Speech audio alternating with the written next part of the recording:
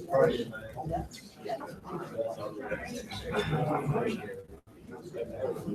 you hear us?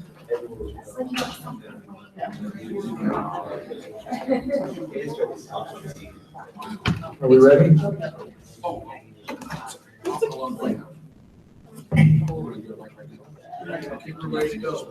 do you want your shades?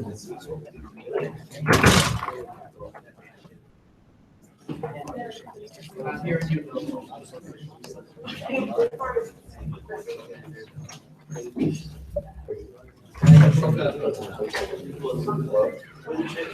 What's up, brother? You're breaking up.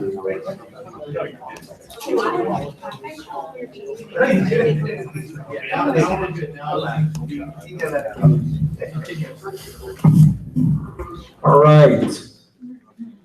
Ready? I think so. Okay, good morning, everybody. Welcome to our second round of Prop 47 ESC meetings. Great to see everybody back. We have one new guest in person, and Judge Eskin. I'll ask him to introduce himself in a moment. We have an enormous amount of material to cover today, as we're going to get through a lot of the RFP. So I'm going to ask the entire ESC, including the very wordy chair, myself, to limit all comments, questions, feedback to 1 minute. I think everyone has the ability to make a succinct point in 1 minute or ask a question within 1 minute. And if we're going to get through everything we need to today and tomorrow, we're going to not be too wordy.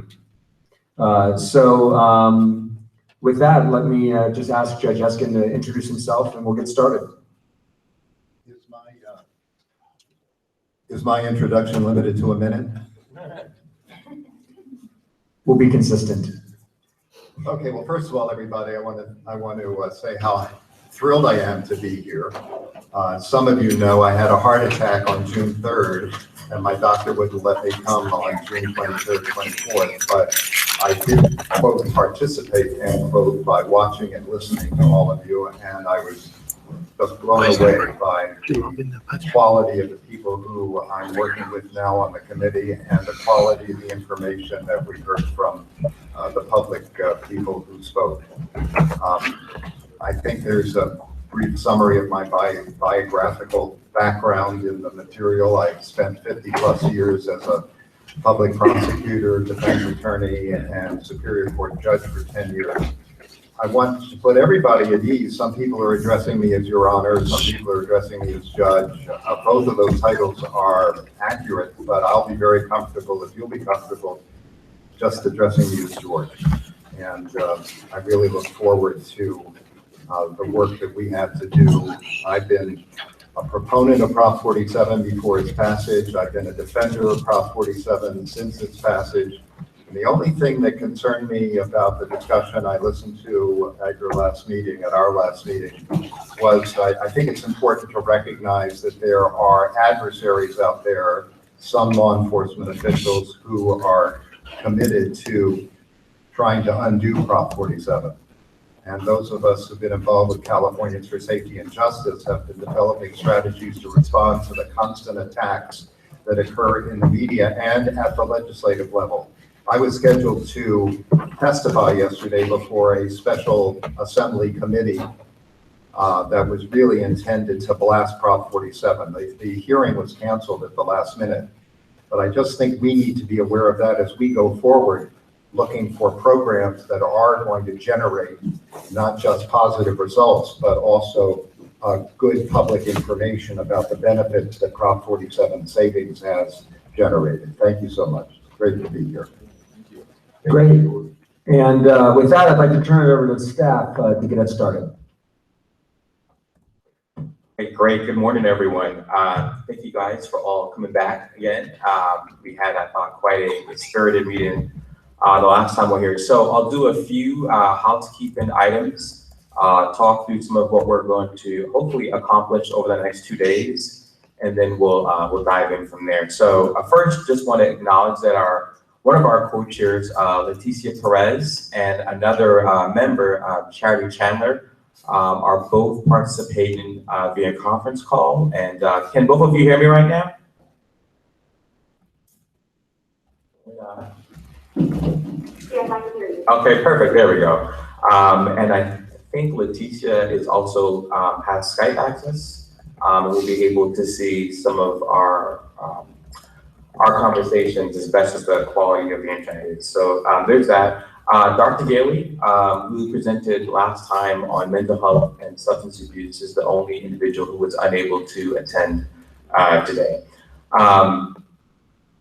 At this time, I know Eloisa was walking around earlier. Has everyone submitted their lunch information? If you haven't, please get that to Eloisa. We're hoping to have lunch around noon or so. The restrooms are located directly outside these doors here on the first floor to your right. And then the other thing I want to point out, in front of you should have a green packet. That's your chocolate expense claim packet. The left side, the right side includes information to help you complete your reimbursement. So make sure that you follow all the instructions, and there's a envelope on the back for you as well. If you want to mail your stuff, then you're welcome to do that. So just be mindful of that. So that said, this morning we have our two remaining briefings, one on financial leveraging and one on employment. And as you may recall, when we last met on the 23rd and the 24th, we had a lot of really good presentations. We covered topics that range from community engagement, restorative justice, substance abuse, mental health. We had a really impactful reentry challenges panel, where some of the committee members that are here participated on that, and I think it really kind of set the tone for a lot of our conversations. So our goal with these final two presentations today is to continue on this path of establishing some baseline knowledge for all of the members, and that way we're not making assumptions about what each of you may or may not bring to the table. So along those lines, we've asked each presenter to allocate about 45 minutes for questions as well as for their presentations. And we're hopeful that it'll be as fruitful as they were the last time we convened. Later today, and as Scott's already alluded to, we'll dive into then the development of the RFP with the aid of an issue paper, which we provided to you in advance. And we'll speak in a lot more detail about what's entailed in the issue paper. So before we kind of hand it off, are there any questions about anything that's been said, be it housekeeping or about what we're hoping to accomplish today? Okay, great. Seeing none, I'm going to turn over to Darrell to introduce our first speaker today. Our first speaker today is going to be Ron Lane. He's one of the ESC members. And first, I'd like to give you an overview of Mr. Lane. Mr. Lane is the Deputy Chief Administrative Officer for the County of San Diego. He is the General Manager of the county's Public Safety Group, working closely with the Sheriff's Department, District Attorney's Office, Probation Department, the Office of Emergency Services, the Citizens Law Enforcement Review Board, Public Defenders, Child Support, and the Medical Examiner. Together, these departments provide public safety for the citizens of San Diego County and have over 7,000 employees and an annual budget of over $1.2 billion. Ron has worked for the county since 1989, and he is here to give the ESC a presentation on financial leveraging. Ron?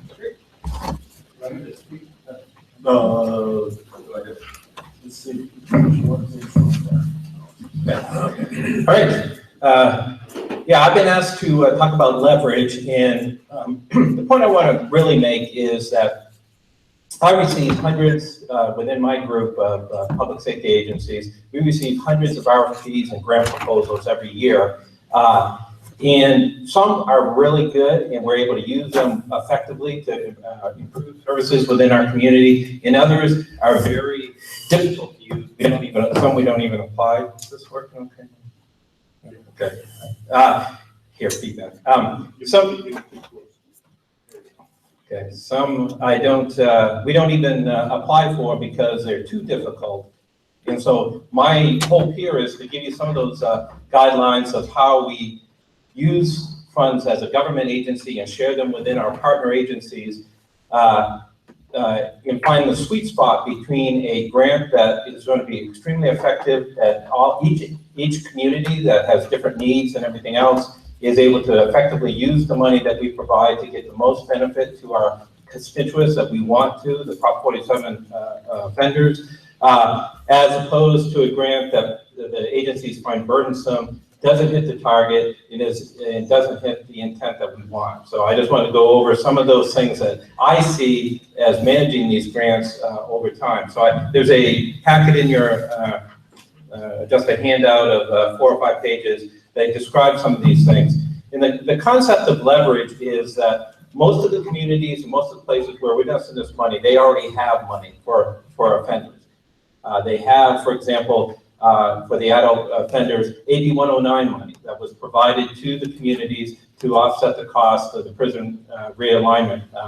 So we don't want to duplicate the money that's already there that they're using. We want to leverage that. In addition, a lot of communities, a lot of grants require a match. The match is something that we want to talk about as something, a decision requires whether we require a match from a community or not, and what type of match. There's 2 types of matches generally. One is an in-kind match, and one is an actual dollar-for-dollar match. If we say that in order to get, you have to put up a 25% match, that's skin in the game, and that will, and for some, especially for nonprofits or whatever, who are in this room, if you have to put up 25 cash match, that really will limit your ability to leverage or to access these funds. Government agencies tend to have more interest in ability to meet match, especially in-kind match. If you're saying you need to have an in-kind match and we give this money to a department, they have a bunch of other things going on that's similar that they can use as in-kind match. It's really no direct impact. But for a lot of agencies, especially the nonprofits or whatever, they may not have that same kind of effect. But there is an advantage to match. And obviously the reason you want to include a match is you want the local agency to have skin in the game. There's a lot of agencies who just apply for money that they can get, even if they don't really need it or don't have interest, but because it's available, it doesn't cost them anything, so they go for it. That isn't what we want. We want agencies that have skin in the game, that are going to participate anyway. And if you require a match, then they're dedicated to making sure this program works. So that's certainly, one of the considerations we'll want to make. There were several grants in the past year that we didn't apply for at all because they were so burdensome. And so we had this discussion last time where the issue was how prescriptive we are in regarding how we say the agency should use the money. So if we tell the agency, I have Homeland Security grants where it's essentially carte blanche. You just get the money, you apply for it, and you can spend the money however you want. And AB 109 money is largely that. There are very few restrictions on how we spend the AB 109 money. That's good. Then the advantage is the community can then use the money based on their own goals and objectives to use to fund programs that they feel will be most effective in their community. So you're giving the most autonomy to the agency. However, the problem with that kind of open, spend the money however you believe is the appropriate, is that it may not hit our goals. So they may hit what they think is important, but we as a state agency responsible for implementation of Prop 47 funding believe in a set of principles too. So we want to put some restrictions saying you have to use the money in these particular ways on these particular offenders, adults versus juveniles, in the private sector versus government sector spending, or any other number of things that we can put. Just be cautious that the more strings you put on there, the more directive we are and prescriptive we are from here, the less autonomy and the less discretion the agency has down in the field. And you have to assume that for a lot of communities, they know what's best, and we don't want to have one size fits all. What might work in Sacramento may not work in Los Angeles or whatever.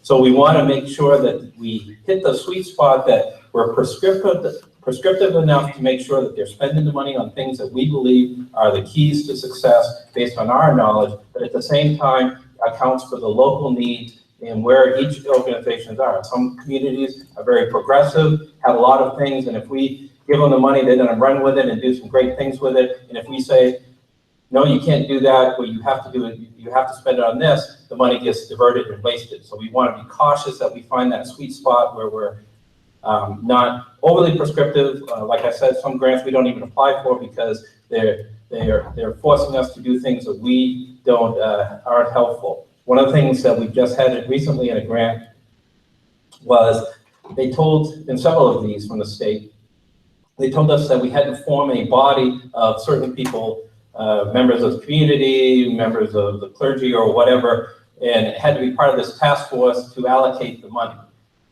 And that's great, that's good. We want, obviously, it's very clear that this committee wants a lot of public participation and everything in the process of grant allocation and everything else. But at the same time, a lot of communities already have those bodies in place. So if you tell them they have to force, in this particular case for us, we had a reentry roundtable group of people that was great, exactly the type of organization we want to get input from. But they forced us, the grant forced us to build a whole new body that had to get appointed. They had all kinds of conflicts of interest and everything that we had to deal with. And it was very burdensome to get the same kind of input that we could have got from a body that we already had existed. So again, that's another thing where the more prescriptive we are, we get some of our goals that we have, but at the same time we have to recognize that we do put burdens on the end user to receive the money. So those are some of the cautions I would have. As far as leveraging the money, most of the communities and organizations that the money will go to, I think we envision that there'll be a central, whether it's a county or a city or whatever, getting the money, and then they'll allocate the money to nonprofits and other agencies, schools, or whatever the agencies are in their community. They already receive a lot of money in juvenile, and I have a whole list of different monies that organizations get. Drug Cal on page 3 of the handout. Mental Health Services Act, our health and human service agencies get a considerable amount of money, in our case, hundreds of millions of dollars, in Mental Health Services Act to try to service seriously mentally ill. We get the community correction money from AB 109. We get tax credits, housing and urban development grants, all kinds of different money that comes into the organization. So the question is, what we want to do is leverage the money that organizations and communities are already getting, not be duplicative of those funds. So part of that would be, I think, in my opinion, is we need to really make sure we're targeting who we want to have as the offenders that we're going to search these grants to. Because, for example, right now, I'm using AB 109 funds for the AB 109 offenders who are essentially re-entry offenders who are getting out of prison in our local jails, and community transition services and services in the community, as well as re-entry services in the jail that Christine runs. We're using the money for that process and the probation departments and everything else. So we already have a lot of resources going to that particular population. In San Diego, I have almost zero money going to what I would consider the true Prop 47 population, the population that would have gone to jail prior to Prop 47, but are now in the community needing services, but we don't have a way to get those services to them necessarily. They're not in the system, they're not eligible for AB 109 funding or some of the other treatment and mental health services money that we provide to people who are in the system and are re-entering the community. Those we provide services to, but Prop 47 is kind of a black hole, at least in our community. It may not be for all of your communities as far as funding. So it's conceivable that we as a group would consider, okay, how do we leverage the funding that's already going to all these other agencies and focus on a particular target population like that or type of individuals who we believe, as in throughout the state, are not getting the services they could most benefit. Because again, what we don't want to do, in my opinion, is to pile money on top of programs and services that already exist in the communities. What we want to do is leverage the systems and the funding that is already there, and allocate new money that will accomplish the new things that we want to see done with this population as a result of Prop 47. Let's see, the part of the discussion is match. The partners.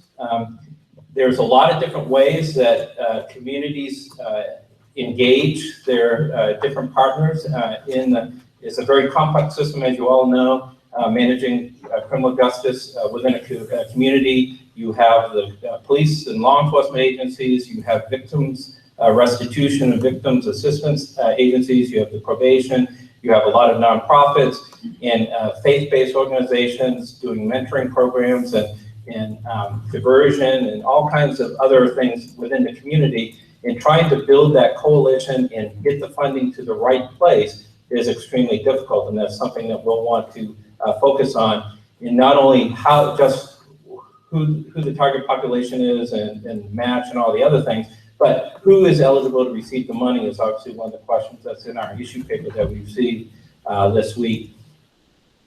That can get very complicated.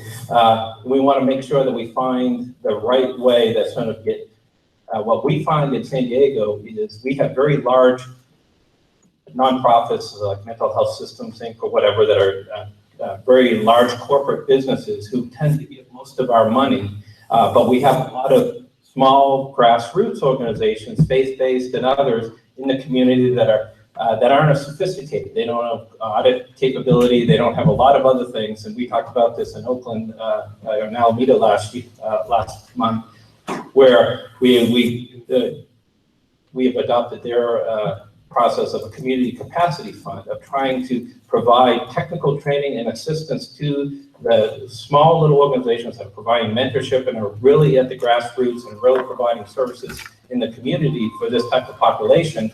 Try to get the money to them and not just get money to these big conglomerate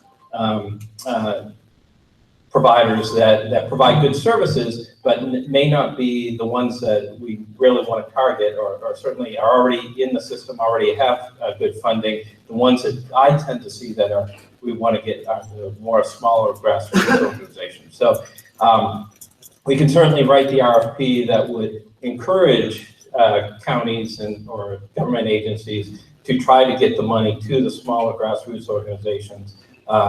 If you did that, then we'd have to focus on what are the barriers why those organizations right now can't get the money and try to overcome them. And the community capacity concept of training and mentoring small organizations and assisting them in getting the money is certainly one way, but there are certainly others. But again, that's a way of leveraging our resources to get the money to where we think is appropriate.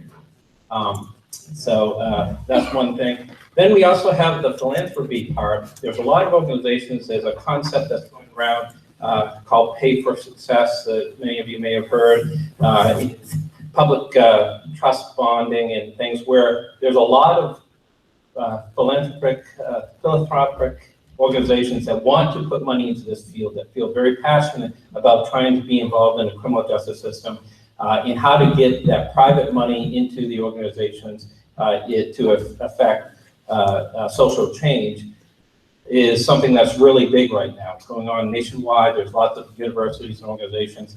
It's very difficult and complex. We've been at it now for a couple of years trying to implement some Pay for Success in social bonding type programs. Is a basic concept is that they put up the money up front, say for a work partnership program. Work partnership program says, we'll put up the money up front, we'll pay to get people getting out of jail jobs. We'll get them jobs.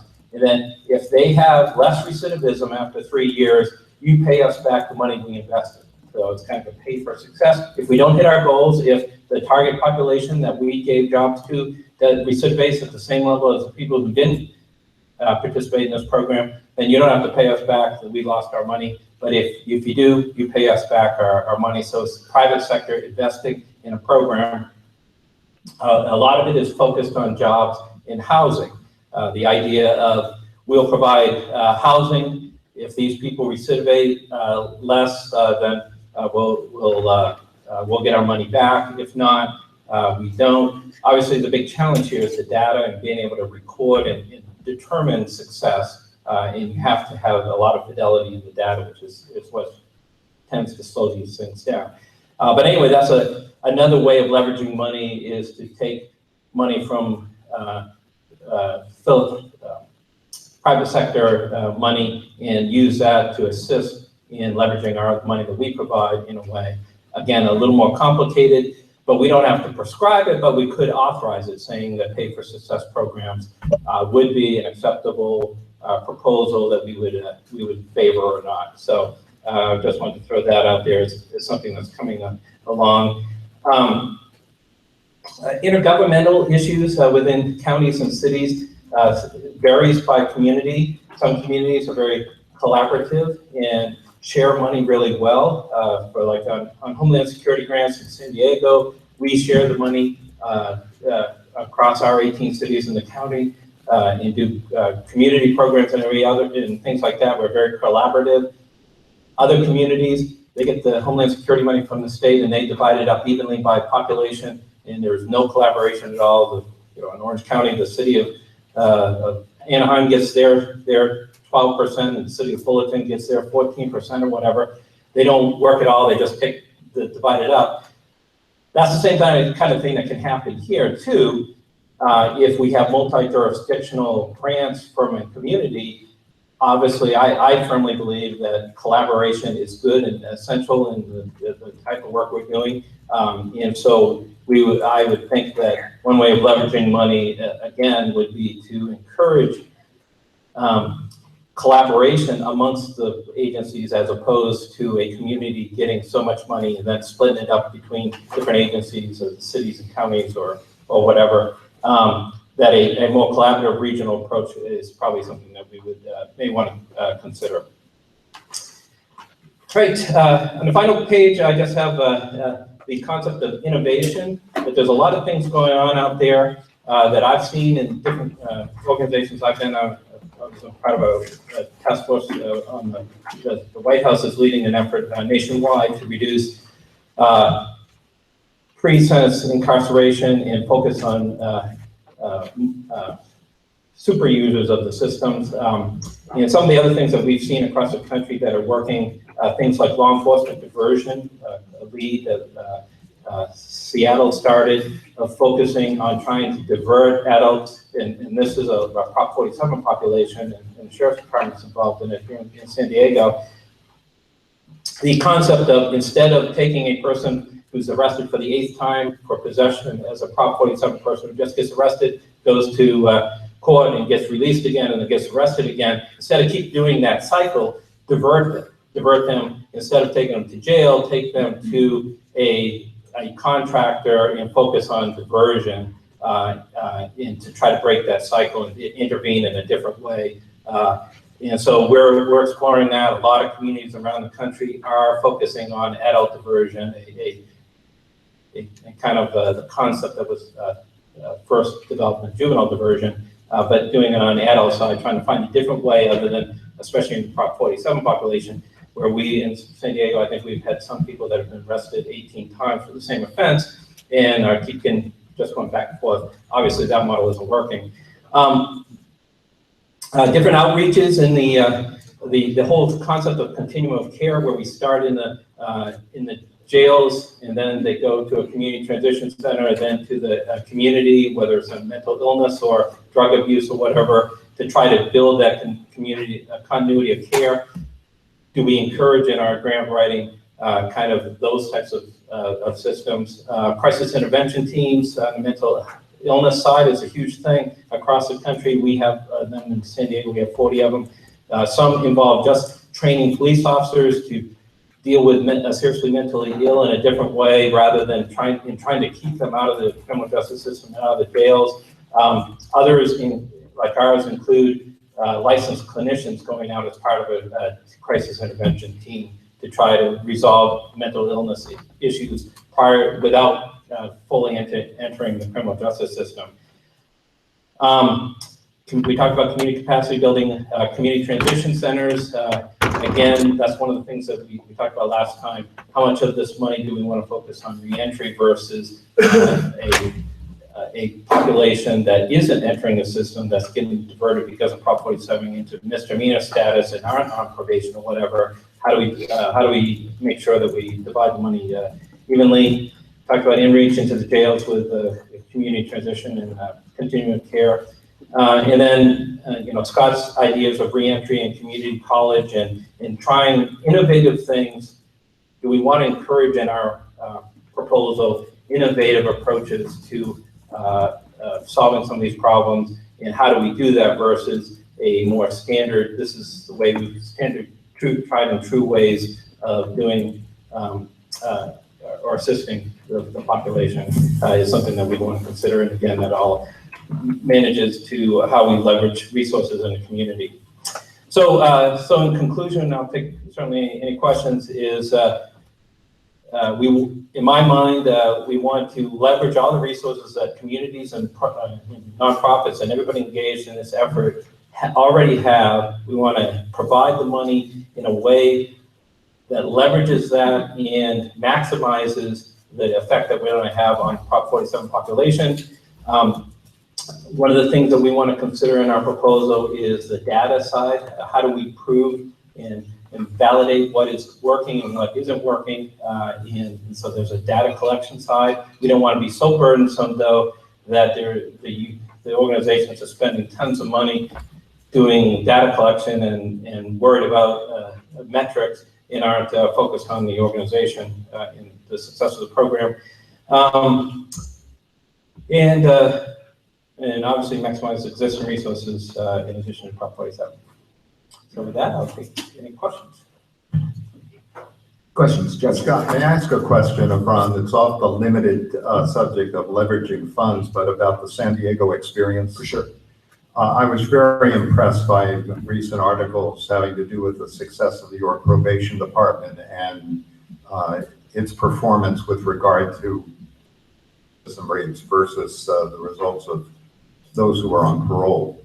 And I'm wondering who took the lead in San Diego County in coordinating the various stakeholders, the various public agencies, probation, district attorney, public defender, mental health, in having a positive response to Prop 47 and making it work? Yeah, it really was a team effort. We're fortunate to have a very progressive district attorney and sheriff who were all in on the concept of rehabilitation, and we're going to do it different than the state. We're not just going to realign state prisoners into the jail and treat them.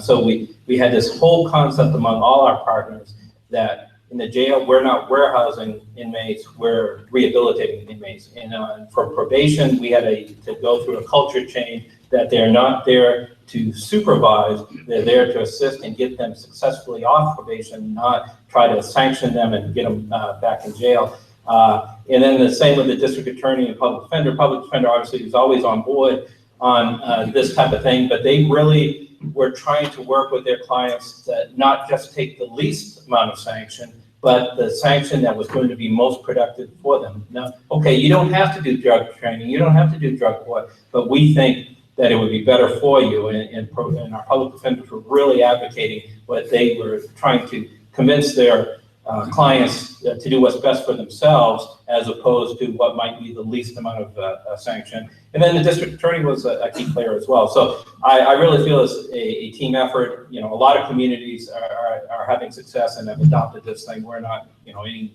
different than a lot of other communities. Did the Superior Court have any involvement? Absolutely. The judges were definitely involved. We had a very progressive judge, I don't know if you know, Judge Danielson, who was leading our effort. But he was all on board on evidence-based practices, and that was probably the toughest sell. And he'll tell you to this day that half the judges are on board and half the judges are still old school. Lock them up. We're not interested in drug court and reentry court and all these other things that we're doing. half the judges would never participate in those types of courts. So the judiciary is still 50-50, but I would say that's probably true in most of our disciplines and most of you all's. Half the jail deputies are still in the warehouse mode, half the probation officers are still in a compliance mode rather than a rehabilitation mode. It's a culture change within California and across the nation that we're fighting, but it really takes leadership at the top. You have to have a sheriff, a presiding judge in our case, or whatever, who's leading the charge that we have to do things different. What we've been doing in the past isn't working. Other questions? Thomas? Yes, thank you for your presentation, John. I'm sorry. No, go ahead. To me, a lot of these issues are regional. For example, what's happening in Oakland, due to displacement, folks are being pushed out to Contra Costa, to Stockton, San Joaquin. So my question is there a way that we can make room for cross-county collaboration, but instead of just being within county, can it be also taking that into consideration that folks who live here are now moving over here, or they're crossing county lines to commit?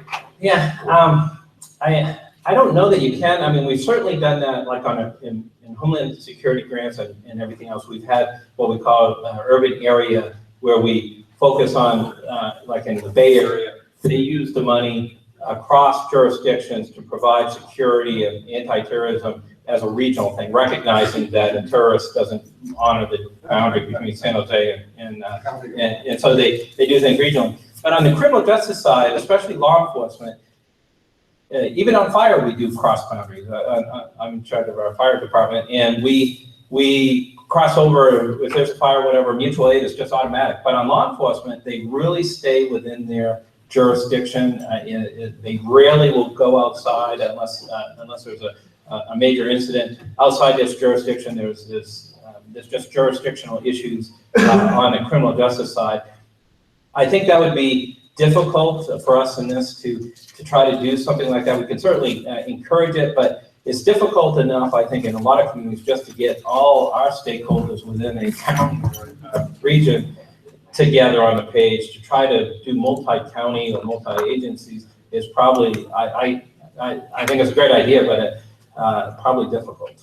I just want to be clear, I wasn't referring to law enforcement, but community groups or nonprofit organizations who provide treatment. Right, and that's probably true, because, yeah, that's a good point. I was looking at it from a law enforcement. But like, for example, we use providers, Phoenix House and others, who are across many counties. And so we send a lot of our youth right now with placements to LA in Orange County. I know the sheriff sends people north for San Bernardino for competency hearings to get those. So yeah, I think that's true that from a treatment side, we certainly can be, we have to use resources regionally, especially on the very difficult ones like placement and very difficult mentally ill patients where there just aren't enough beds in each community, especially in the smaller communities like in the Bay Area or whatever. It should be we certainly wouldn't want to preclude that an agency not using resources from its neighboring agencies.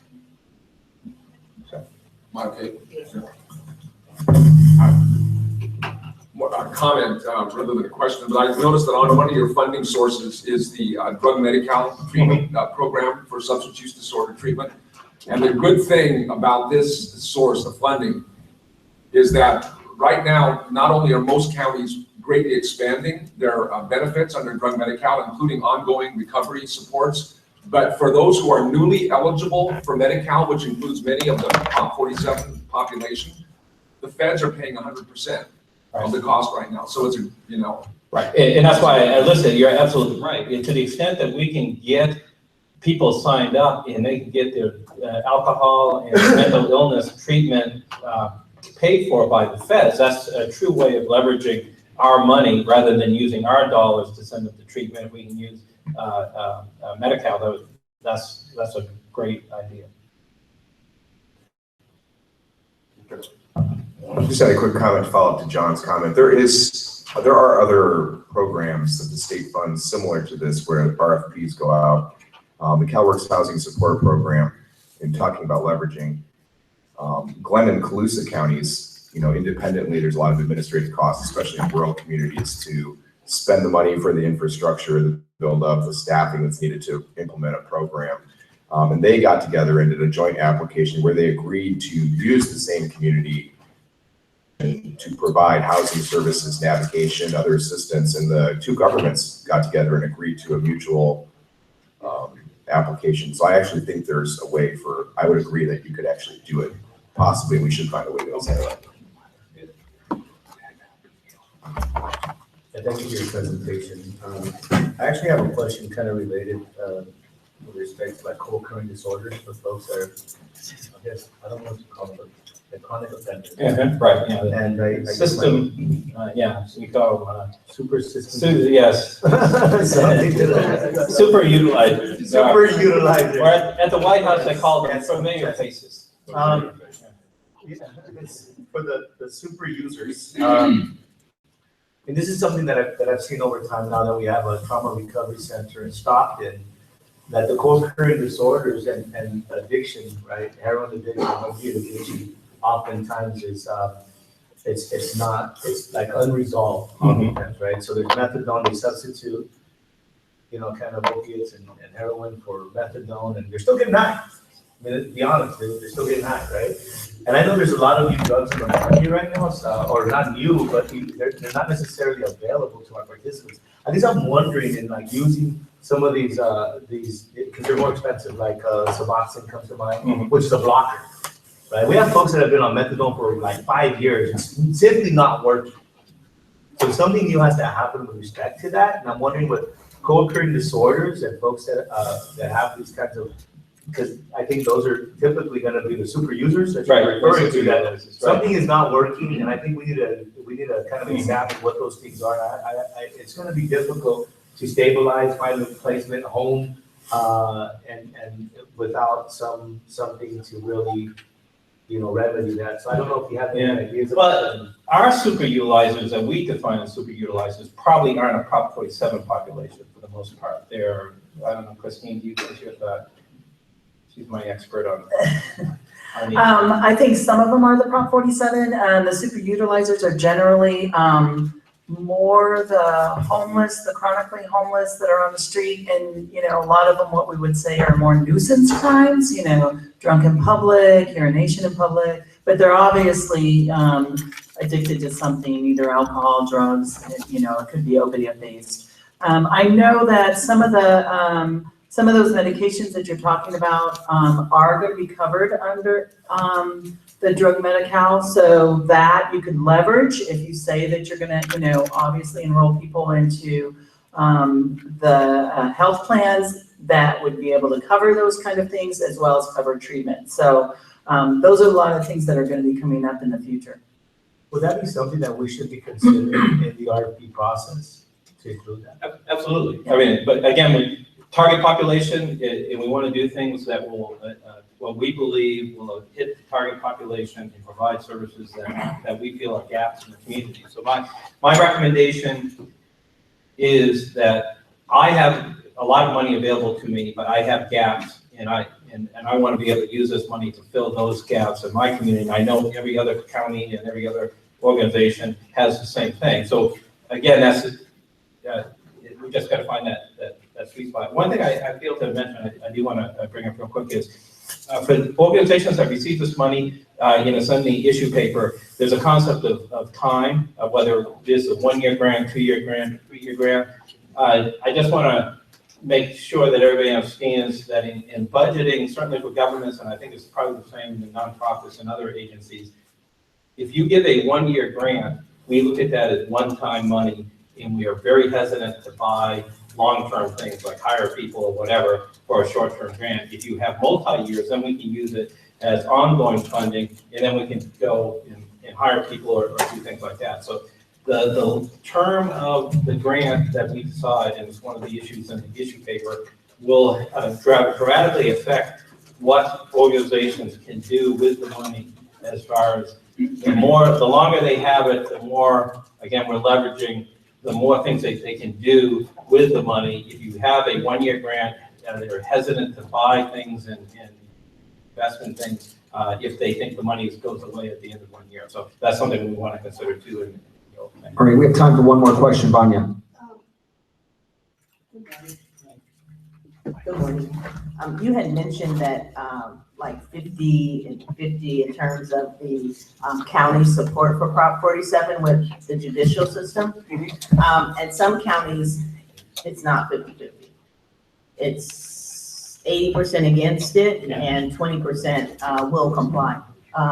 And so in creating the, request for proposal, is it, can we leverage counties who are actually excelling in terms of how many applications are being processed, weighed against how many have been submitted? Can we leverage this RFP to focus on those counties that have identified county savings? We have many counties who are swearing up and down there are no county savings associated with Prop 47. Our county, for example, had a 25% reduction in bookings, yet they said it was a wash because people were working really hard on Prop 47. And so can we encourage those counties to go ahead and identify savings as a way of determining their eligibility for Prop 47 funds? Yeah, I mean, you certainly could. Again, the more strings you attach, and the more prescriptive we are we purpose, it makes it challenging. I didn't mean 50-50, they were in favor or against Prop 47, more of the whole concept of rehabilitation, the national effort of de-incarceration and rehabilitation rather than warehousing. I don't know what our judges of vote would be on Prop 47 one way or the other. It's hard to say. But you do bring up a good point. There are communities that are far more ahead of the curve in doing things than other counties or whatever, or other cities. And is that something we want to address in the RFP? Essentially rewarding counties and cities that have been progressive, have been using their own money to advance different strategies, whether it's law enforcement, diversion, or all these other things. Do we give them credit? And I guess my view would be, if we feel that there are things that are positive for the Prop 47 population, that we want to give credit to counties and cities who are already investing money that are doing those positive things, that's certainly, give to Ricardo if that's. Yeah, I was just going to chime in just to say, later on today, we do have a portion of the issue paper that's actually dedicated, to financial leveraging and what that means in the context of Prop 47. And so I think, kind of trying to find that balance between not having too many levers where it becomes a disincentive versus, ending up at a place where it feels like it's representative of what the initiative intended and what this ESC is hoping to accomplish will be the sweet spot, but we will have time dedicated to that. And I just want to make a comment about how we talk about the people that will be receiving services as a result of this. And when we say things like offender, criminal, convict, then we are perpetuating that very thing that we're trying to move away from. And so if we could be mindful of that, it would be a step in the right direction, I think. It's a great point, Sonia. Thank you. Let's give a round of applause to Ron for his presentation.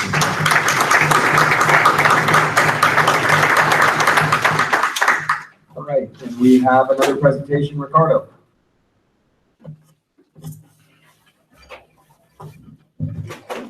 Great, thank you. So our final presenter in our briefing series is Sarah Glenn-Lisco from the Center for Employment Opportunities, or CEO. And many of you may be familiar with CEO. They do a fair amount of work around reentry challenges. And we thought that in light of our conversations, apart from our last couple of meetings and some of the things that we're hoping to build on today, that having Sarah here would be of benefit to this group. So that said, Sarah does need to sit. So for obvious reasons, which I won't call out too much. So I hope you guys don't mind. She's certainly not being rude. And just give me 1 second and we're gonna give you a PowerPoint.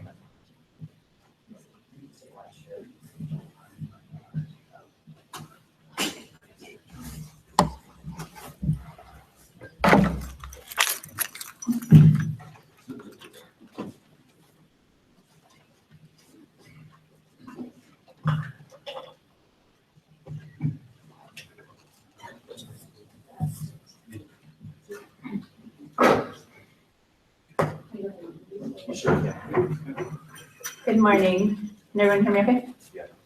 My back thanks you for allowing me to sit down. I'm so honored to be here. I'm thankful to the ESCC and to all of the members here today for sharing your valuable time with me. I know that there's such smart, dedicated people here in the room working on this issue, and all of us around the state who are reentry providers are very excited to see what comes of this, and I really appreciate your time and allowing me to share a little bit of my perspective. I know some of you are experts in this as well, so I humbly present a particular perspective from my experience and the work of CEO, but I hope to hear some comments and learn from you as well.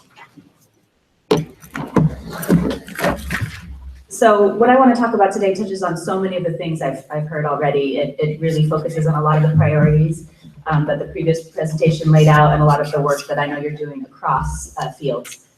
This presentation is regarding employment, but it touches on so many of the other pieces because they're all interconnected. So I just want to start with this idea that employment is a point at which the goals of criminal justice, workforce development, family services, health and human services, and social services systems can converge. So a lot of this presentation comes from the research done by the Council of State Governments Justice Center on a white paper on best practices in employment reentry, as well as our own best practices and my personal experience in employment reentry.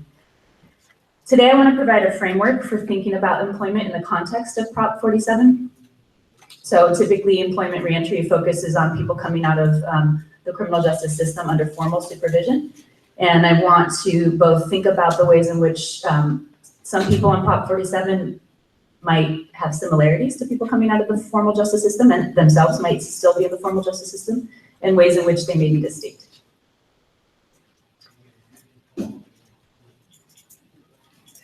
So the first organizing thought I want to focus on is the idea that risk and need should drive determination of services. Again, this is building off of the previous presentation. The idea that we need to think about how to leverage these funds so that we're providing the right service to the right people at the right time.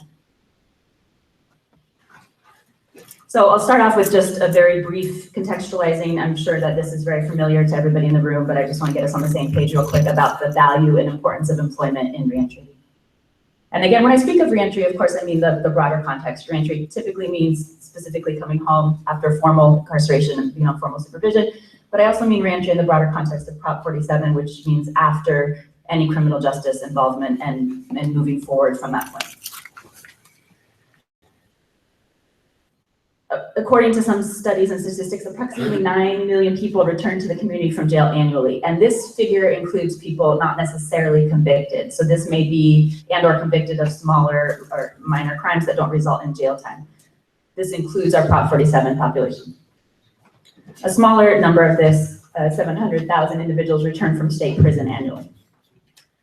Some studies estimate that approximately 65 million individuals are in the workforce looking for work with criminal records. These statistics focus on parole as the extreme end of the conversation, but a lot of these are able to be extrapolated to other criminal justice involved populations. 67% of those paroled will be arrested within 3 years. In California, I believe that the rate of recidivism in 3 years is around 60% right now. And 50% of those will return to prison as a result of that. There's a high coincidence of unemployment and recidivism. So approximately 60% of those formerly incarcerated are facing unemployment a year later. And one important connection between employment and recidivism is that one study shows that approximately 89% of those who recidivate were unemployed at the time. Thinking about earnings and how they're affected by incarceration is another kind of stepping stone I want to get into as we move into more specifics on employment. So these charts show the income for people prior to incarceration who then later become incarcerated, indicating the high connection between attachment to the workforce or lack of attachment to the workforce and incarceration. So on the left, you'll see the income for incarcerated people. This is prior to their incarceration. So this is prior to the gap in employment time, the criminal record affecting their ability to get a job. There's already a lower income rate prior to the criminal justice involvement in a formal sense. On the right side, it's showing the comparison of people who are non-incarcerated and do not become incarcerated. The starting gap between the two in wages is drastic. Prop 47 must account for those already depressed earnings in order to provide services that are relevant and effective with the target population. I'll get into this a little bit more as we move on, but the idea being that it's not just about providing a job or giving somebody a job lead, it's about really preparing people to engage in workforce in a meaningful way and stay attached to the workforce.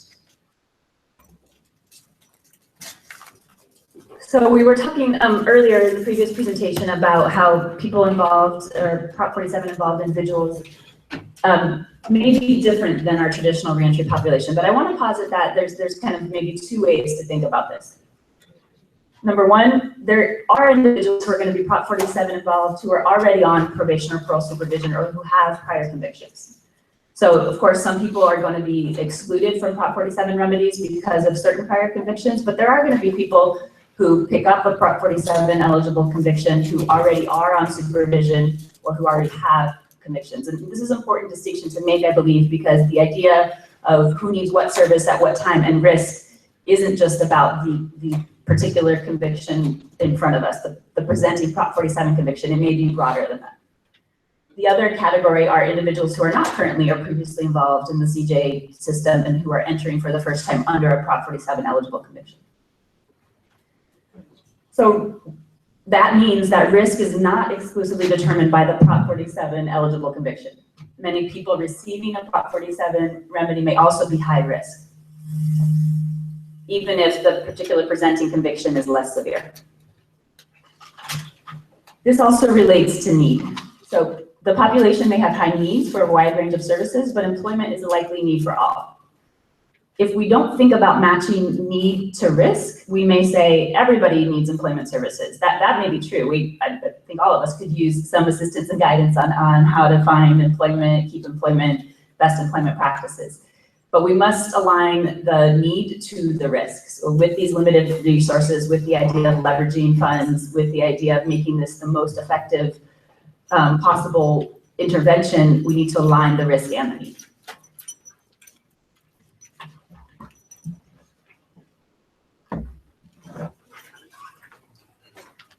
So related to risk and need are the types of and intensity of service. The presentation here for the remainder is focused on a high intensity service in the employment context. So the idea being that if you want to think about fitness, think about the difference between a personal training model and an open gym membership, or maybe you're running shoes at your house. The idea with employment reentry services is that they're high intensity services. They're similar to a personal training model, where not everybody's going to benefit from that. Not everybody needs that. It's high cost, it's high impact, but it's not efficient for everybody to use. So the focus of the employment program and model and best practices that I'm going to be presenting throughout are focused on this high need, high risk, high intensity type of service. So if you think about two main employment goals for a reentry service provider, employment provider, they fall under these two buckets, basically. Number one is the goal would be promoting job readiness. The idea here is that we need to move people, again, not only here's a job, here's a lead, here's some opportunity, we need to actually prepare people to excel at that opportunity. And I'll get into the details of what job readiness may look like, but here's some basic categories. It includes providing education and training. It includes soft and cognitive skill development, transitional job placements, non-skill related interventions such as the housing services, mental health services, behavioral health services, all of the other services you need to be able to keep a stable job. The second goal would be the long-term goal, retaining employment. It's not enough to get somebody a job. It's not enough to give them a lead. You have to ensure that you're providing supportive services and ongoing support to them, the community, and the employer so they can keep that job and remain long-term attached to the workforce. These include non-traditional subsidized employment, non-transitional. So they've moved on from the transitional guided employment to the non-transitional. Job development and coaching, which again guides them into a placement in the community as opposed to just giving out some ideas or leads. Retention and advancement services, which we'll get into more detail later, and financial work incentives. some incentives to help people remain attached to the programming and supports and to help them remain attached to the labor force. So here's some more details on what those components look like. And again, I'll get into a model of how these look in practice, but here's a little more detail on what some of those components are. So under goal number 1, the promoting the job readiness. When we think about hard skills, we think about things like providing basic education, technical skills, knowledge of technology, et cetera. This includes partnering with community colleges and other vocational training and other institutions to provide actual hard training. You want to find providers who are able to not only provide a transitional opportunity in the moment, but who are able to provide more training, advanced training to move further along in their pathway. I also want to focus on soft skills, professionalism, ability to collaborate, oral communication, and these can be done through education, training, or work experience. The idea being that to be a good employee, to keep a job, you need to practice these soft skills. It's not enough to have a training, to have a certification, to have an education, if on a daily basis you're not maintaining good communication, good professionalism, all of the practices that we're all working on every day as professionals, that may need to be explicitly taught and fostered. Then there's the non-skill related barriers to employment, such as if you have mental health issues or substance disorder issues or logistical challenges such as housing or transportation, it's very hard to get a job and to keep a job. If these issues aren't addressed simultaneous to the employment issues and or in some cases prior to, it's going to be very hard for somebody to sustain a job. So this is again the idea, we'll get into the collaboration, the community cooperation, and the idea that you need a continuum of care. If you cannot meet people's basic day-to-day needs, they cannot engage in long-term attachment to the workforce. It's too hard to logistically support those practices when you don't have the basic things you need at home or don't even have a home. And this also connects to matching, which we'll get into a little bit later.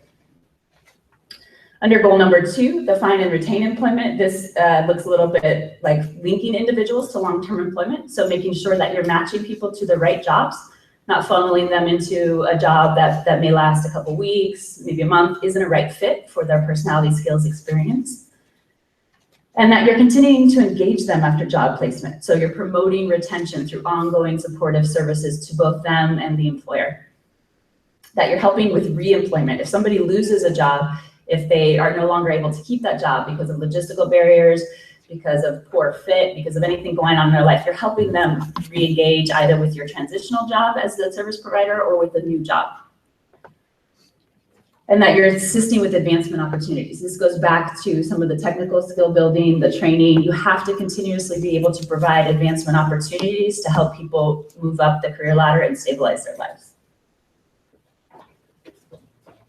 So this moves into building for success. The idea of a service provider providing these employment services as best practices is great, but it cannot be done in isolation.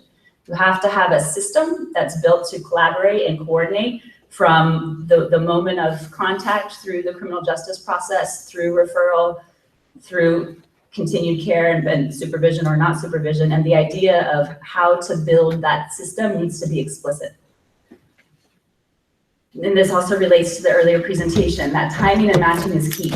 You need to have the right target, which means the right individual, the right person for the service at the right time with the right program and the right staff. So this is a quote, I'll let you guys read it, I'll read it aloud to you, that is focused on the idea that recidivism is incredibly hard to move the needle on. We need to be thinking about the big picture here. We want services for individuals. We want to improve public safety. We want to improve our community. We want to improve the economic opportunity. But part of that big picture is connected to recidivism. And we don't have very good studies, measures, or methods of proving reduction in recidivism. We need to be realistic about that and honest about that, but we also need to keep that ambitious goal. That ultimately our service provision, whether it be in employment, housing, whatever particular substantive field, it needs to be focused on the big picture, which is to reduce criminal justice contact in the future.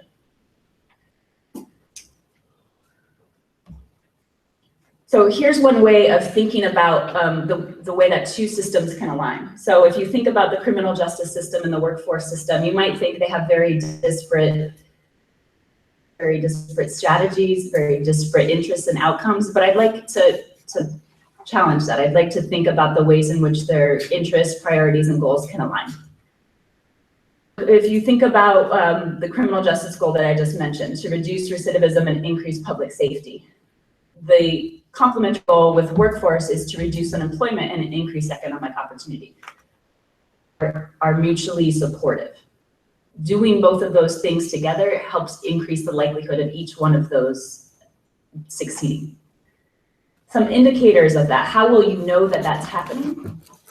You can look at the criminogenic risk factors, the arrests, the reconviction, and you can look at the income, sustained employment, retention, and advancement.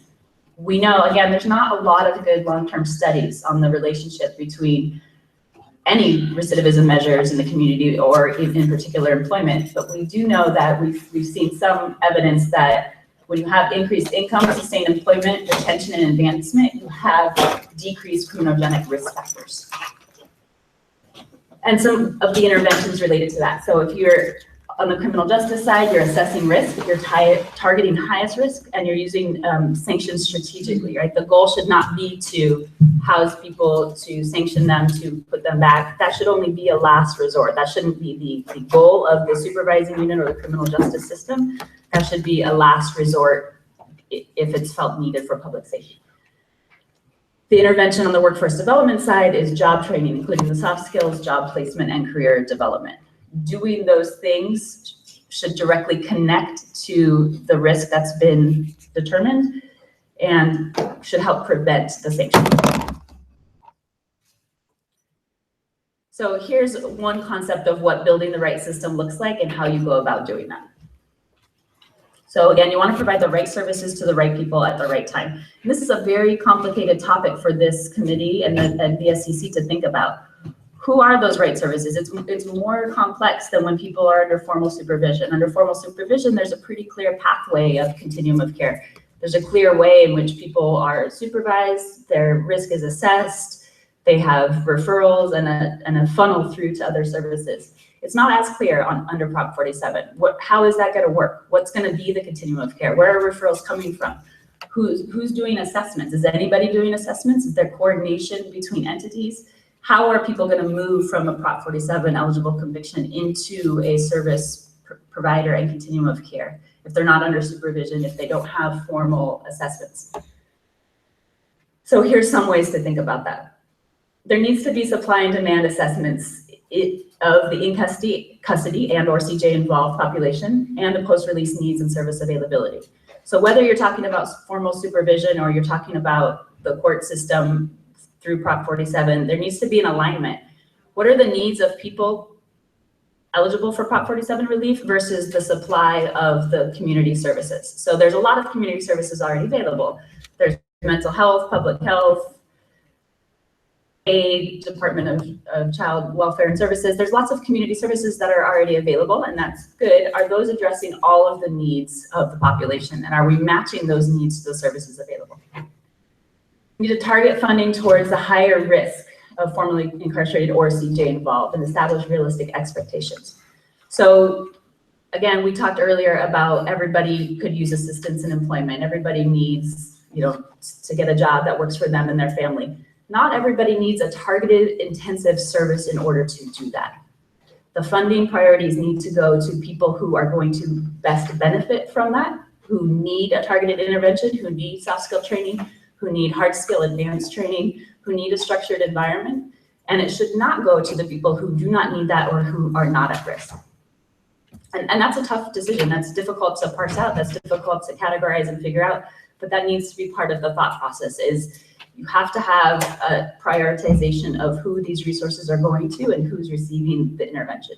And that doesn't mean that the other people don't receive any services or any intervention. It means that they receive the right service and intervention that matches their needs and risk. That includes offering medium and lower risk individuals less intense services with an emphasis on critical junctures. So for those who may have already had long-term attachment to the labor force and they happen to get a Prop 47 eligible conviction, the next step for them isn't necessarily some 6 to 9 month long intensive employment program. For them, it may be a referral to workforce development. It may be a referral to existing services in the community. If we're not properly targeting and leveraging the funds for the highest risk, highest need, then we're not able to track outcomes, effectiveness, we're not able to use the funding efficiently. Again, as we mentioned earlier, leveraging the existing system to offer the core services. The core needs of people must be met before they can meaningfully engage in employment and stay attached to the labor force. We, of course, as we all talk about, we need to utilize evidence-based practices. So the community programs and the service providers that are looking at this RFP, that are receiving this funding, should be able to demonstrate effective evidence-based practices. And in relation to the leveraging, again, they should be able to do this at scale. So I agree that we want to be able to incorporate a holistic approach that addresses all types of service providers, large and small. But if we want to leverage the funds effectively and efficiently, we want to look at service providers who are able to provide service to a large number of people at scale. That may be service providers who exist across counties. That may be service providers who just have the capacity to offer a large number of people service in the county that they're in. That's a little bit about the right system at the right time, the right team. We've also heard about that this morning. So you need to have people on board who are supporters. You need to have advocates within the sheriff's department, parole, probation, the courts, and other stakeholders. And their personnel should have a skill set that performs a task being asked of them. So you can't provide reentry work with a non-reentry minded focus. If your focus is punitive measures, if your focus is arrest and supervision, you cannot simultaneously effectively provide rehabilitation and support for desistance from criminogenic activity. The idea is that it doesn't mean that people in those positions can't provide that, but you need to make sure that you're setting the right culture and that the stakeholders involved and the service providers share that same culture. This also requires strategic contracting with the community-based organizations to provide services that allow for flexibility in services offered. So we know that a lot of our county and other government departments provide some of these services. Workforce development provides great job services and job placement. It's not reentry focused and it's not necessarily flexible. We know that probation and parole, that the court systems can provide referrals and or sometimes services themselves. We also know that those services aren't usually reentry focused and they're not very flexible. So the idea of really incorporating community-based organizations into this process and allowing those that already specialize in this field and have done this work for a long time to be at the table providing these services, as opposed to trying to just repurpose somebody who's in criminal justice. So we've seen a lot in San Bernardino County where I work, that like, probation is now a job developer and a housing provider and a mental health provider. And that's great if you have the right personnel trained. I love the idea that we're training our criminal justice staff to be more expansive and to have a greater role. But we also need to be honest and realistic about that. If their primary duty is to supervise and to incarcerate or penalize somebody, and they're not properly trained in mental health or employment services, we shouldn't just say that they're now the provider in those areas. We should be constantly mindful of looking towards the experts in the community who are able to provide those services based on evidence-based practice, training, skill, and demonstration of ability to do it well. And then, of course, we need to create opportunities for cross-training so that the community-based providers are able to inform the criminal justice stakeholders on best practices and vice versa. And we need to have collaboration and communication between all players. This is a little bit more specific about how to build that comprehensive community engagement.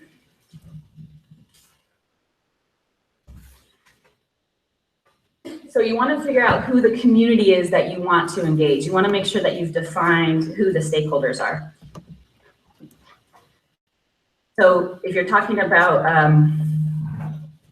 stakeholders can be defined widely, but one way that I would posit would be that it would include the courts, probation, parole, public defenders, district attorneys, police, all of the people involved in the criminal justice side of the system, as well as, of course, the target population, all of the individuals who are impacted by this.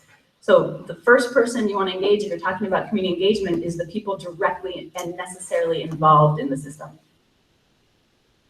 Secondarily, another group in this field would be the community providers. These are the array of social service providers. These include all of the government service providers as well as the nonprofits and community-based organization providers. The third would be the interested and impacted public. So this may be government officials, elected decision makers, as well as the general public who wants to be involved or who is interested in this issue. So we heard earlier about the importance of bringing these community stakeholders and community members together in a comprehensive program. And then I want to talk a little bit about how that might look. So San Bernardino County is an example of a best practice in this. There's the San Bernardino County Reentry Collaborative. And it's made up of, it's actually run by the Department of Behavioral Health. That's who facilitates it. But it's made up of all of these stakeholders that I just mentioned, each of those groups. So the DA, the PD, the sheriff, probation, parole, all of the official criminal justice agencies. We don't have the courts involved. That would be great to add. But as far as these collaboratives go, and it's a pretty broad membership. Secondarily, there's community-based providers across all spectrums. Housing providers, employment providers like CEO, mental health providers, both public and private, all of the county departments, so the mental health, behavioral health, transitional aid and assistance, child welfare, community colleges, all of the providers that provide the services in the community, whether government, private, nonprofit.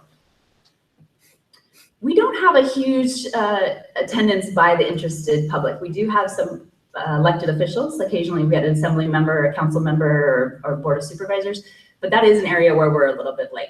We don't have a ton of those.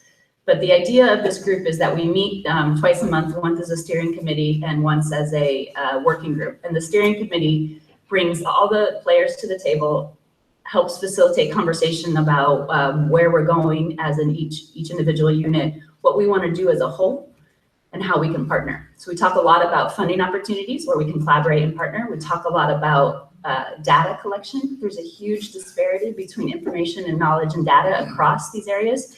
So we don't regularly even understand the population via parole or probation, via arrest, via public service on the part of the community-based organizations. We have a real disparity in knowledge. And so part of the idea of this collaborative is to come together and share knowledge. We've developed reporting mechanisms, we've developed communication mechanisms so that each month we're coming together and better understanding the whole picture.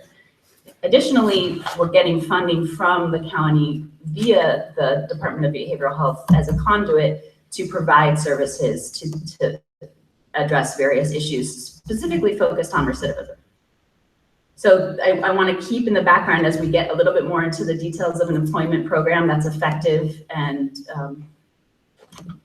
based on best practices. I want to keep this idea of collaboration and communication across systems and across service providers at the forefront.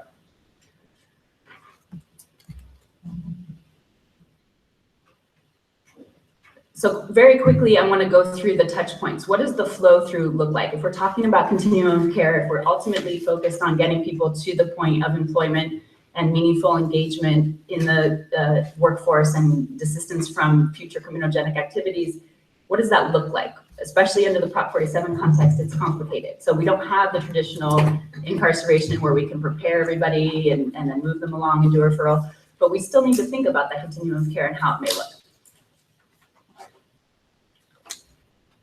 Quick quote for you. So if we start with criminal justice involvement, this might have been called incarceration under a different non-Prop 47 context. Here, I'll call it criminal justice involvement because it doesn't necessarily mean incarceration or formal supervision. So if the desired outcome is to identify the risks and needs of individuals and implement personalized reentry services to address these needs, we need to think about how the system aligns with the services already provided. And as discussed earlier, then we need to think about the gaps we can fill in and where we need to provide services because they're not already provided or they're not intensive enough for the population we want to target. So we need to start, again, focusing on risk and need and the level of the individual. So risk and need is a very individual assessment. Whether it's done formally through the court system, through the PD, there has to be a system where each individual who's eligible for services or who might receive these funds or services is being assessed for this risk and need. And that's complicated. I don't have a good answer on how you do that. There's lots of models out there of how to do that. There's lots of existing ways in which people are doing that. Usually formal supervision is doing that. But there has to be some way incorporated into this process and into this funding where specific targeted individuals are receiving these services and funding, and that's conscious and deliberate.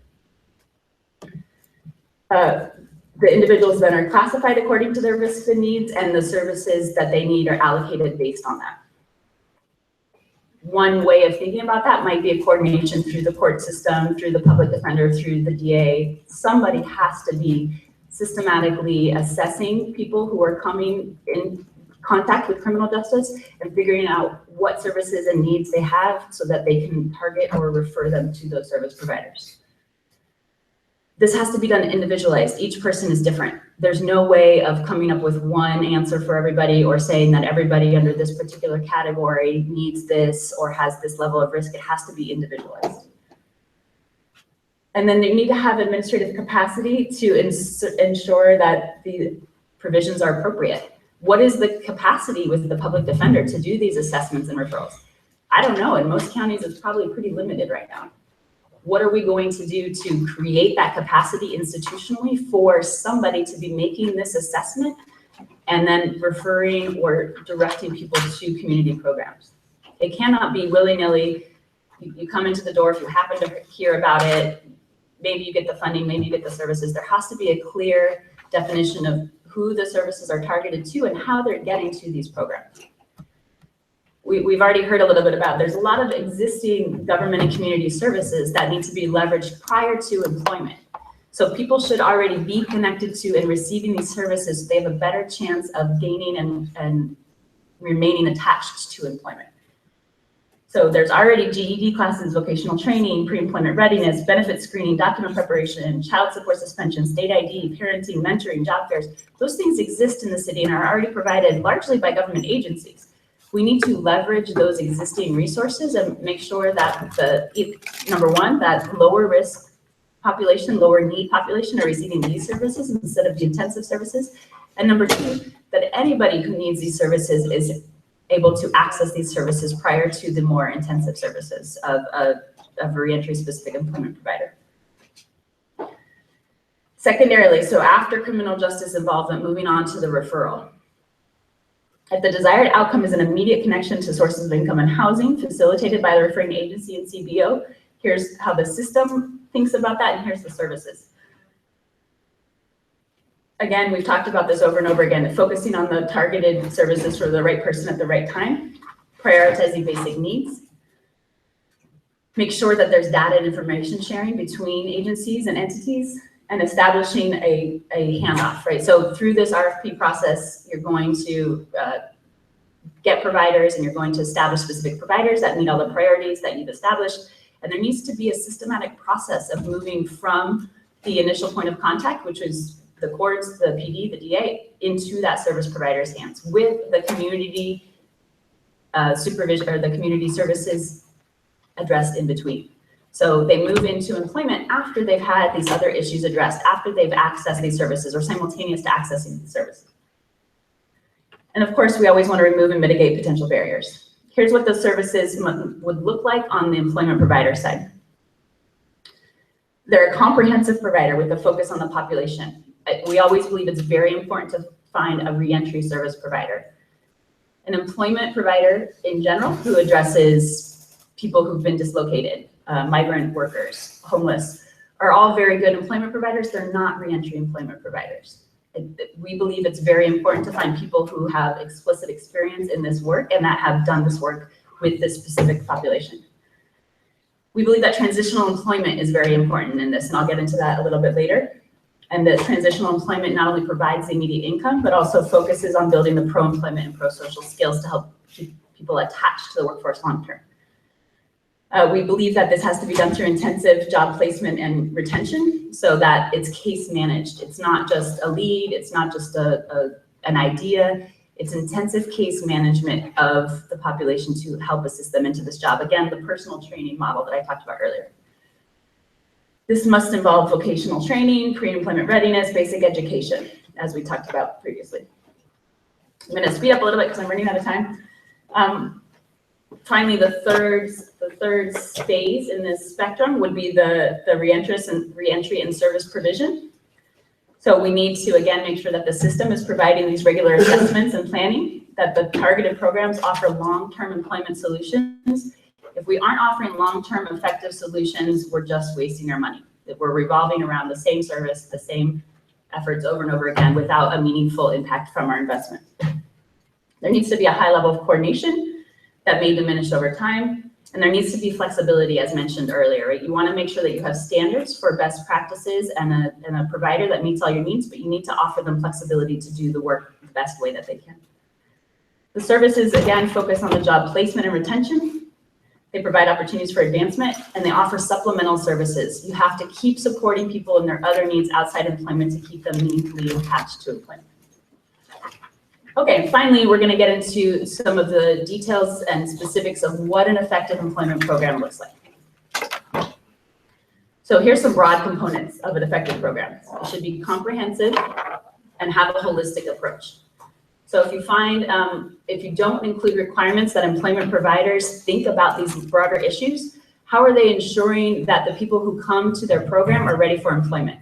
If you're in the middle of a drug treatment program that's inpatient, an employment intensive service program may not be the right thing for you at that time. There needs to be a mechanism for any provider who's meaningfully doing this work to ensure that they've thought about the big picture. How are they ensuring that people come to them with work-ready documents? How are they ensuring that child support has been adjusted so that the entire paycheck isn't being garnished? What is their thought process about comprehensive service provision?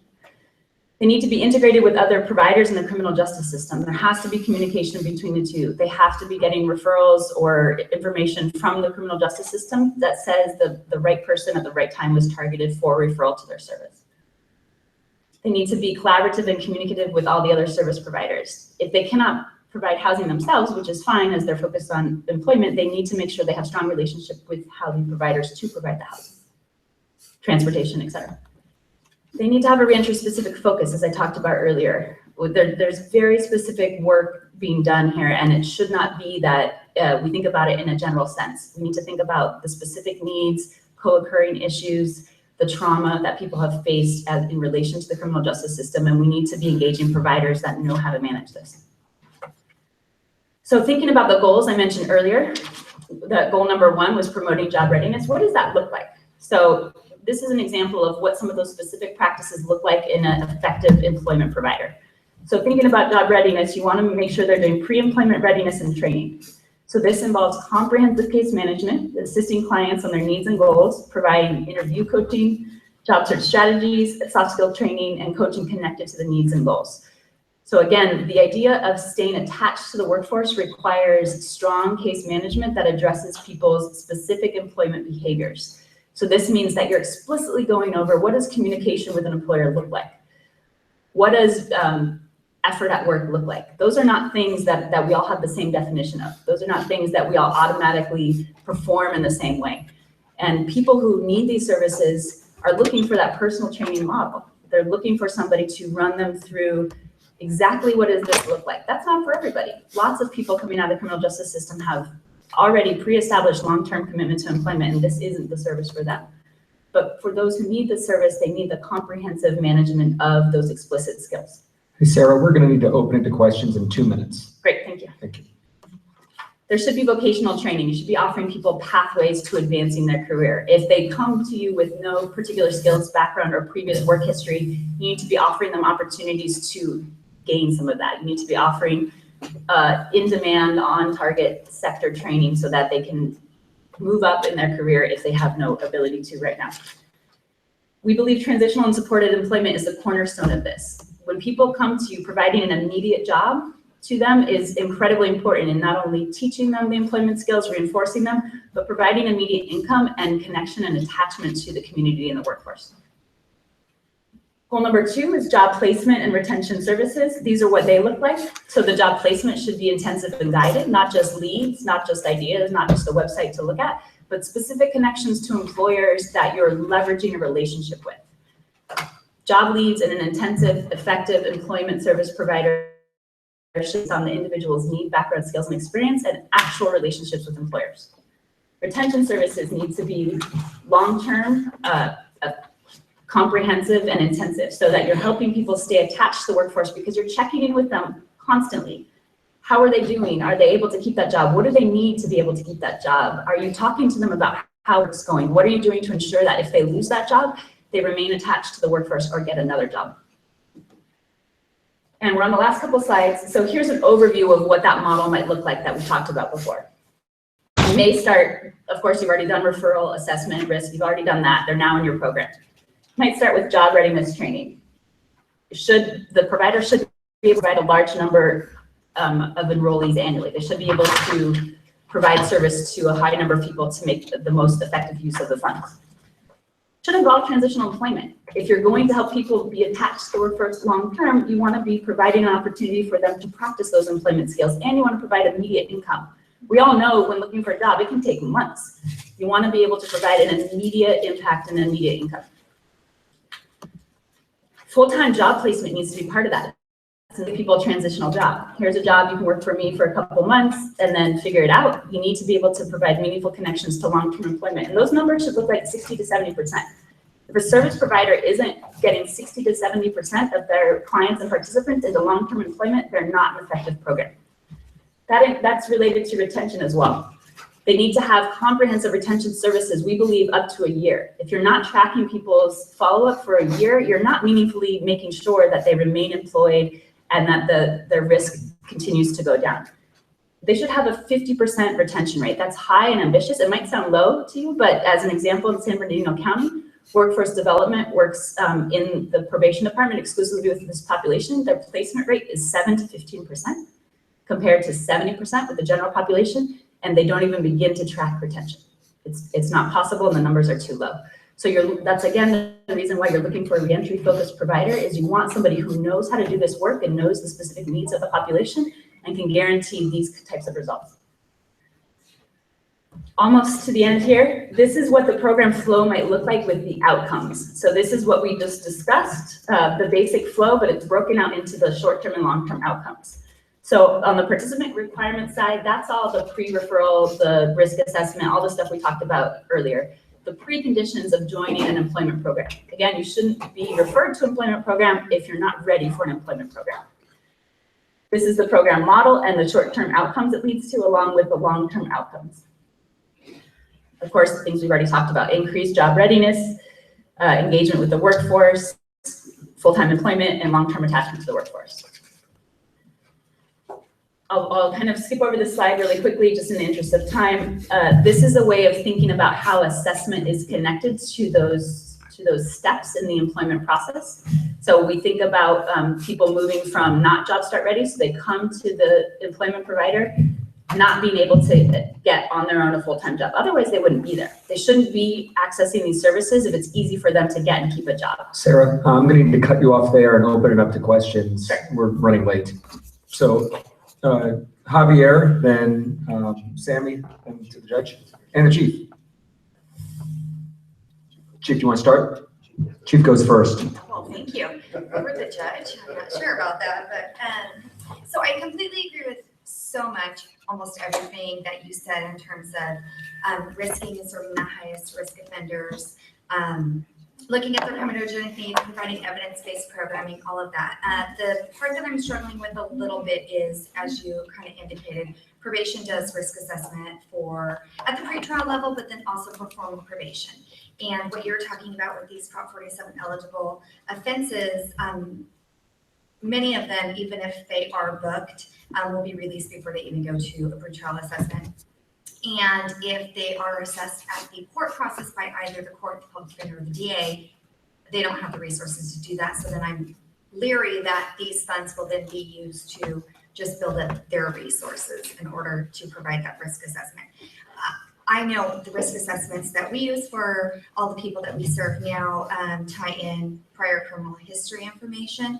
Are you aware of any kind of tool that can be done by a community-based organization or grassroots organization that really looks at more of the dynamic factors, not so much the static factors, so that it can be done, relatively easily without a lot of integration? Yeah. Those are excellent points and excellent question.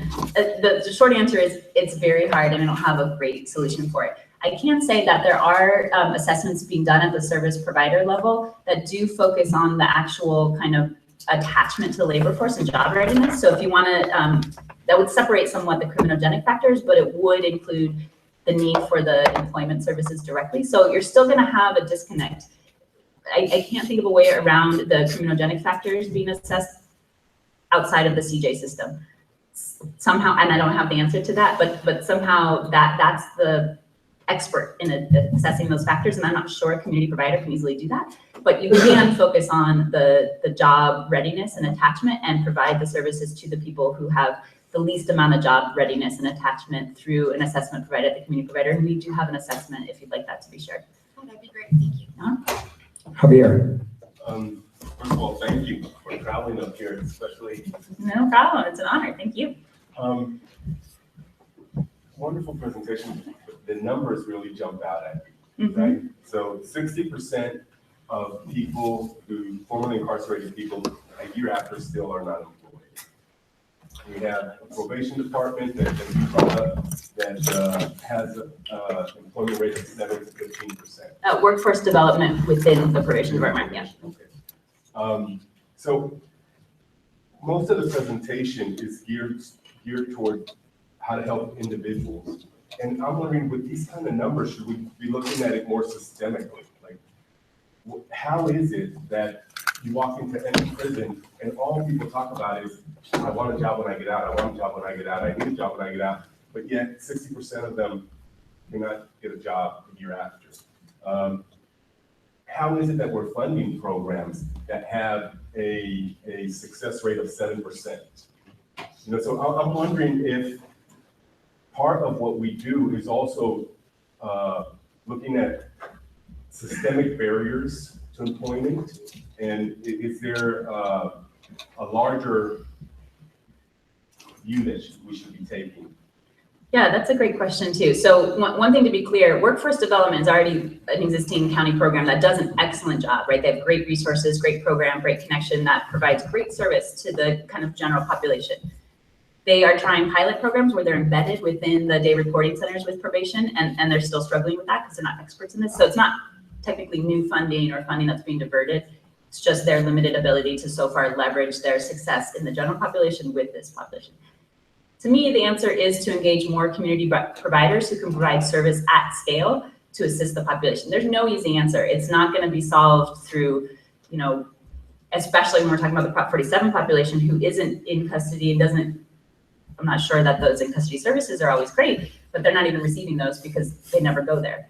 So I don't know what the long-term big picture is other than to do the work and to provide as many effective providers in the community who can work with the individuals, because if there's somebody who has trouble attaching to the workforce, they're going to need this intensive service. Now, there is policy work being done by our organization, by many other organizations on addressing the employer bias, right? So there's two parts to this. There's the individual's own struggles with employment experience, skills, and attachment. And then there's the employer and community bias that creates very real systemic barriers.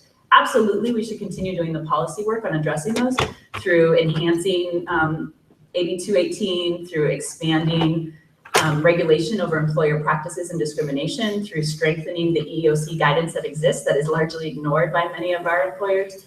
Those things need to be done simultaneously, but I believe that you have to be, again, focusing on effective providers in the community who can provide this model. And we're not doing that. It's not that we're doing that everywhere and it's still providing these numbers. It's that we're not actually systemically doing that. CEO has offices in 3 counties, and we believe we're doing really good work with these really effective numbers, but there's very few reentry specific employment providers out there who are being funded or who are receiving these funding to provide these services. Could I ask everyone to keep your questions to a minute and Sarah, your responses to a minute so we can get as many in before we need to take a break in 5 minutes. Sammy. To the judge. Sammy defers to the judge. I'm just curious, what is the role of prospective employers in San Bernardino County? Yeah, so the way that our model works is our job developers, half of their job is to develop the participants, so to help develop their interview skills, their resume, their paper documents, their applications, and their searches, and to provide leads that match their needs. The other half of their job is to develop employers. They're doing the same kind of work in a different way by developing employers, by building relationships with them the same way that any business-to-business relationship is built. We kind of think of it as a sales job, where your goal is to go and build up a trust and a relationship with the employer to sell our participants and their skills and abilities. And we do that by leveraging the transitional employment. So when you can employ somebody and say, this person has worked with me for 6 months and I can tell you about their performance every single day and how great they are as an employee, it makes employers more willing to hire them. Absolutely, you have to do the outreach and the development of employers just as much as you are with the population. And that's hard and it's long-term and it does involve policy work as well as the individual relationship building. I'll ask this question real quick, as fast as I can. First of all, proper diagnosis after care, right? If the diagnosis is wrong, the treatment plan will never work. And frankly, I feel as though, related to Stephanie's question in terms of the actual assessments that are being administered, at times I don't think it takes into consideration the need for redemption, right, with their community, or reunification with their children, or reconciliation with their families. And oftentimes it's at the core of why these behaviors are manifesting in the first place, I think. And so I think that the community-based organizations are a lot more well-positioned to assist in those things instead of a larger, and I know we're here right now, but larger bureaucracy, right? I think they get up close and personal. So I really want to emphasize that in terms of a really comprehensive assessment that takes those considerations and factors into question. Related also to the leveraging discussion earlier, there's a lot of other things available in the community. I think folks need to get paid while they're getting trained. Actually, let me back up and say, there's also these guys that are coming home, they have like all kinds of certificates. They're certified and but that, I don't think that's necessarily matched up. It's like they went through all these different certifications and trainings and it's not being applied or put to use. And so I think that's a big problem, right? We're just squandering resources.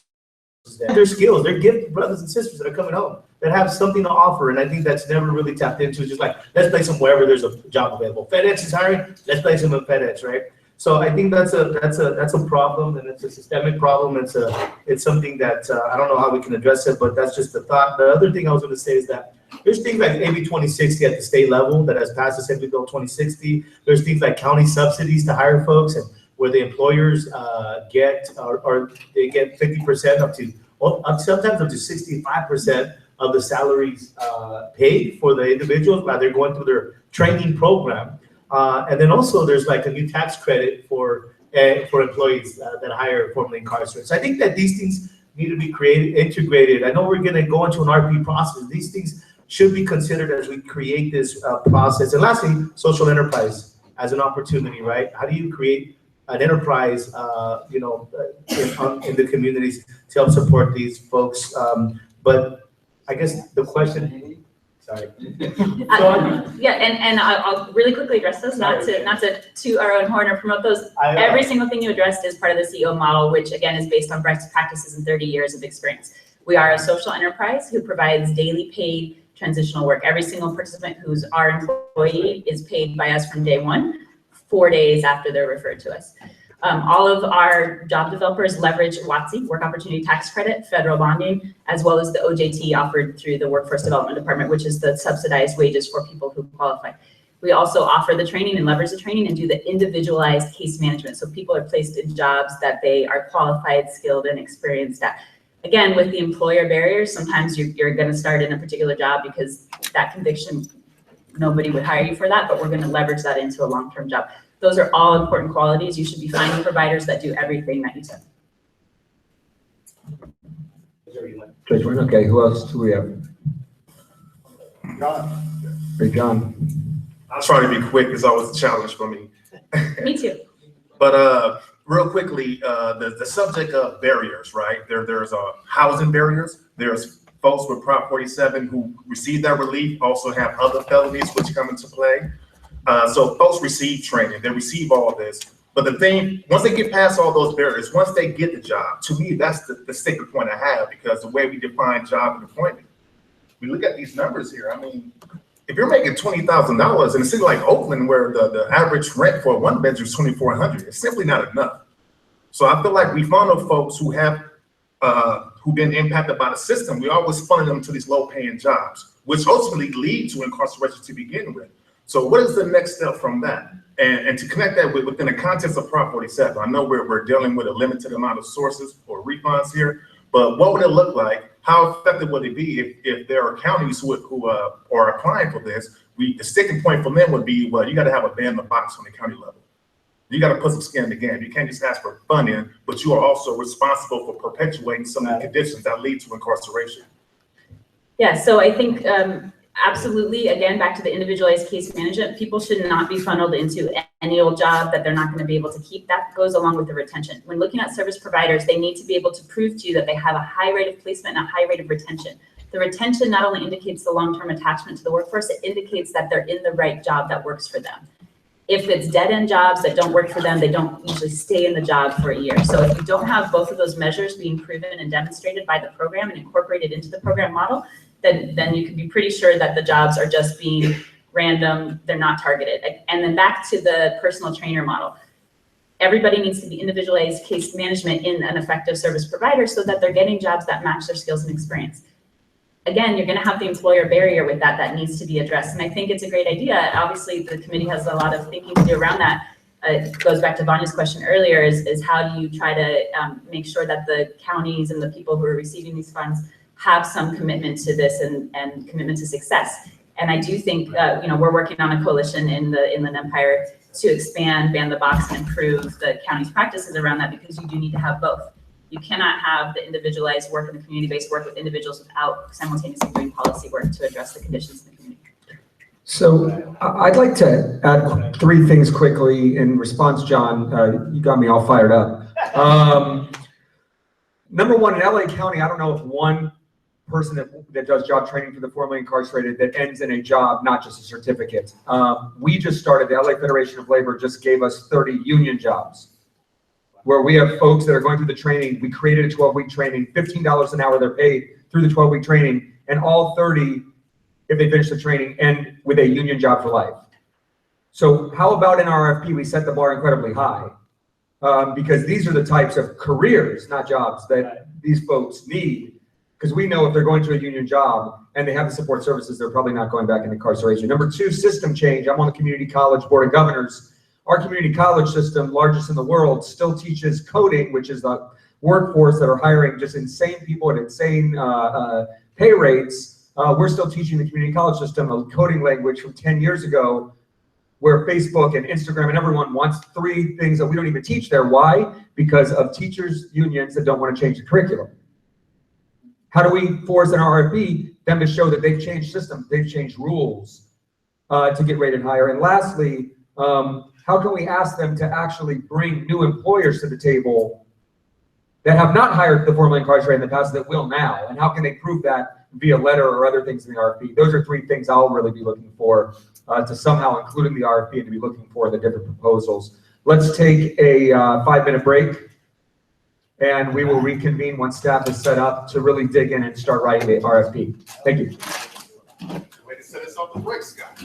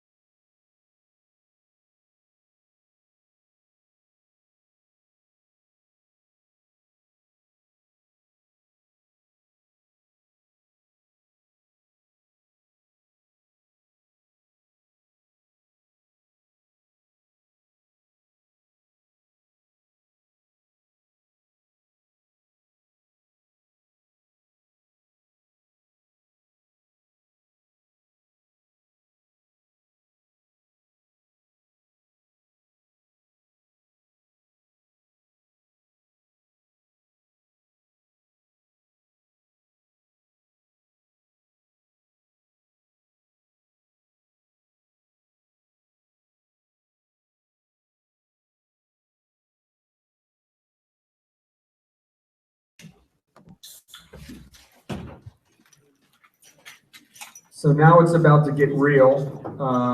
We are about to dive into the issues where we will make decisions that guide the staff in writing this RFP. A few different sticking points that we're going to have to discuss and debate and decide which is the best way to go. So I wanted to make sure we were starting this part of the process on time. So I'm going to turn this over to Mr. Ricardo Goodrich to get us started. And let's pay close attention to our time limits and to being clear and concise. Ricardo. Okay, great. Just a few things. So this issue paper really is intended to guide our conversations and really to assist this committee in making some of its more critical decisions. And so what we were hoping will practically happen is that we will use this issue paper to really guide the decisions and the end product more so than anything else. All of your feedback, all of your input will allow staff to begin working on a draft request for proposal. And just in terms of some pure functionality, you'll notice if you go to that issue paper tab, that the issue paper itself contains specific references. Some things are listed as information, some things are listed as action, and we'll try to, when it's appropriate, kind of delegate and call out those specific things. The other thing I'll point out is that if you're in the audience and you're looking for the issue paper, it's on the BSCC website. If you go to the BSCC homepage and click on the Prop 47 banner, underneath it, there's a Prop 47's meetings subsection in an accordion style, and you'll see a link that says Executive Steering Committee paper. So just for those in the audience, if you choose to follow on that way. So over the duration of today, tomorrow, Daryl, Eloisa, Colleen Curtin, who's coming in tomorrow, and myself as staff, we will do our best to kind of guide you through the different segments of the issue paper. And if you look at the table of contents in the issue paper, you'll notice that there's somewhat of a flow to it. And so it lists out such things as public comment, target population, which has come up with quite a few times today already, service delivery, community engagement, et cetera, et cetera. And so it's laid out in a manner that's really intended to facilitate many of our conversations. That's not to say that one particular topic is more important than the other or anything to that degree, but we want to just start to lay things out in a way that makes sense. So kind of along those lines, we didn't want to make assumptions. I know some of you are familiar with the BSCC and how we utilize our executive steering committees, and others of you may not. So at this particular point, when we start to open things up for conversation, you may find that as a group that on one particular topic, you agree, you reach consensus, whatever the case might be. And then 2 or 3 conversations later, something new comes up, somewhere is a point, and you want to go back and revisit something that was you agreed upon prior. That's okay. That's a part of the process. This is very fluid up until the point that something formally is presented to the board. So just kind of keep that there in mind.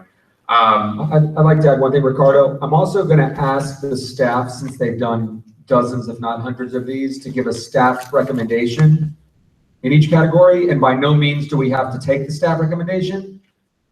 They will give you their recommendation and the logic behind it, and then we can discuss, debate, change the recommendation, et cetera. Perfect. Thanks, Scott. The other thing to note, all of you bring such a diverse background. While the issue paper is, there's a lot of depth to it, it may not be exhaustive. So you may be reading it and thinking, well, why didn't they ask this question or this question? Once again, that's fine. The real impetus behind it is to really generate thought. And you may find that you will answer questions as we kind of go along, so that that's perfectly acceptable.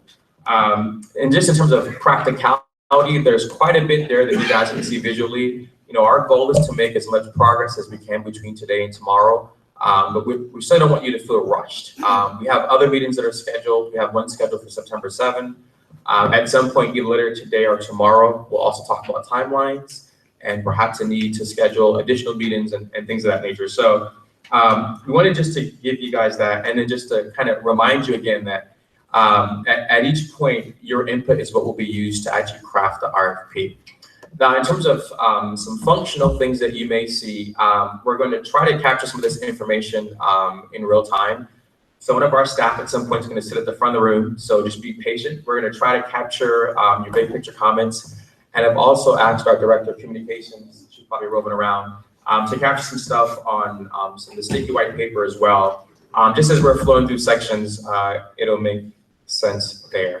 And then just to kind of bring it home, so at some point, in the next, few weeks or whatever the case might be, once this body agrees on what its product will be and staff brings you as many different versions of the draft RFP that is needed, we will present it to the BSCC board for final approval, and we'll go from there. So I'll pause for a second just to ask if there's any questions about the issue paper, about how we're going to proceed over the next couple of days before we just dive into it. Okay, great. All right, so seeing no questions, I'm going to turn it over to Eloisa to talk a little bit about the first couple of sections of the issue paper that includes the guiding principles, the statutes, and public input. All right, good morning, chairs, committee members, and our guests. My name is Eloisa Tuitama, and I'm a field representative for the BSCC. If you remember at the end of our last ESC meeting in June, you came together, and as a committee, you shared with us what you believe should be the guiding principles as you develop this RFP. Now, some of the items discussed are actually part of the issue paper, and you'll see that, and they'll be addressed later. But much of what you shared, we've tried to distill it into these 10 guiding principles before you that are on page 2. That as a committee, you agreed you will value community partnerships, value community collaborations. That as a committee, you will emphasize client-focused programs and client-focused services. That as a committee, you will welcome diverse staffing. And as a committee, you will encourage capacity building at every level, especially at the grassroots level. Now, these are just some of the common values you shared that you wanted the RFP to capture and reflect, but these are your guiding principles. Please know that we can change these at any time. We can revisit them at any time. Now, if no one has any changes to add at this point, I'll move on to the next section. Yes, Stanley. I'd like to actually invite consideration for revising emphasize client focused, client centered, and holistic programs and approaches to also include healing informed, trauma informed / healing informed strategies as well, please. Great. That is exactly what we were just talking about as we're passing notes back and forth. And E was exactly where we thought trauma should come in as well. Oh, great. Anything else? Oh, great. I will add. I will modify these. Moving on to our next section, actually is just an overview of Proposition 47 in Assembly Bill 1056.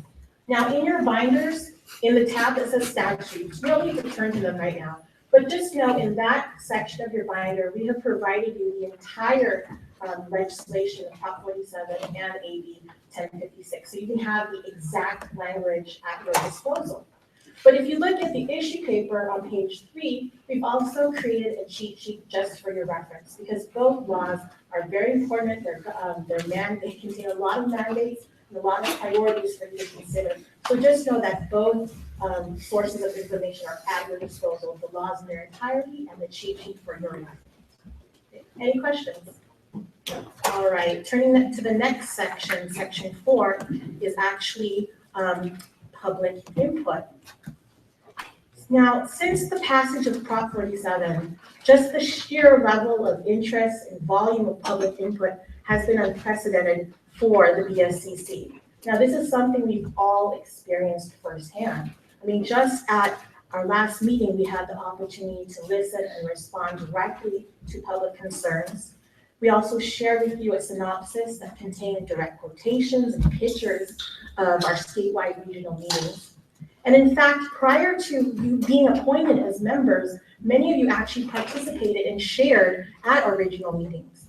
And at the last ESC meeting, some of you even stayed that evening and attended the Sacramento regional evening where we all heard such very personal and powerful testimony. At the BSCC, we take these responsibilities in this area very seriously. So I'm happy now to walk you through our summary of public input to date. In the last tab in your binder, under public comments and correspondence, you will find a document entitled Public Comment Summary. You don't have to turn to it now, just know it's there for your review. But we created this summary because we wanted to highlight our agency's commitment to receiving public input throughout our entire process.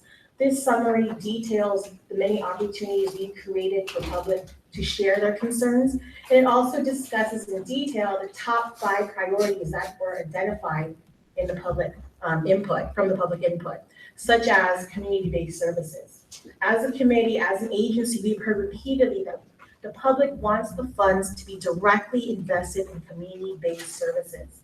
Community-based services and organizations that are on the ground, that have built those trusts with the community, that have established those relationships, and have been providing those direct services to those communities. So at your leisure, whenever you have some free time, I invite you to take the time to review the summary. And, for the public, there are some copies available at the front desk, but this is also available online. And we welcome your feedback. We want to hear your ideas on how our agency can create more opportunities for public comment. Right? Anyone have any comments to share at this time? Yes. Mr. Chair, if we could, can we go back real quick to number 2? Since we have a break between items. We went really fast on number 2. I wanted to propose a second change to number 2 on letter F. If the rest of the committee members would support it, I would like to change the word welcome to include.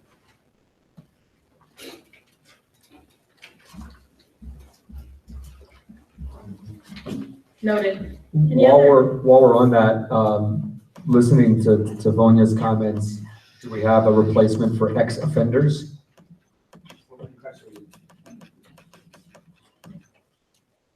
Formerly incarcerated?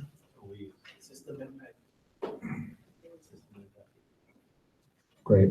Let's change that to formerly incarcerated or system impacted. Or victims of systemic violence.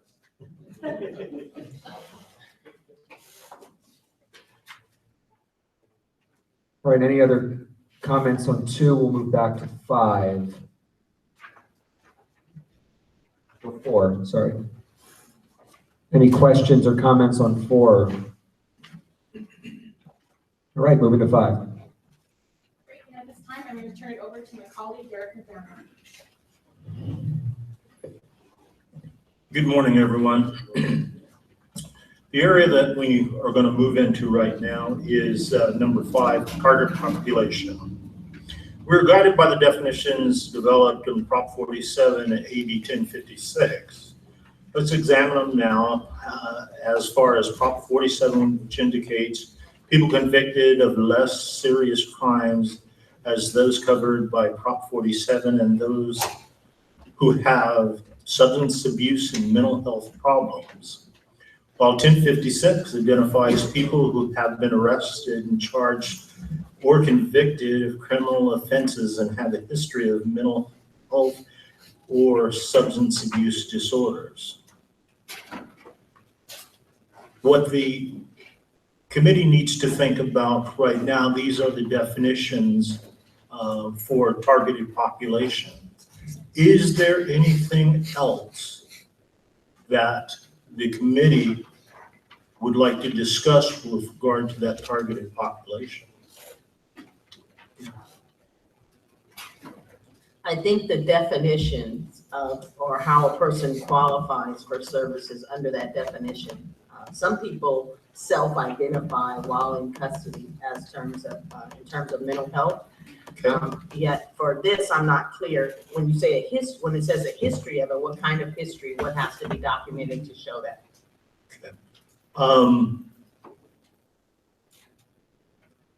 This is going to be something that this committee needs to decide in reference to that. Now, this is part of that difficult question that we're asking for that decision to be made. So let's discuss it. Floor is open. I think there's enough research to show that the number of folks in custody that are have some type of mental health issue is very underdiagnosed. So when we think about this issue, we need to think about, is it a diagnosis that a doctor is going to be doing? Or is it a self-report, like you had said earlier? Those are two different distinctions. So when we think about what that means, and it could be a variety of different issues that are associated to mental health. So as a committee, when we think about what that definition is, it is going to be important as we look forward to the RFP. If you talk to clinicians, they're going to look for diagnosis or somebody that is licensed, that, you know, working with this population for many years, we know that there are many that would say, no, I have no mental health issues due to what happens when they're incarcerated. So we just have to be careful about this. Do both of these definitions rule out somebody who has a violence issue or a gang issue, but does not have, they would say, a substance abuse issue or a mental health issue, where they don't want to say that trauma might be a mental health issue? So does that person not qualify under these two definitions? Chief, John? I have kind of the same question as you. I know with Prop 47, you know, it also reclassified property offenses under $950. So what about the habitual shoplifter who's under, you know, being continuously arrested for Proposition 47 eligible offenses, but yet maybe they don't also indicate that they have a mental health or substance abuse disorder? Would they be precluded as well? John, your thoughts? I have thoughts. I think what you're speaking to, Scott, would be an exclusion potentially if we were to consider one to a general rule. And to Bonia's question, I would propose something that looks like the Americans with Disabilities Act standard for a diagnosis, which is a person who has either got a diagnosis, a person who self-identifies, who has a history of it, or who is commonly known to, which doesn't require any formal finding. It's a very expansive way of looking at mental health issues. It doesn't require a formal diagnosis. If the person is commonly regarded as being a person under a disability, they're protected by that law, and I think that would be the Prop 47 for this. Can you repeat this for, again, I have diagnosis, commonly known, self-identified? Yeah, a person who has a diagnosis, who has a history, who self-identifies, or who's commonly regarded as being under a disability.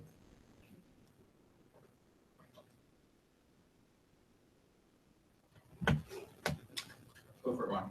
Oh, okay. I was just going to say, having dealt with this with the Mental Health Services Act funding, I think the points that have been made are important because they keep telling us they can't use Mental Health Services Act money because they can only use it for seriously mentally ill. And then, so the moderately mentally ill or people with severe trauma or whatever who aren't seriously mentally ill with either, you know, the paranoia and all the other keys, seriously mentally ill, they won't use the money. So I don't think we want to have that same limit that Mental Health Service Act money does. I mean, is it fair to say as a committee that we don't want organizations serving folks to be boxed in unnecessarily about who they can serve and who they can't that's coming out of incarceration? I mean, do we agree that we want to keep it broad?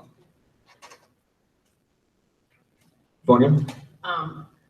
So generally speaking, I think yes. And that in terms of the two definitions here, the Prop 47 definition doesn't say that they have to be mentally ill or have substance abuse problems. It looks like it says that if they're convicted of less serious crimes, such as those covered by Prop 47 and those. So even if a person doesn't self-identify or say that they have a mental problem, they can still receive, just by the sheer conviction or the background, they can get these services. And so I think in a way, it's really broadly written already. We just want to be mindful that we don't restrict the definition of who's mentally ill so that we face the same problem that he's facing in San Diego. I guess my question is defining the and. Right. are we saying with that, that for someone to walk, if they walk into a community-based organization and they have been convicted of a less serious crime, but they don't have a substance abuse issue or a mental health problem, does that and mean because they don't have both of those things, they don't qualify, or does that and, is it an and or? It says and those. So it's not like and you have to be mentally ill. It's saying people who have Prop 47. We should clarify that, right? Well, yes, if Yeah. we did a clarification, that would be great. Yeah. I think it's also the second and that's a little confusing, or maybe that should be and/or, where it says those who have substance abuse and or mental health problems. Two different populations. The Prop 47 includes those convicted and those who have. So if you're convicted of petty theft and you don't have those, you're still covered. But under AB 1056, that way it's written, they've expanded so it's not just convicted. You can also be arrested and charged, but not necessarily convicted. But you have to have mental health or substance abuse disorder. So these two definitions are different. For sure. So do we get to choose? I mean, I think I have issue with whoever wrote that AB 1056 definition. I would like to comment now. I'm kidding. Yeah. Can we include like survivors of violence? You're talking about gang. Sammy, can you grab the microphone? I'm just saying that I think that you should include like, because a lot of folks that you're referring to are not gonna see themselves as mental health, folks who utilize mental health services and or who have substance abuse issues, but rather that they're survivors of violence, right? And I think that would be more inclusive, in my opinion, something to that effect. Some folks that have been, you know. Can I just, yeah. Oh, go ahead, Judge. I'll wait. I just wanted to say one thing. I don't have a problem with anything anyone's saying. I think more people getting services is better, obviously. I think the only condition we have to be mindful of is if you flip back to page 3, we have to remember that Proposition 47 had an AB 1056 carried over mandated services, and it was mandated that the money be spent on programs that include mental health and substance use. So we just have to be careful to not create eligibility for programs, not people, but programs that are not focused on those services. Where it's simply a diversion program for non-mentally ill, non-substance using people who shoplift. That's what we just have to be careful not to do, because I think we'd step outside the bounds of what we're actually required to do. That's my comment. I have another concern. Are we supposed to be? No, you're good, Judge. I have another concern about the definition of target population in the context of the directive to this committee that we prioritize proposals that advance principles of restorative justice. And I'm wondering whether, and this I think also is reflected in Sammy's comment, whether the target population is limited to, for lack of a better term, offenders, or also those affected by their behavior, including families and those who are the survivors of violence. I mean, is it limited to just the target population? Doesn't restorative justice embrace those affected by the conduct in which the offender engaged? I know Javier has a response, as does Bonia. Not so much a response, but a related question that might help. So we're looking at 60% of the funding, right? The 65 that's coming. And then there's another group that's looking specifically at 10% for victims, and another group that's looking specifically at education, right?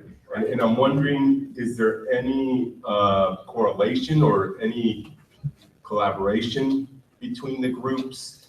Would it make sense for us? Because I agree with the judge, I agree with Sammy, that it makes sense to take a broad view of this issue and include survivors of crime, include everybody impacted by the system. But I'm wondering if Let me just take a real quick few minutes to address some of what you said and some of the other questions that you guys are kind of prompting. So I'll start with the real basic, which is we can continue to ask each other questions, which is really healthy.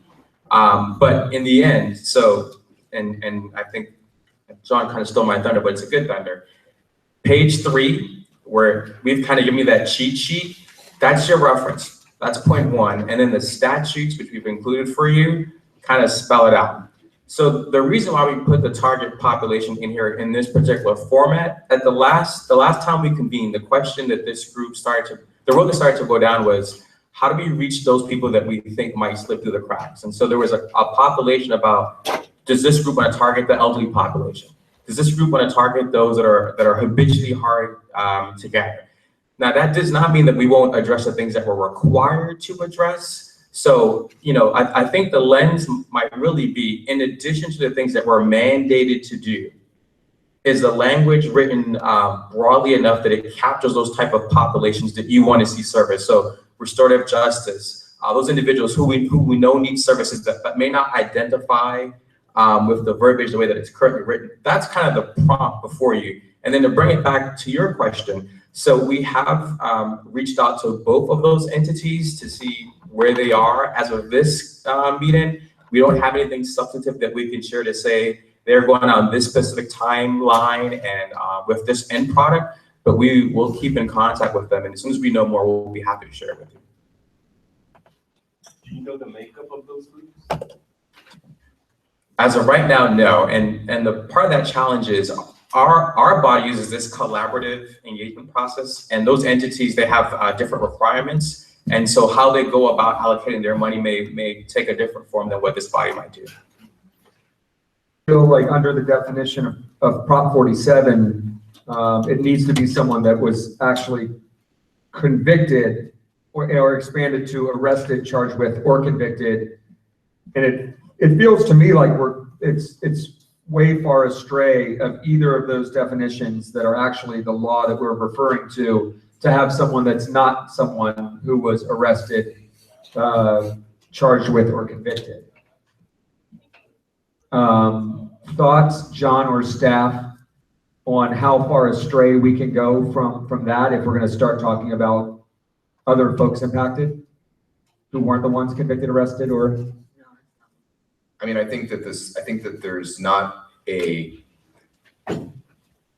exclusion of people who have other things. So I don't think we exclude people who have other things. To like my friend Sammy's point, I would prefer something at the end of this 1056 definition to expand it further to say, without regard to, or without exclusion of people who have their own records or their own histories for things, gang, affiliation identifications on the record. I think that my fear, I think the reason 1056 and the speaker's prudence in this was to not make it so strict that you had to actually be convicted of something.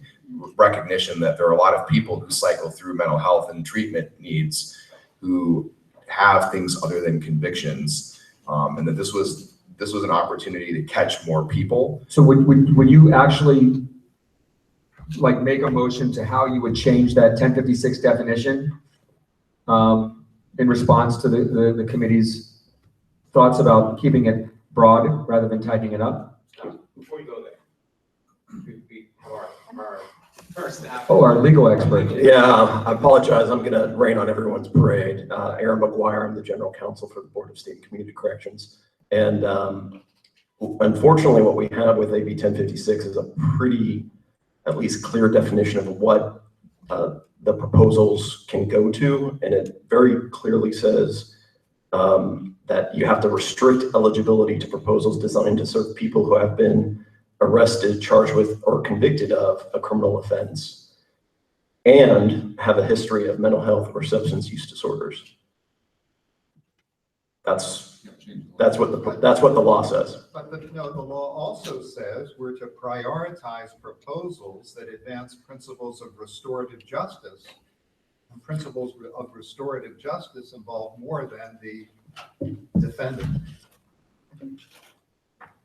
May I?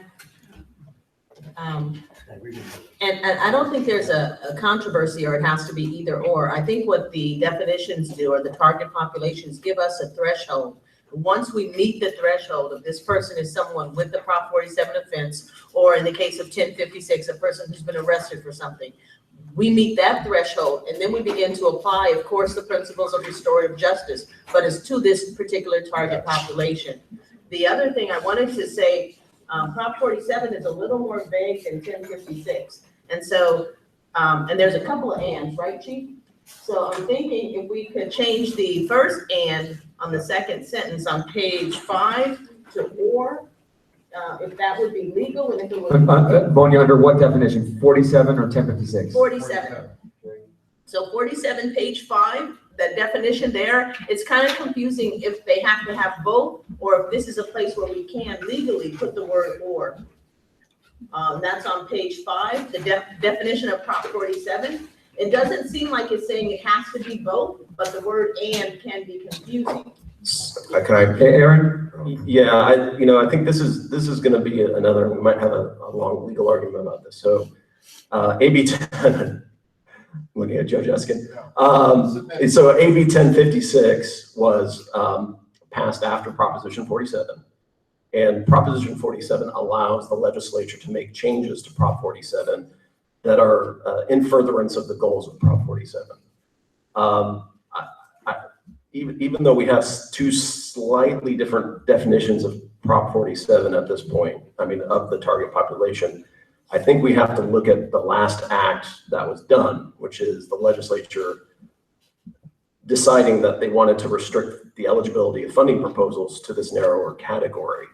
And because, and the legislature, they did a super majority vote, and declared that it was in furtherance of Prop 47. So 1056, in my opinion, sort of trumps Prop 47 at this point. So, yeah, exactly. So John, if under Aaron's guidance, we have to work off the AB 1056 definition, the narrower definition, how would you broaden the narrower definition? I have a few comments. So with no disrespect to Aaron, 1056 was not a supermajority vote because it did not amend Proposition 47. This is an overlay. So this is additional guidance. It created priorities within Prop 47's mandate. So Prop 47, the top definition is still the definition that applies. And I don't want to get crazy wonky, but doing construction of statutes, when there is a comma before an and, they are separate clauses of separate thoughts. And so it is basically that and means both sets of people can be covered. So people who are covered by Prop 47 who have convictions as well as a separate category, substance abuse or mental health problems, it does not require that they have both together. They are separate ideas because of the comma before the and. So going back to the question, if that's the case, and you'll probably let us know if it isn't, but can we, so we don't have to have these kind of discussions, can we replace the first and after the comma to say or?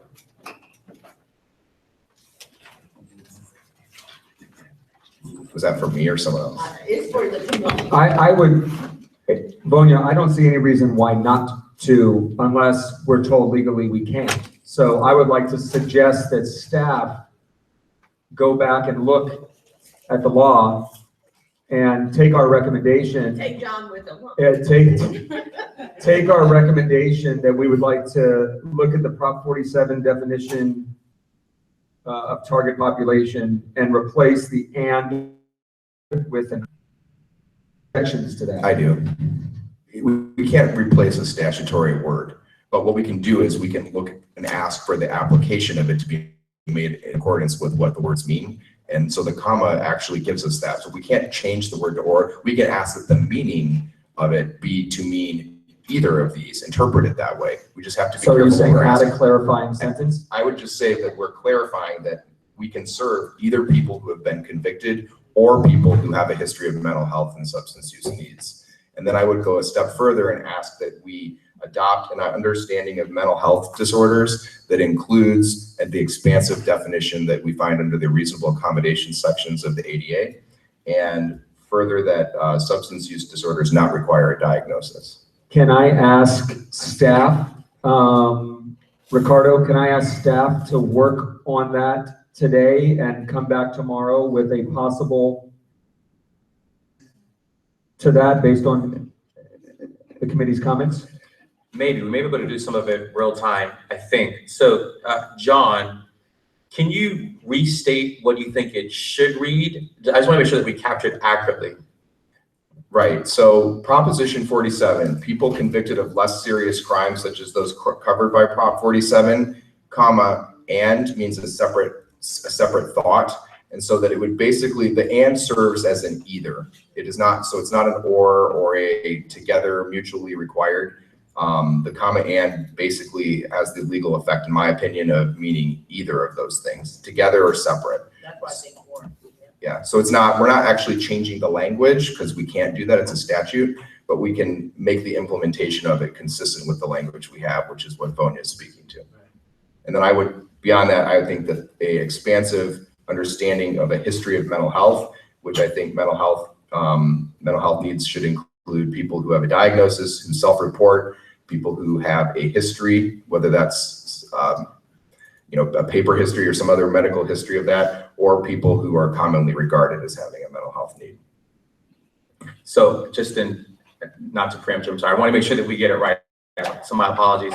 So in talking with our counsel here, it seems like we can keep the proposition as is, and then just as we write the RFP, just clarify it that way. So there's not a need to go out. So if the body's comfortable with it, we'll proceed with that Prop 47. I like the word overlay that was used on the other side. And we'll do our best to try to capture that and is an either. Fair enough? For myself, just 2 quick points. The first one around the definition of mental health. In my personal belief, anyone who's been incarcerated, that is a mental health situation because it's very abnormal to be incarcerated. And really, it doesn't even matter what you were incarcerated for because the reality is you're in an environment with other folks who've been arrested for other things. So the thing with that is the first time you go in, right, it has an impact on you. In addition to that, it makes it easier for you to go back. That makes sense. It's like once you're introduced to a trauma, it makes it easier for that to happen again, which I believe leads to recidivism. So that is a mental health issue. And the second thing is, I'm not too knowledgeable of this, but I hope that in terms of the folks who receive the service, I hope that there's no barriers for folks who are residents. To me that anyone in California received this. I hate using words like undocumented, but I want to be clear because I know folks have been applying for relief. So I want to make sure whoever's providing services, they're providing for folks in California who's coming, regardless of citizenship issues. And does anyone have an issue with that? Can you say what you're proposing specifically again, just briefly? Thanks. Yes, 2 things. The first thing is the definition of mental health.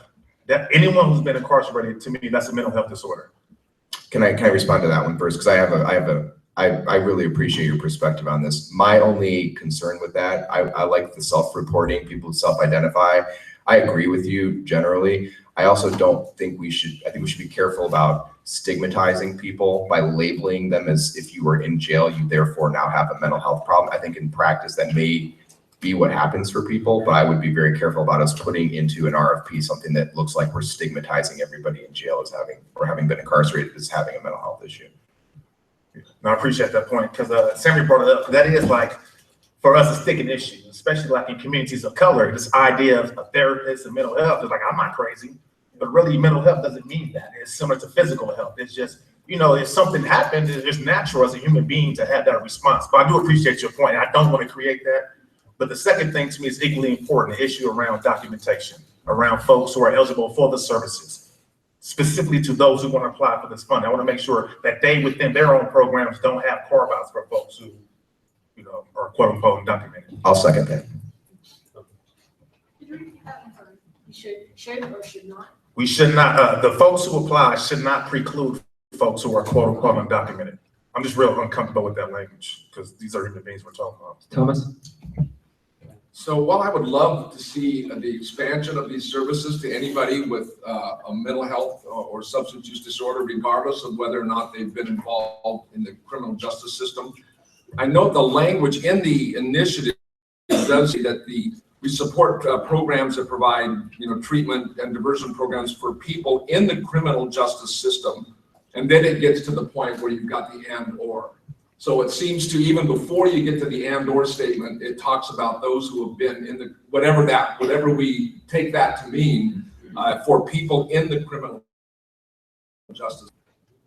So I'm not sure how we, I think that language somewhat limits what we're able to do. What page are you on for that? I'm on the initiative.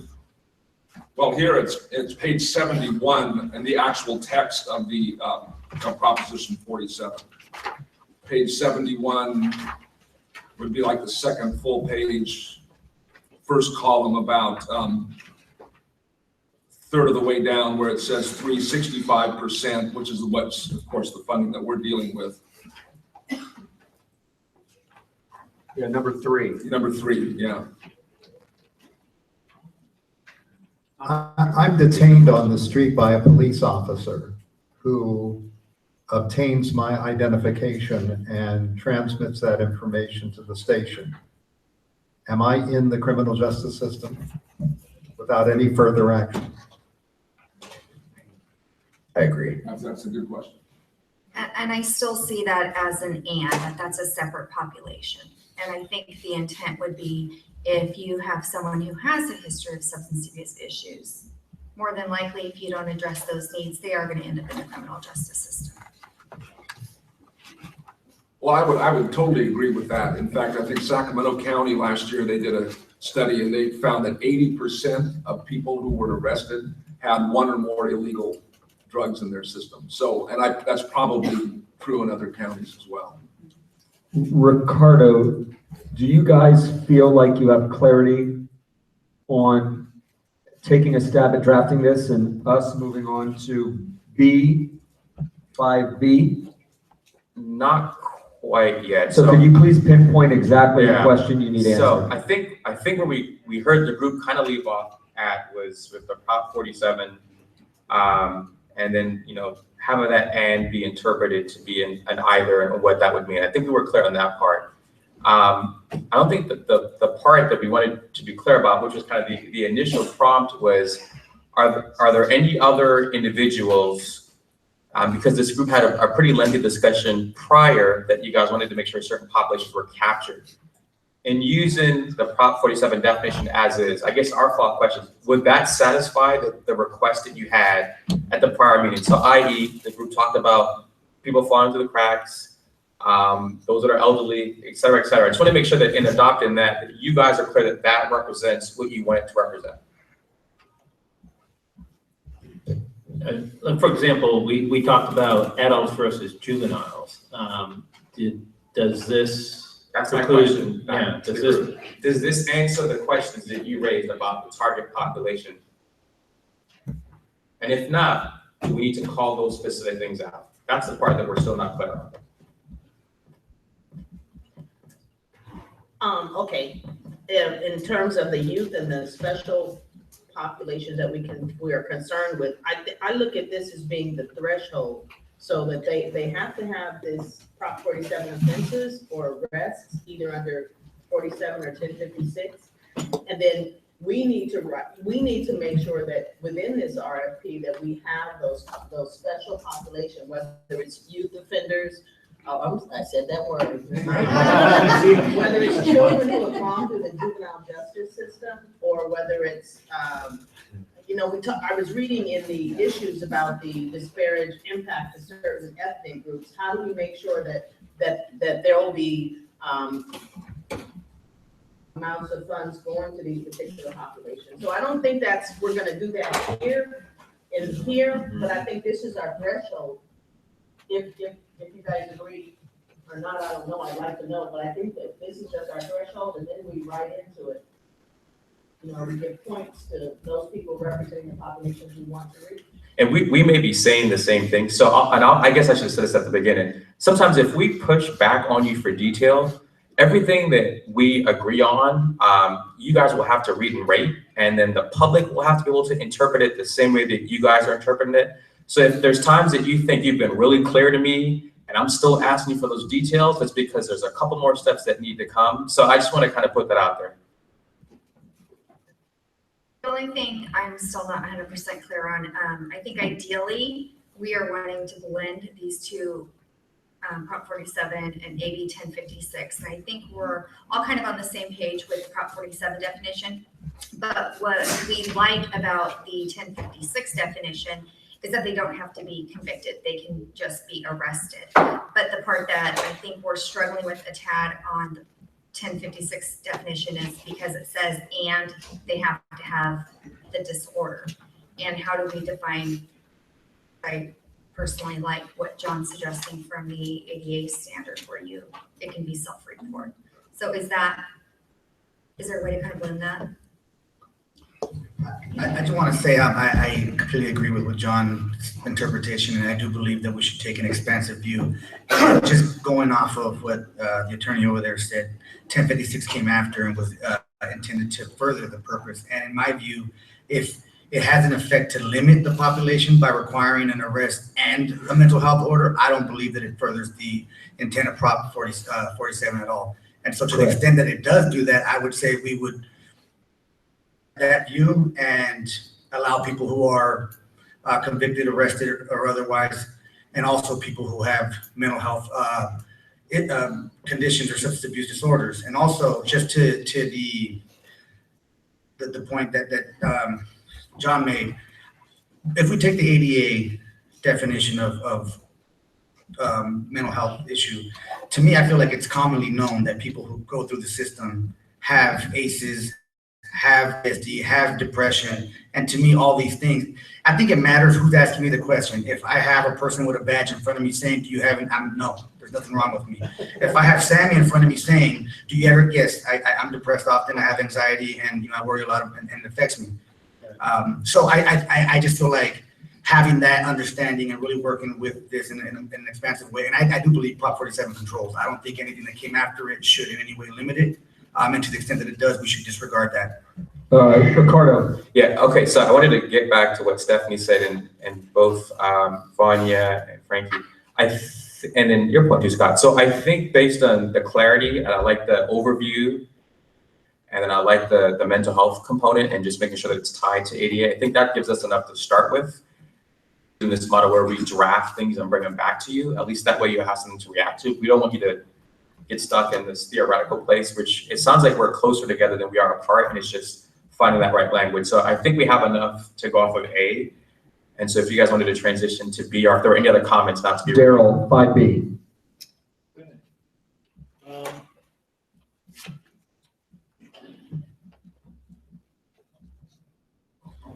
How will the proposals include a description of how the target population is identified according to the following criteria? Referral process, risk and needs assessments, and how clients are identified as having either the mental health or substance abuse disorder, which we just finished talking about. So basically, how are we going to deal with this criteria? We'll start with the referral process. Can we talk about what's currently happening right now in the referral process? Would that be helpful? Sure. I think locally, at least in our county, it comes from the probation department for folks typically, right? There's also a self-referral process as well as taken into consideration. But mainly the probation officers are the ones that refer out to the CBO, so there's some mechanism in place, but it doesn't take into consideration those folks that aren't on community supervision, which would be limiting. But that's currently the process that we have. Chief? And I'm not 100% sure we should define the referral process or make requirements, because the way I understand this RFP to be is, while there needs to be a governmental agency working in collaboration with a community-based organization, it could be a variety of governmental agencies throughout the state. It could be the public defender's office who wants to bring forward a diversion program. It could be a homeless facility that wants to address mental health needs and substance abuse issues.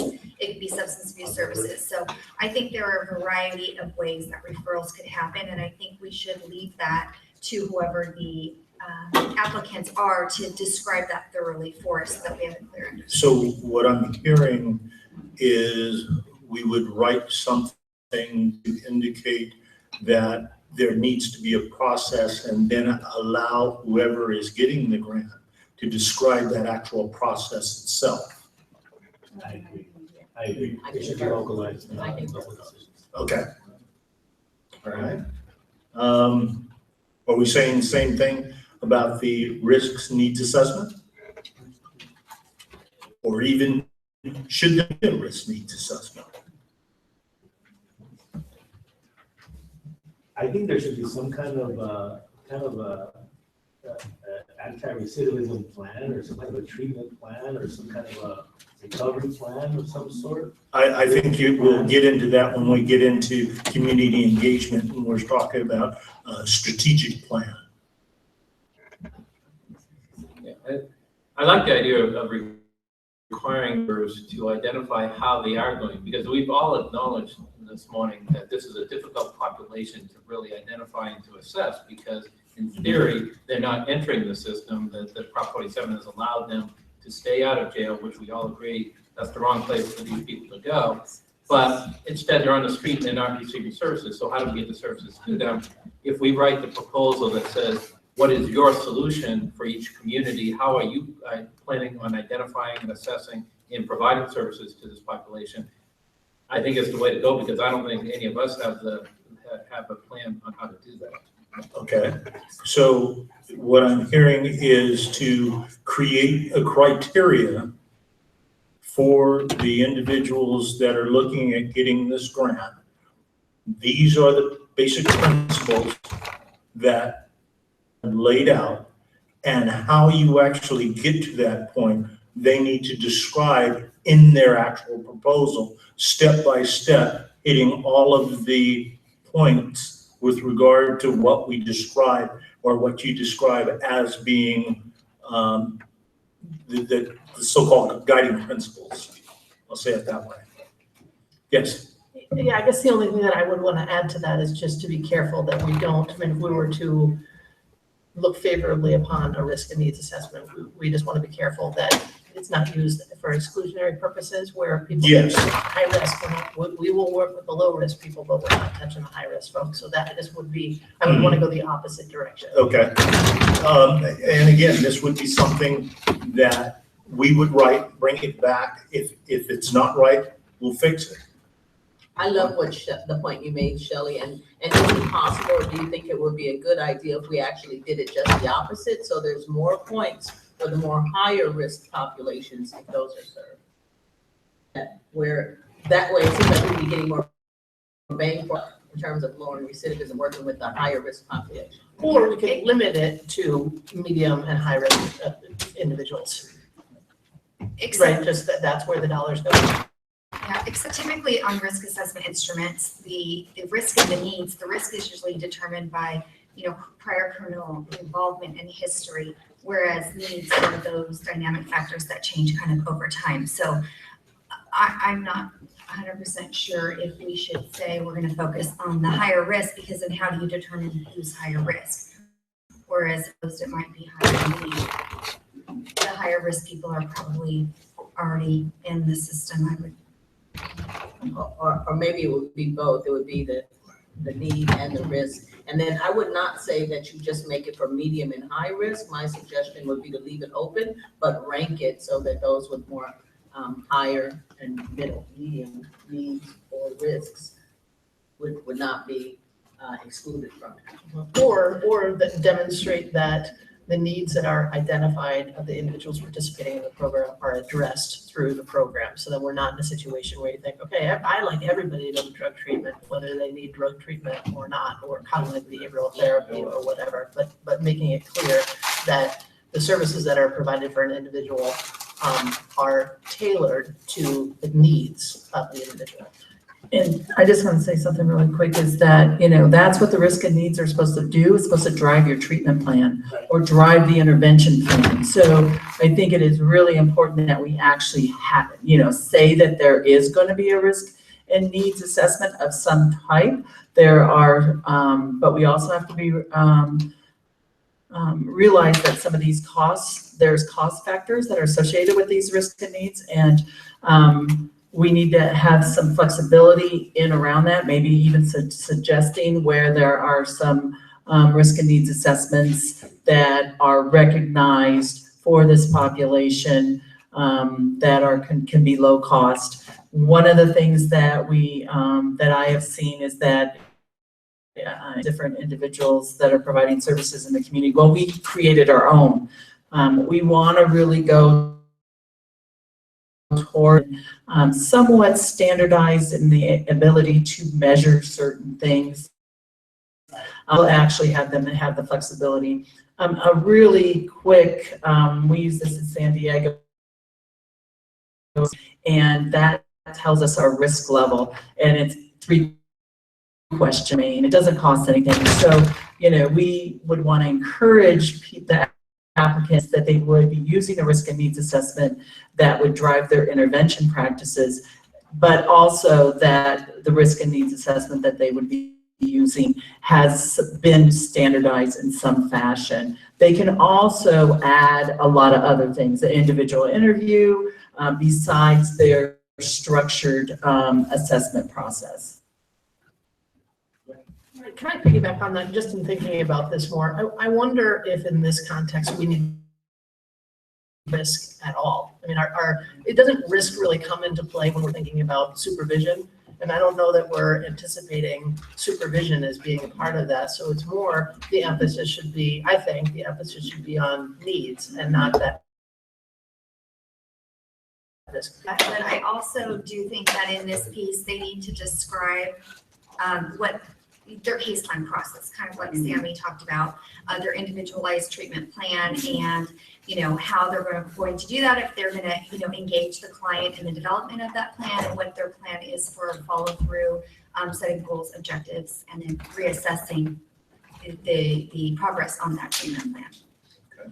Are we asking whether we're going to require in proposals a risk or needs assessment? Is that what this discussion is? Yes, but the consensus that I'm hearing right now is to take the need for that assessment and have whoever is applying for the grant describe as to what they're going to do and how they're going to utilize it. Does that sound fair? No, I just have one other comment, just when we're talking about risk and needs, especially with this population, is that risk is generally risk for violence or risk to reoffend, and that never really changes. It can change slightly as people get older and have stayed out of the justice system, but those risk scores are based on static information that doesn't change. So the needs are actually more important because you can score as a high need for employment. You obtain employment, sustain employment, then that score will go down if you are reassessed at the end of the time frame that you have been specific for that intervention. So I just want to throw that out there, that risk doesn't necessarily change. It can, but it takes years and years and years for that number to have any movement. So Daryl, does that give you enough to get started? Yes, yes. So we're working through lunch. There's a couple people here that looks like they did not put a lunch order in. So maybe sidebar with staff and figure out if someone could pick something up. Yeah, we're working. Yeah, there's no lunch break on the agenda. Number 6. I was told it was 25 minutes actually. I was told it was 25 minutes. It's gonna get quiet. I just to clarify, I was told it was 45 minutes to actually break for lunch. It says working lunch on the agenda with no break. So I'm gonna turn it back over to Ricardo. Well, let's ask the question. I mean, how many of you need, I mean, we don't want it to be an incomplete conversation. Who still needs to grab lunch? Is there 1, 2, 3, 4? I think we may have to take just a brief recess for folks to just get something. Yeah. Even if it's, yeah. Otherwise, that's cruel and unusual punishment. I still wanted to be half the room. I mean, here's my question, is the question, do you guys, obviously, if someone will pick you up lunch, do you need the break or do you need lunch? Are you trying to make me feel guilty? Don't judge me. I'm just asking. Scott, how about we take a 15-minute break? and let's just- 15-minute let's just break. go.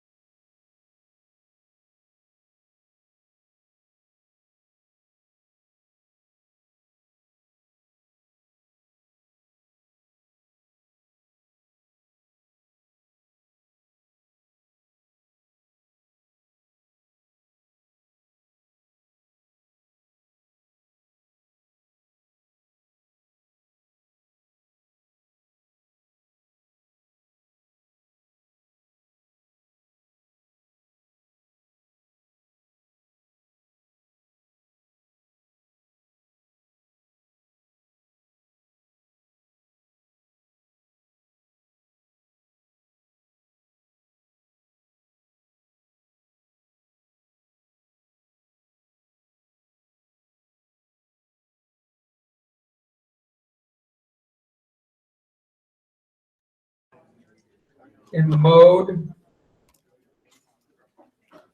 Turning our Skype back on.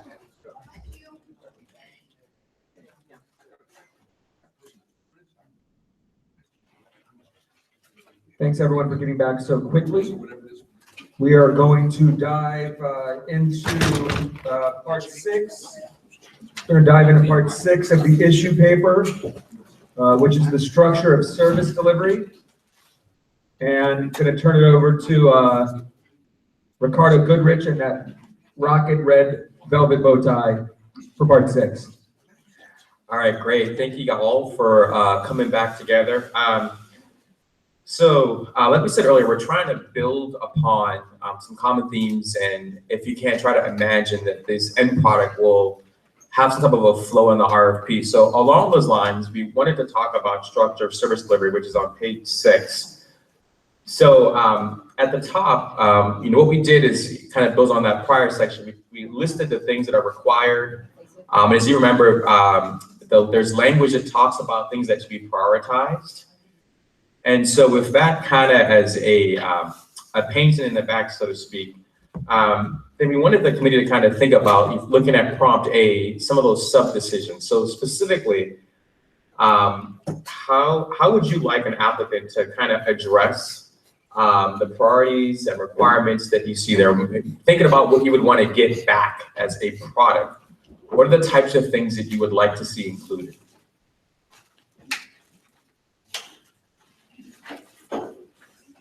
Ricardo, before we go into A, is it too late to maybe add a prioritization area above that just really talks about trauma-informed services?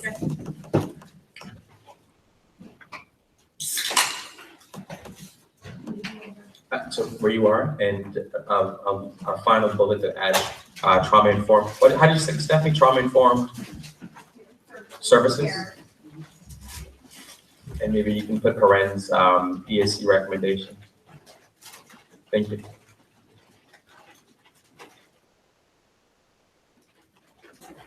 Great. So just turn it back out to the group to just think about prompt A and how you would like those approaches above to be addressed. What would it look like?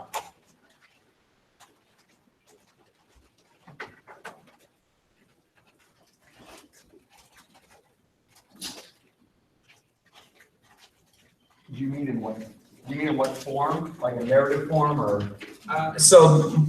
More so than that. So if an applicant's telling you that they're addressing mental health, for example, what are the types of things that you would want to see in that? So is it a particular model?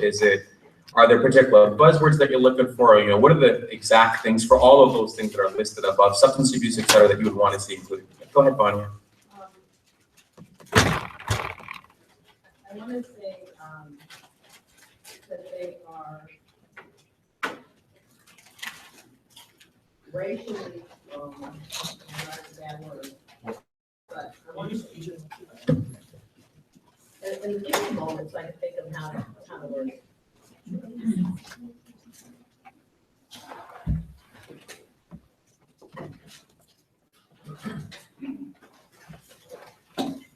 I also think if they're going to be providing a program or a strategy, it should either be, evidence-based or a model program or promising practice. We have a section on that, so keep that thought, but noted. So for substance use disorder, which I'm more familiar with that than on the mental health side, but I think we would want them to describe what range of services they're going to be providing as far as the continuum. Is it going to be, for example, narcotic treatment, methadone or some other narcotic treatment? Are they going to do, is it going to be an outpatient? Is it a residential program? We want to know what kind of a program they have and what part, how much of the continuum from all the way from assessment, well, everyone's going to do an assessment, but detox through recovery, what part of that continuum are they actually proposing to cover? And also, I think it's important if they to note if they're a drug Medi-Cal program. I mean, that's going to be hugely significant for programs that are drug Medi-Cal certified, they are going to be required to do certain things. So I think that's some of what we're going to want to find out about those programs. And if a program is in fact drug Medi-Cal certified, what would that mean in the context of this RFP and what we would want them to tell us about that? So again, we would want them to, well, if they're drug Medi-Cal certified, they've met all the requirements, to do that. So I don't know that we would need to, have them describe everything that they were required to do as part of their certification. They have to have a medical director and all that. But we would certainly want to know which, again, like this comes back to which services they're actually providing that are drug Medi-Cal services. And we have, there's, as of the expansion of Medicaid, there's a whole broader range of services now that can be covered and reimbursable under drug Medi-Cal. So we would want to know which of those services they're providing. And it's going to depend if they're in a county that's opted into the drug Medi-Cal waiver, they're going to be required to, provide a broader range of services. So I think that's all. There's a number of questions we would want them to respond to. It's going to depend somewhat on where they're located and whether they have if they have contracts with the county or with multiple counties. I mean, there's probably a number of issues we're going to want to know about.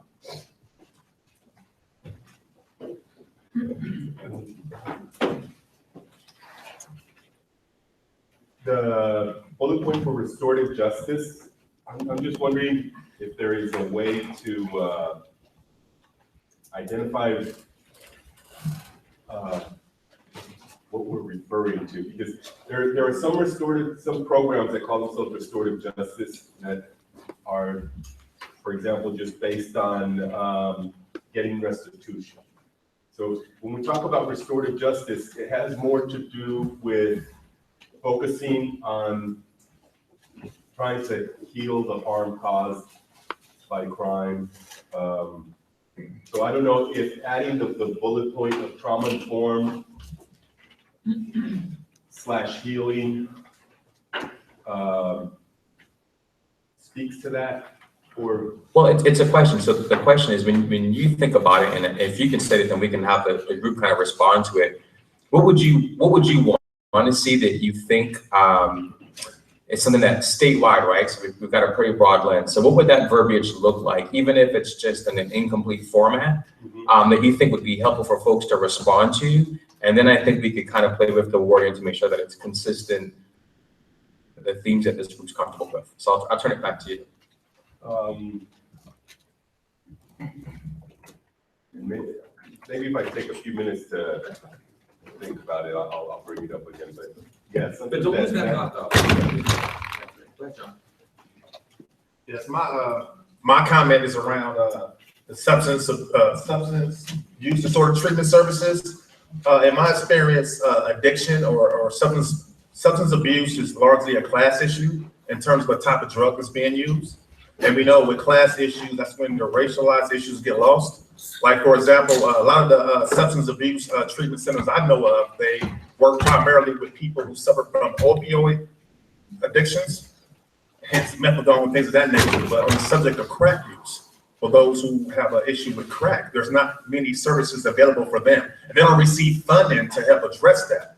So can we make sure that folks, or are attempting to work with that with limited resources, or can we at least use that as a type of enticement to folks who want to work in that field to recognize that there will be some funding to help them with that? Because if not, we would just be perpetuating what we have right now, which is just primarily opiate use. I just have a comment on the overall item number 6 in general as a concept.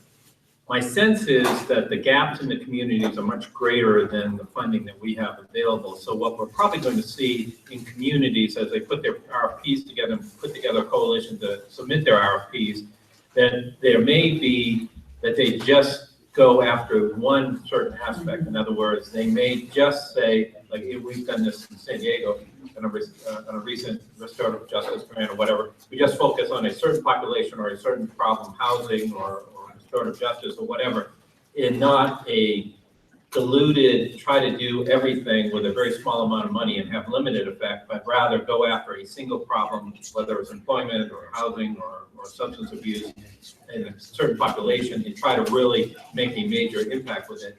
And I guess my question is, as a group, is that something we want to encourage, or are we looking for more of a holistic point of view and give more credit? The more you do, the more comprehensive you are, the more points we'll give, or do we want to give equal attention to a community that says, well, you know, what we've learned out of this is housing's a big thing. We're going to put all our eggs and put our whole entire proposal on one certain aspect of this, and that's where we want to put our money. I think it's a fair question for your peers to, I mean, that's a huge crux of who will receive the services and to what degree it's implemented locally. So I turn it back to them. Yeah, and I agree with that, and I do think we should not limit each county to only submit like one application, because like I talked about earlier, you could have totally different target areas with different governmental agencies that want to accomplish different things. And I think we let them kind of choose what it is that they want to do so that they can be good at it and be effective and have the outcomes that they're intending to get. And not give that priority points if they hit like 3 of them, because then I think you water down services. They're just writing it to go, okay, we're going to address this, this, and this. So I think we just kind of leave it up to them, and when we read the proposals and are scoring them, I think those programs that seem really solid are going to rise to the top automatically on there.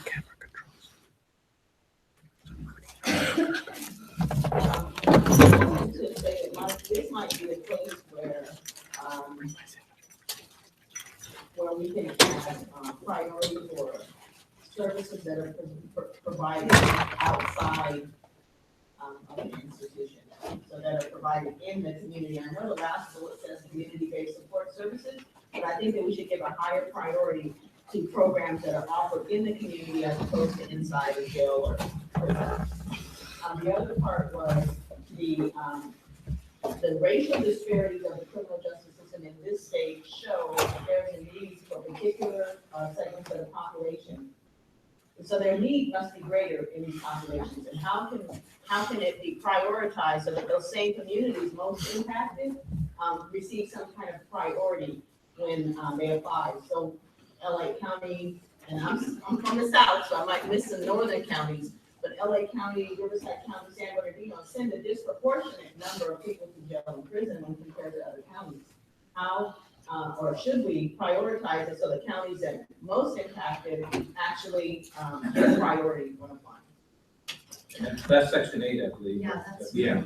Yeah, we talked about jumping around, so just keep the thoughts flowing, and we'll get to the key. And if I may, with respect to like services and service acquisition, I think the idea really is not necessarily about a provision of services. The idea is about reducing recidivism at the end of the day.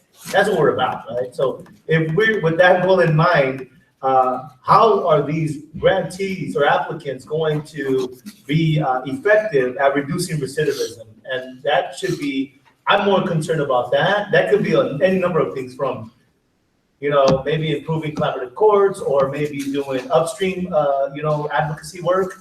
It could be on the ground services, certainly.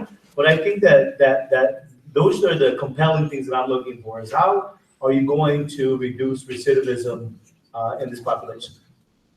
And I'm still going back to asking if we can make it a priority that these services or these recidivism reduction programs are offered in the community as opposed to inside a jail or institution. I agree with that. I agree with that. Along here, we're adding priorities. Now, as a group, are we going to prioritize 1, 2, 3, 4, 5, or just list all the priorities and then let the organizations or counties that are applying set their priorities? Because each county has different, and job skills and case management to me are 2 different priorities, even though it's all lumped under one. How are we going to identify, as far as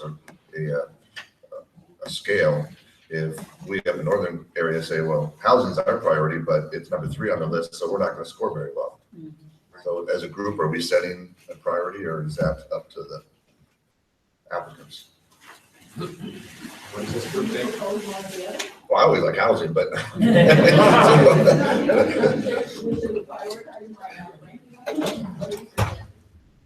That's why I asked the question. Well, it becomes ambiguous if we say each area prioritizes itself, because then when it gets to the rating and ranking, how do we say, well, one's a bigger need for the other? So sadly, it would be kind of nice if the group prioritized here, so when it goes out. But then again, that means it's not going to hit every area. So that's why I kind of propose what I guess, how do we envision the applicant showing that their need is as high as another need, even though one's a case management, one's a housing, one's a.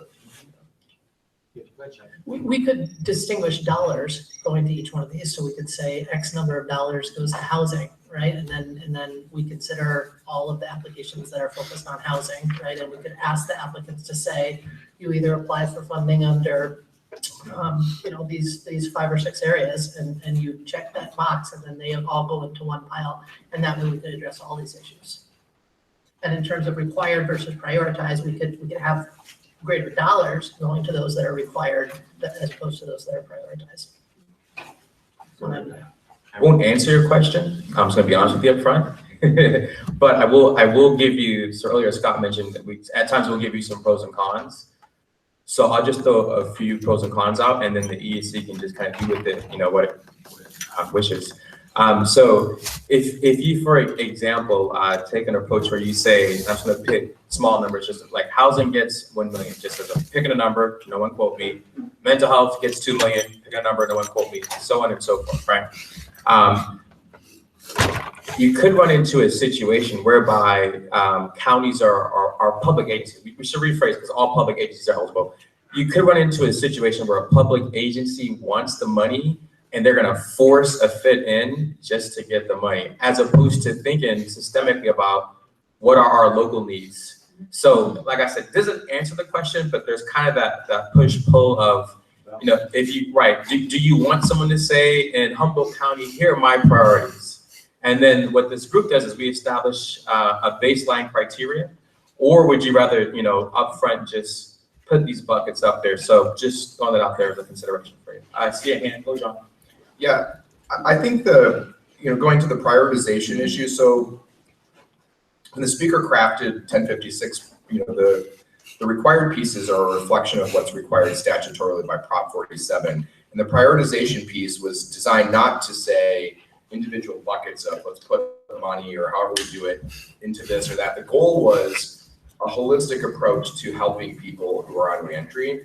And so I'm thinking of it from a different point of view, which is that we have points built into the RFP so that if your proposal employs restorative justice, right, that you get points for that. If your proposal includes housing related assistance, you get points for that. So that the goal is to competitively create a proposal that has as many points by adopting as many of these things as possible, which fills all the other parts of 1056, which is to leverage other funding, to collaborate between public and private entities, to cross pollinate sectors and whatnot that are working on these issues. And so I actually think 2 things. One, just that we should not monetarily divide these things for some of the good reasons Ricardo mentioned. I also think that you get leftover money because nobody puts an exact proposal that needs a budget number together. But I also think that it will encourage people to say, oh, I get more. When I used to apply for money at a nonprofit, I used to look and say, I get more money if I work with Richard, right? And so I'm going to call Richard and I'm going to say, how can your resources help people who we want to do this community-wide intervention for, and make him part of the proposal where he gets a piece of that money, but we've decided that in advance, and the proposal is a uniform one. The second thing, with no disrespect, Stephanie, because I know we have a good discussion in the corner here going on about it, I don't favor multiple applications within certain jurisdictions because I actually think it will increase overhead. Because really they should be working together already. So even if you have a DA and a public defender in the same county who say, I want to do my program and I want to do my program, they really should be working together in the first place. And so we can minimize overhead costs, which gets more money to the community benefits groups, the community of base groups, and to the people who are supposed to be served by actually thinking. And I'm not proposing a strict county only, one county sort of thing, but just not making it such a free-for-all that people don't actually fulfill the goal of working together. together. On your first point in terms of giving a score to each and encouraging people to work together, is there anyone that does not agree with that strategy? Because if we all are in agreement there, I'd like to move on to John's second point to debate that a bit. If I could just say, so I think it's going to depend to what our maximum award limit's going to be and period. So if we're talking, and I'm just going to throw out a number, don't quote me in Ricardo's words, but if we're talking a $300,000 program over, a year, that's very different than if we're talking a $1.5 million program over 3 years. If we're doing less grants. I think the staff recommendation is going to be more along the lines of your second thing, the 3-year larger number, I think.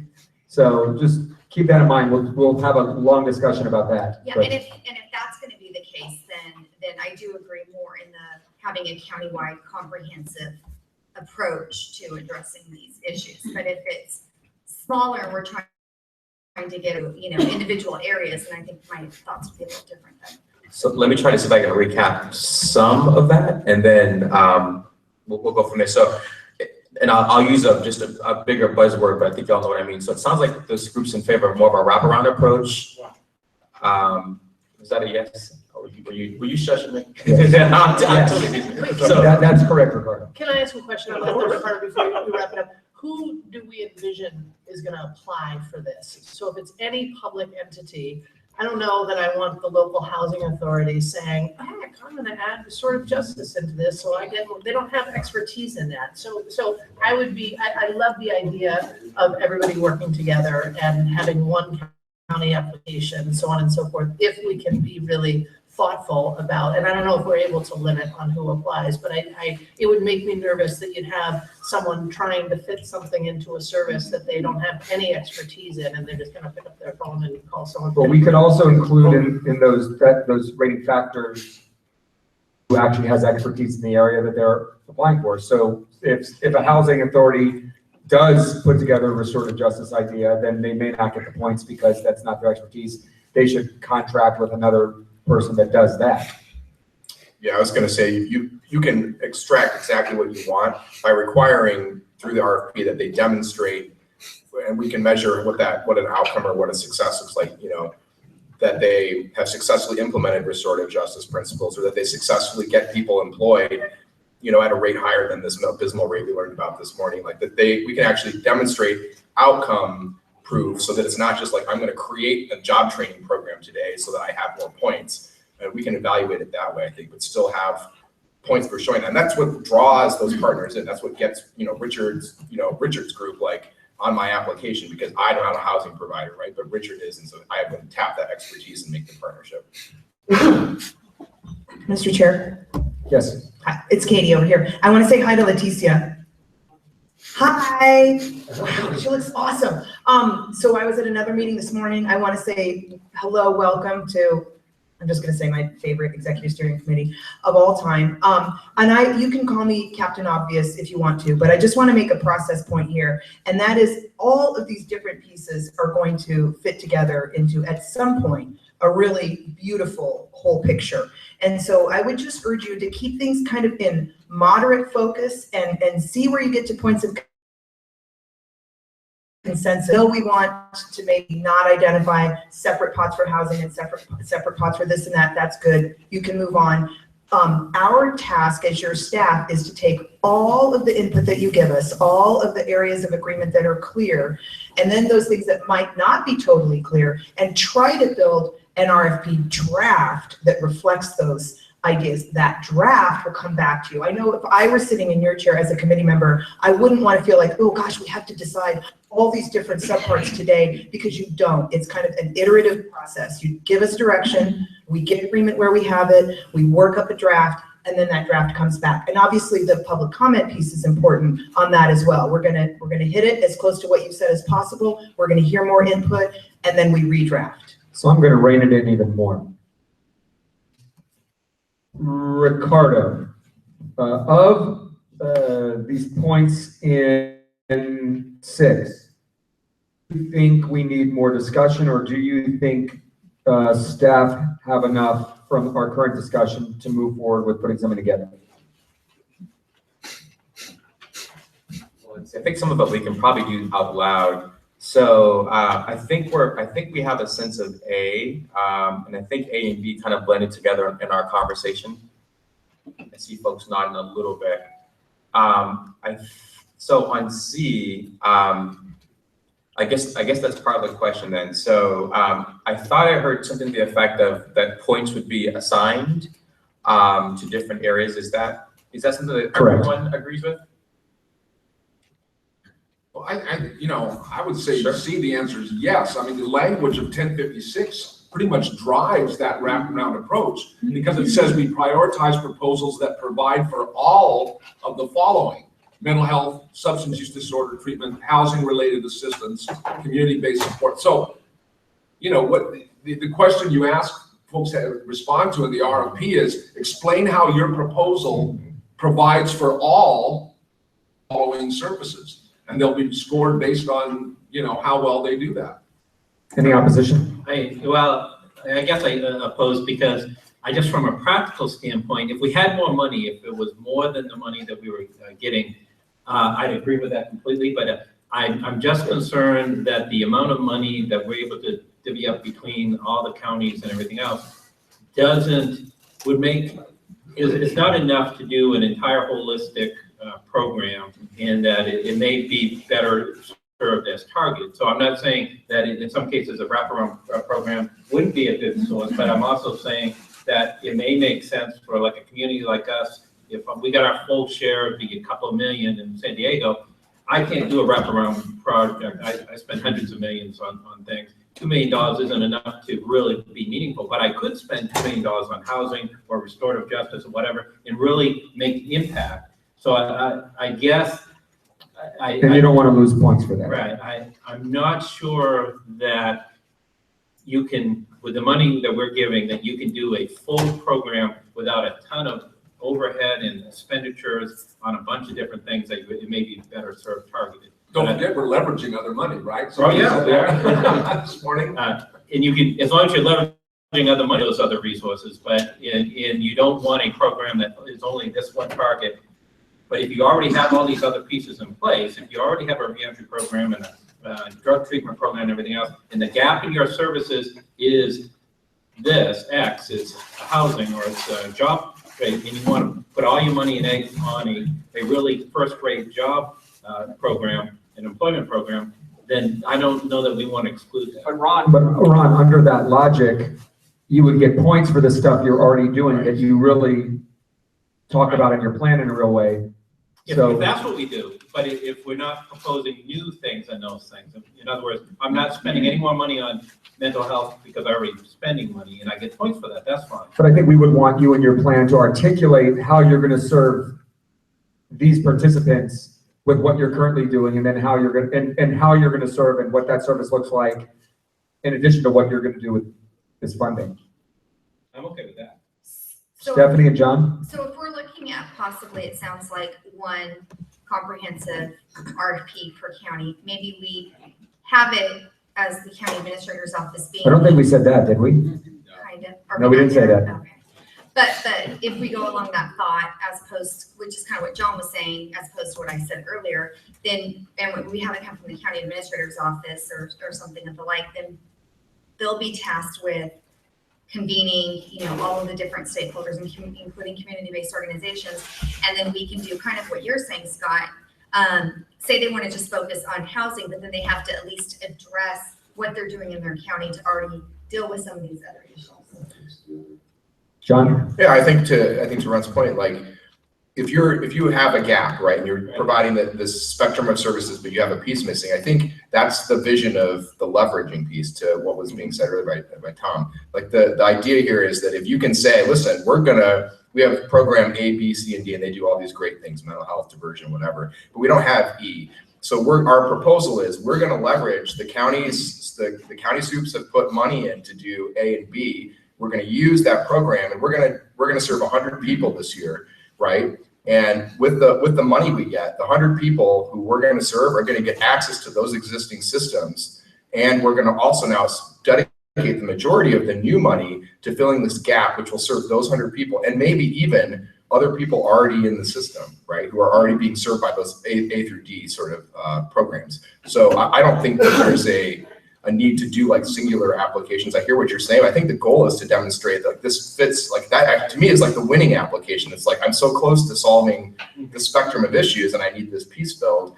This is what I'll use the money for, but everybody who's coming into my system for this application will get all the other services I'm giving. So under C, will applicants score higher or receive preferential points if they address more than one program requirement? That's a yes. Does anyone disagree? Specifically on that? Using this funding or leveraging each of things. If we pick one and we say case management is what we want, so that's where we're spending the bulk of our money, but we're leveraging the other resources. Fine. So is that what we mean? Yes. So, okay. Yeah, and actually, if I may just add that there's a lot of folks that are getting reclassified that are actually getting cut off from services as a result of that, which was an unanticipated consequence, and that should be definitely part of the conversations. How do we actually gap fill with it? Well, I don't know if gap fill is the right word, but that's happening right now. So folks, it's causing some tension. Can you just want to make sure that we can capture that. Can you talk about that just a little bit more in terms of how that affects us in the service and this process is that folks that are being reclassified under Prop 47 that have traditionally received all these other services that were being described are now being cut off from services. They're not eligible. They're not eligible. AB 109. So folks, folks are actually opting out of reclassifying because of that. And so I think we should be mindful of that. Sorry about that. All right, can we move on? Do you have something on this topic, C? On the next one. Okay, on D. All right, we're moving to D.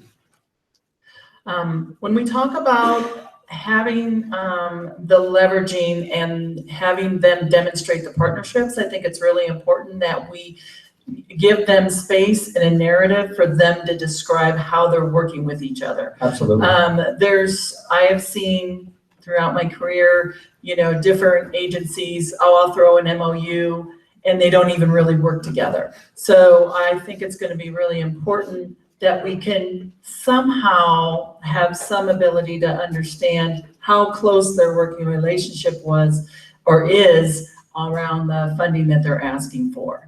So I don't know exactly how that can be worded, but I think it's important.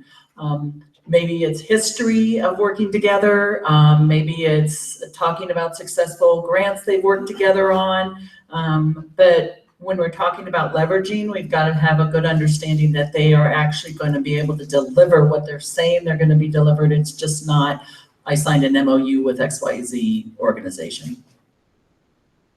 Absolutely. Yeah, I think one of the things that Prop 47 does, it encourages people who don't normally partner together to partner together. Love that. And so, with having said that, I think there will probably be lots of MOUs, but I think what's critical to me is how long that partner has been doing what they do well, and what the history of that looks like, as opposed to how long the two entities have been. And then also, I just want to be really cautious about always thinking that the governmental partner has to be law enforcement, because we've been talking about that. I think that's a false dichotomy. There are lots of county or state or partners that can be had. And so mental health being one. So I think that it's not so important to me as it normally would be how long they work together, because I'm expecting to see not so normal partnerships. Can I just add just a pro-con point? And if I do that to any of you, don't take offense. We just want to make sure you hear all the issues. So the other side of that is, and depending on, I asked Stephanie to kind of put a pin on it, but it's just relevant, so I'll raise it again. Depending on if this group decides to take an approach that trends towards more innovative approaches as opposed to things that are specifically evidence-based. If you have newer organizations that are formed locally to kind of meet challenges in their communities, I've heard John, you talk a lot about people providing services that are specific to them, and I've heard Sammy mention this as well. If you focus on how long someone's been in place, people that are trying to establish something new maybe negatively impacted? And I know the spirit of what you're trying to get at, but just as food for thought as we get closer to putting pen to paper. Yeah, I really do agree with that. I May I understand. finish? I'm sorry. Okay. So I think that's a good point. And so outcomes, outcomes is another factor. If they've just started, what they've done and how they've done it. And then the other thing that I wanted to say is the term evidence-based practice assumes that you've had resources to turn your work into an evidence-based practice. And many community-based organizations don't have that, and they become community best practices. So I just don't want it to just be evidence-based practices. It costs a whole lot of money to get an evidence-based practice, and some people doing really good work don't have those types of resources, and it won't be evidence-based, but it will be community-based and sound. I guess, and the only thing I was gonna add was that I'd hate to see groups or bodies that have historically not worked with our population. Case in point was the employment data that was given earlier, where I think it was somewhere around 60% was placed of the general population, and only 6 to 9% was placed that was this population, our population. I think that that is definitely not effective, right, or efficient use of resources. I think also there's some groups that have historically, through their policies, discriminated against these folks, and they're going to be applying for these funds. I think that's not something that we should, unless the only caveat I have to that is unless they're going to change their policies. If the housing authority that actually does not allow formerly incarcerated folks or system impacted folks live in the housing authority, the developments that they have, then why, you know what I'm saying? So I think, but knowing that housing is a big component of successful reentry, I think they would have to actually go back and commit to changing policies, create some kind of a brand project. We were talking about that earlier. And the last, I would have a question for you, Ricardo, is what about, because I know the statutes and we're talking about service delivery structure, and we know that the CBOs cannot apply for these funds. But a CBO that's part of this group, this body, which many of us are, could they be a subcontractor under this grant? I don't know how that plays out. Well, I think they'd almost have to be. In counties, for example, a county were applying for this grant. Counties contract with providers to do the treatment, so they'd have to be a subcontractor. Absolutely. Yeah. Ricardo, do you have enough for section D to get it on its feet, or would you like some more? Just one kind of follow-up prompt actually on D, but I think we're pretty close. So within D, that second bullet point that talks about partnerships with philanthropic and nonprofit organizations, I want to call out just to ask, is there anything in particular, beyond a point system that you guys want to use to prioritize that particular element of it? Because there's been a lot of talk about leveraging. I just want to make sure that leveraging means the same thing to all of you in the room and that we're not using the word in different ways. So is there any more that you want to put there that staff should consider? I mean, when I look at these proposals, for those of you who haven't rated it before, proposals can say anything they want. You can say all types of stuff. And if I remember in the Burn Jag, there was a certain small county right above Ventura, but I'm not going to name who it was, where the sheriff had this beautiful tagline, the community first and blah, blah, blah, blah, blah, blah, blah. But when you turn to the budget in the back of it, the sheriff was getting like 800,000 and the community groups were getting like 10,000. And if you read the entire proposal, you would think, oh my God, this sheriff is unbelievable. He's sending everything to the community-based organizations. But when you turn to the budget, it was the exact opposite. So I think prioritizing proposals that are actually giving community-based resources, community-based organizations new resources to do what they've proven to do well, rather than asking those community-based organizations to come be a partner and to do more without any additional resources. Was that under D stuff? Yeah. I mean, I just wanted to, you could always, in that thing that Ricardo asked, prioritize proposals where a public agency decides to partner with a philanthropic agency. But what does that word partner actually mean? I think that should not be prioritized, but it should be required, so it requires the partnership. And then I think when we get to the budget section, kind of like you have here about talking about limits to administrative and overhead costs, we limit how much money the governmental agency can receive out of the budget. So that we force the money to go to where the intent is for it to. I think we need to actually look at F2. Is there anything we would not want to fund? I have one. I don't think it should supplant any existing funds from a county. So a county can't say, historically, I've spent $200,000 a year on my community-based organization providing this. And then we find out that they come here for 200,000 and they remove that from their line item in their county budget, which basically turns into a net zero change in community-based investment. There it is. And I would just like to add for programs inside of jails or prisons, not be funded. Is the body? I agree with that one. Yeah, I do as well. I have an issue with funding failure, for lack of a better term. I think Prop 47 is signified a paradigm shift, right? Community was tired of status quo, how we dealt with things, right? So with that being said, this steering committee here, I believe we have an opportunity. It's larger than just the money, because we know we're working with a relatively small pool. But I think we have an opportunity to continue to advance that narrative. And what I mean by that is, for folks who are applying for this money, you have to be on board with the spirit of this. You know, for example, like I would have a personal issue with, like, I'm just gonna name it because I can't really do it any other way. If you were a district attorney who were opposed to it, or if you're not doing your part to correct the practices of your county. But now here's some funding coming down the stream. So now you're like, oh, well, I want some of this money, so now I can try that. Like, I have an issue with that. Because that to me is counter to the spirit of Prop 47. So I think we have an opportunity for anybody who applied for this, and just to throw something out there, like what Sammy mentioned, housing. This is an opportunity for you to change the culture of your entity, how you do businesses, right? How your practices are conducted. That way we can be more effective. It's larger than just the money, right? If we can get people to understand when we talk about holistic, right? This is how we can have that effect, that ripple effect that will continue to go on and on, to where we're not always doing the same thing over and over again. I have a follow-up question for you, John, and then I want to turn it over to Katie, who has a follow-up question for Sammy. So got you both lined up. So just practically speaking, I apologize because I'm struggling just a little bit. So in that scenario that you described, where there's a community that, let's say, historically was opposed to the proposition, but now that there's money, are you saying that we would write language that excludes? Like, I'm just trying to be clear on what you mean. To exclude, but it's up to us as a committee, right? But to be fair, I try to be fair.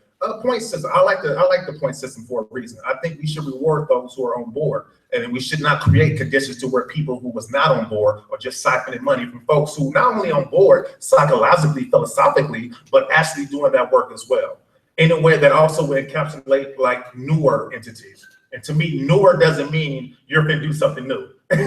You've been doing this for 25 years, so you go decide to adopt something different. No, we want to make sure we don't exclude those who understand, but as Bonnie pointed out, wasn't properly resourced to do the work. So I hope I'm not rambling, but I'm really serious about we're continuing the work of advancing this narrative around ending criminalization of people who are suffering from systemic conditions. Katie, and then John Bowers, and then Stephanie James. Okay, and then Tom had his hand up too. And I really do think the RFP can and should require, John, I mean, well, you get to decide. It might not be able to go as far as, you know, on a practical level, who was supportive of the proposition when, but a really, really clear demonstration by that applicant that they are doing things in the spirit and for the purposes that Prop 47, you know, was around for in the first place. And then to Sammy, this is just a point of clarification. I think your question sounded easy to me, but then I think we as staff got confused.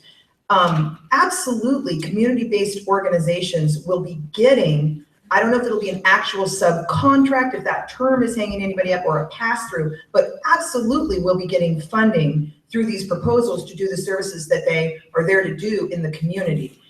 We wanted to make sure that, or to see whether you were asking a question about the community-based organizations that you as committee members represent. Was it a question about that?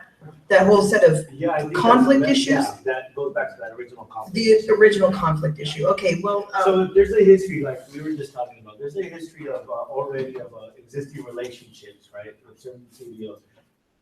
That's kind of how we got here in the first place, right? And if there's a particular best practice that's going to be amplified or lifted up into the application process, can that governing body say they're gonna work with a variety of different CBOs, include those that we represent? the short answer to that is no. I think the conflict of interest analysis, the legal analysis that we stepped through very, very carefully with great struggle and difficulty, and that we wanted to be sure that committee members understood they were making a decision to be involved in the policy formation and the RFP formation and making those recommendations about the structure of the grant. So while those of you who are from non-governmental organizations, during the term that you are on this committee, the organization that employs you can't be a recipient of funds. I don't think we can revisit that. Let's move on. G. Well, actually, you guys, we're still on F, sorry about that. It was John, then Stephanie, and then Tom. Yeah, my comment would just be to reinforce what John was saying in terms of finding language that keeps the money outside of correctional institutions. We've already taken a position at the beginning that one of our goalposts was trauma-informed care, and I think most people who are in the practice or world of trauma-informed care know that people don't respond the same way to care at the place where they are incarcerated as they are when they are in the community. So I would just say that seems consistent. Thanks, John. Chief James? I just wanted to say, and I know we haven't decided how many proposals are going to be submitted, but I do think there's, within any county, there are some agencies that have been very supportive of Proposition 47, while there have been others that are not. So if we're doing one proposal, I know we're not 100% there yet from a county, I do think that needs to be kind of taken into consideration, because some agencies will just, local law enforcement may not be, but public defenders like right in the forefront with the DA and probation officers. Renfrey. Yeah, I'll be quick. I don't think necessarily we should hold an agency's history against them.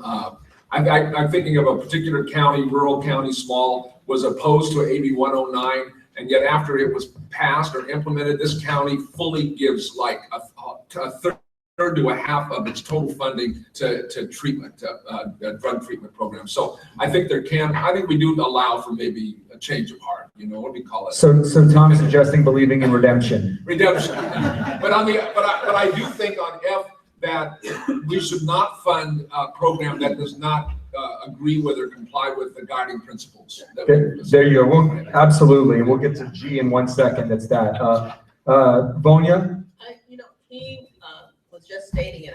I come from a county supervisors voted unanimously against Prop 47 before it even came to the ballot. And so they didn't support it and they haven't, but it's the people that will benefit from Prop 47 funds. And for that reason, those counties, and I know this sounds horrible, but those counties who hated the most needed the most. Thank you. What I mean? Shelley? Just quick clarification on the no funding of in-custody programs/services. That means that we would be effectively cutting out a program that goes in the last couple of weeks that someone is incarcerated, for example, as part of a re-entry process. It doesn't matter. Not cutting it out. If they just wouldn't get these additional funds from Prop 47. They're funded to the hilt and their programs are ineffective for the most part. And so it's not cutting it out or taking anything from them. We're just not going to add to that. Yeah. Yes. Me? Yes. Thank you. As far as the drug Medi-Cal and substance abuse treatment, if they're getting funded through drug Medi-Cal, how does that work? How do you still give that agency money if they're already getting funded through drug Medi-Cal for a substance abuse treatment? You want to answer that? Yeah, I mean, for a program that had, for those applicants who were already Medi-Cal eligible, you wouldn't have to provide them with the additional money. They're actually getting For the new eligibles are getting 100% federally funded now. The program, most programs though serve a mix of clients. They have some who are Medi-Cal eligible, they have others who are not, so they've got to use other funds for people who are not Medi-Cal eligible. So even though the program might be drug Medi-Cal certified, they might be serving a mix of population. So it would just, would vary depending on the program, but certainly if you're serving predominantly Medi-Cal eligibles, yeah, you're already getting a lot of drug Medi-Cal money. You wouldn't need to really supplement them that much. So let's move on to section G. How can this proposal best instill or overlay the guiding principles suggested by the ESC?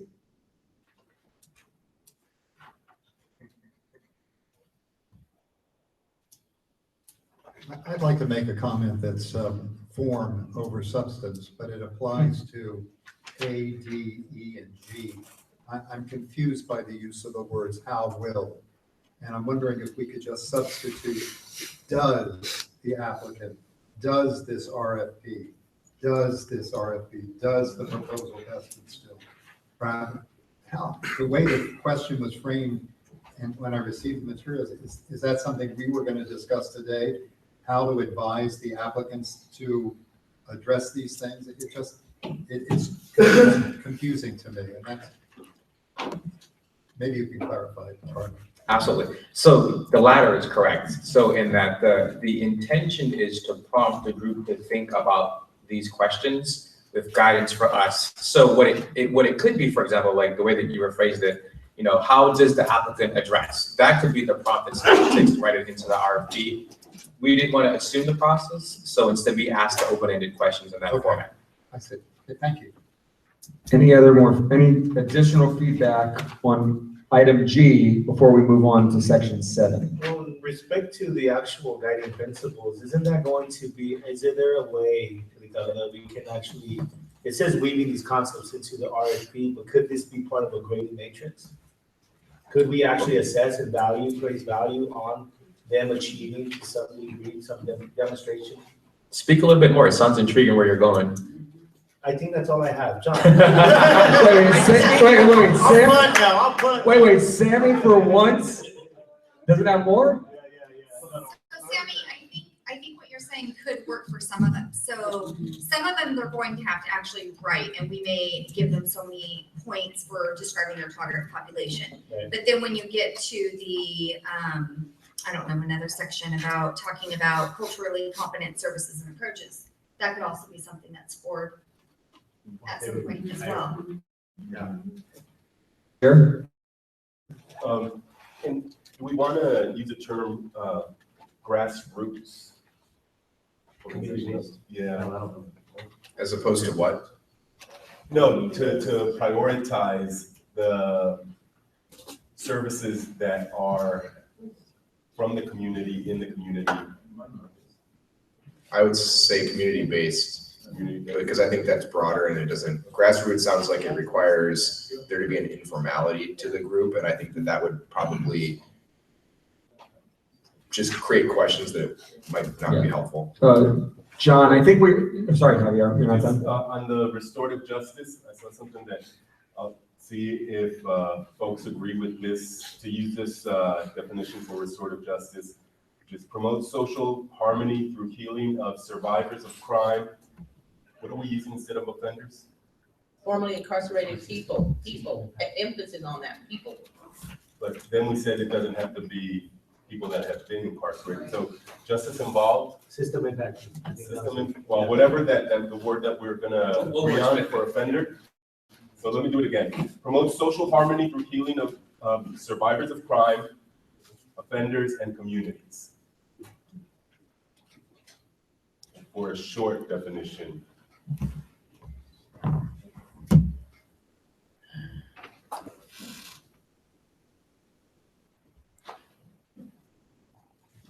No objections?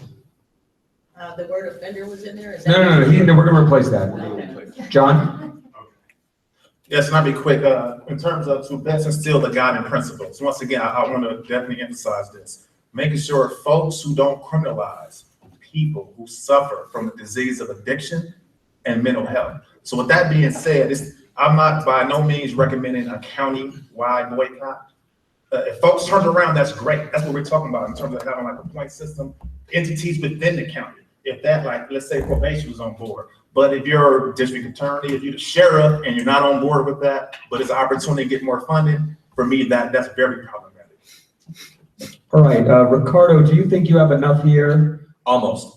So in E, and just for those that came in late, we mentioned earlier that we would jump around if we covered points. So I'm just looking at under E, those last 3 bullets. So consider geographic diversity, admin, and services to juveniles. I'd like to spend just a little bit more time there. So with the geographic diversity, for example, because it sounded like there's different opinions on how to approach that. There's a lot of different ways that you could go. For example, you could designate that funding has to go to specific regions, just as a, for example, or that based on city population, whatever the case might be, that you allocate, accordingly. Or you could, take different tacks where you say the greatest need is in these areas, et cetera, et cetera. So all that to say, what does geographic diversity in the context of this RFP, what would that look like for you guys? How should we be writing that in? John, you have a definition for geographic diversity? I'm going to hear Sammy first. I have an idea for this one. It's a little heady, but my real one I wanted to talk about was the next one, but I'll hear Sammy first. Yeah, I think that geographic diversity includes those communities that have been historically disinvested in the past. I feel as though there's been geographic inequity in terms of funds that go into these places, and yet there also are those are the places where there's a lot of prisons being established. For example, Central Valley, right, it has a plethora of prisons being established. There are 20-something prisons, 1 public university. That to me is geographic diversity, that we're going to actually undo some of the harm that's been done in those communities by really highlighting and focusing on the needs in that community that have been created over the course of the last few decades of expansion. I was just gonna say that we can't forget also the small rural areas who traditionally have less resources than some of the larger communities.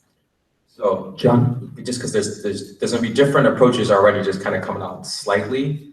What does that mean to you, Stephanie? Are you thinking of set asides, for example? What does that mean for you when you say we can't forget about small counties or cities? Yeah, I think so. I mean, I think when we're looking at it, we need to do some set aside so that, a small county that has 1 community-based organization in the whole county and has limited services isn't competing with Alameda County, who has a lot of community-based organizations who are already doing a lot of stuff. So they'd be kind of competing with similar counties. So maybe it's based on county population size, small, medium, large.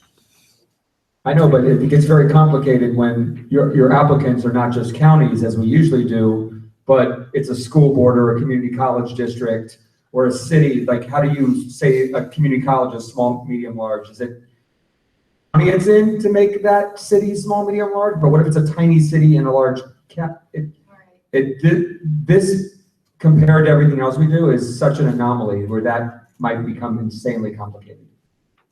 John? So I would use the example as a possible solution. I'm not going to necessarily advocate right now for it.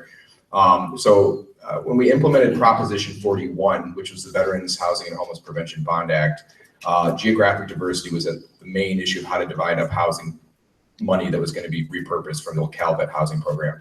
And what they did was they took 75% of the funds and they divided the state into 5 geographic regions that represented equitable amounts of housing insecurity and poverty in a ratio that was determined by 2 formulas using actual data the state collects. And they created 5 different geographic regions, and 75% of the money was allocated among those regions on a proportional basis, and a 25% balance was left to apply to spill over to fund where other proposals may have come from in other spaces. So maybe Region 4 has more proposals this time. There was a spillover fund available to supplement and be flexible.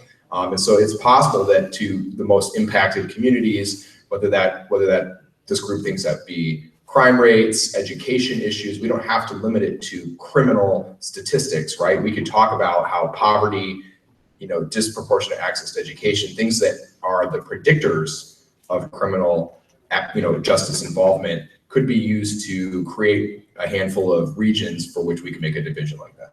I really like that idea. Staff, do you think it's feasible to look into how that was calculated and possibly work with John? Okay. Anyone in disagreement with that idea, in theory, for us to investigate?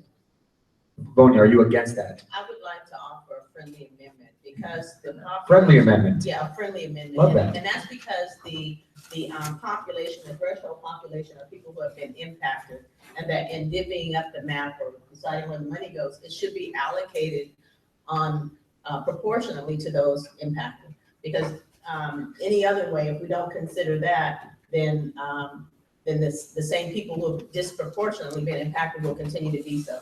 And so if we could include something to also include the number of impacted people in a particular region as a way of, and ranking that, giving that some kind of point. Right, so I'm not, so to her point, I'm not opposed to this. I'm not proposing what the specific metric be. I just threw some ideas out. So I'm just suggesting that there be a set aside with a minimum spillover, Yes. and then we can determine the metric. Yeah. More of a clarification.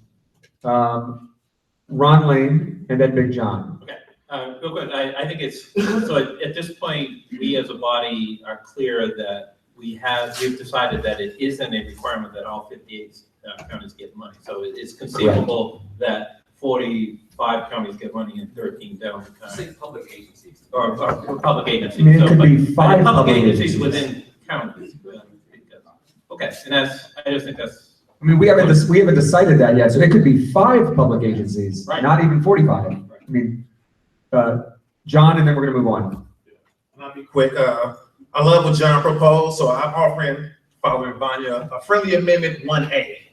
On the subject of regional, for example, what's happening in Oakland, folks are being pushed out to Stockton, but they're going back and forth. So I propose that the regional, I love that idea of regional division, that it encompasses what's happening with displacement gentrification, because we can't ignore that. That is a serious phenomenon.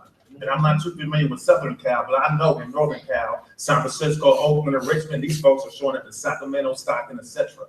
So I think that's something that we have to keep in mind in terms of treatment. So, thank you, John. Consider appropriate limits for administrative costs and overhead. John Bowders, is that where you had a suggestion? Yeah, I just want to point out that I learned through a couple other implementation processes that certain types of, since we're talking public agencies, certain types of public agencies actually have statutory or local regulation about when they apply for grants, that a minimum percentage of everything in the grant goes to admin. And I learned, like, in the university setting, in some universities it's as much as 28%. And so, but I also know that, our friends here at the BSCC sometimes operate on a shoestring because they don't even get administrative oversight costs. And so there's kind of a balance to be had here to figure that out. And I just want to propose, though, that we really should look at that, because I think the goal of this money, there is a limited amount. It's not as much as it should be. I think the state has to fix that still. We just need to come up with a appropriate limit for that. In my experience with the CalWorks Housing Support Program, I will keep the county anonymous for their sake, but there was a county that $1,000 off the top just for management of its systems, and I just found that egregious. So Any opposition to limiting the amount of overhead someone can charge, and we'll have staff draft us something we can look at? Standard is 5% or so. That's typically what we include in our grant, somewhere in that range. That's fair. Wait, I have one other thing. So, sorry, just really quick. So if the public agency has a limit on 5% or whatever the percentage is, then if they're going to subcontract or pass through the money, then are we going to say that they're going to have a limit on what their administrative costs can be also? So there's the subcontracted entity also. We could have that conversation. I think, and it's kind of to the point Scott made earlier, we haven't had to delve into this level of detail for prior grants that the BACC is administered, but for obvious reasons, this is different. So it's a fair question. And if you want to, let's say just for example's sake, we say 5% is the admin cap. If you want to then pass that on also to any subcontracted agencies, that's something that the group could consider. Yeah, I was just gonna bring up that same conversation with the community recidivism reduction grants. Because those amounts through the governor's budget were so small in our county, we didn't allow our community-based organizations to allow for any administrative overhead type costs. I think in this one, because the funds obviously will be greater, that seems reasonable, but I think we definitely, the intent is to provide as many direct services as necessary to support our clients, and so we should limit that across the board. Shelley, take the last comment here. Sure, I think some of it depends upon what it is that the community-based, or pardon me, that the government entity says they're going to do, right? If they have a staff person who's gonna come in and provide technical assistance and do loads of work, that's very different than if it's that kind of traditional indirect cost issue where you just kind of, the money comes down and no one really knows what it accounts for. So I think it would be worthwhile for us to distinguish between those two things. It's same for the community-based organization, right? If the CBO wants to hire someone to do a lot of this work, then I think that would be great. Richard, was that a raised hand? It was a raised hand, and actually it's going back a little bit, so I apologize. I agree with John when he said, the 5 regions, until John said Oakland is Northern California. There's 350 more miles of Northern California after Oakland, so if we're put in the Northern California region, that really is kind of disproportionate. I prefer regions based on maybe population below a certain amount, below 200,000, something to that aspect. Maybe you want to speak to that. But if we're lumped in with, I know everything north of LA is Northern California. But the state of Jefferson way up there. Yeah, exactly. So Duly noted. Last question, consider proposals to provide services to juveniles. Any objections? Under 18, yeah. And is considered for you guys as simple as a point system? Is it more than that? Just so we can word it in a way that reflects what this body wants. I'm not sure about the juveniles, and the only reason I'm going to say is we're talking about arrests, and the juvenile system is so different than the adult system, is that every juvenile arrest does go before a probation department. We have to assess them for every arrest, and then we have a variety of diversion programs and services that we can already provide, and we have funding through the state to even provide those services. So I definitely don't think they should get any kind of priority funding. My intent would be to focus. I don't think we were talking about priority funding, we just, that they're eligible. Any objection? Frank Guzman. I don't have an opinion on side that this is for the adult population, and I would also include youth who were prosecuted and ended up with adult convictions. Yeah. So not age-based, but jurisdiction. Thank you. We are not excluding people who have other serious offenses, and so they may fall under our broad, they have substance abuse issues or otherwise. So Prop 47 notwithstanding. So I cannot imagine we need to cover anything in 6 any longer. Ricardo, you have everything you need. I think I'm good. That's not John raised his hand. I mean, everyone's going to continue raising their hands. We need to move on. Number 7. Number 7, who's presenting? I am. Number 7 has to do with community engagement and the strategic planning process. Basically, we've gone over the presentation. Subsequently, what you have in front of you in number 7 is a brief definition of what a community engagement is. So I'm going to move directly into the actual prompt itself with some commentary with regard to the questions that I'm asked. First one, number A, what does community engagement collaboration mean for this grant? Specifically, let's talk about the definitions. Floor is open.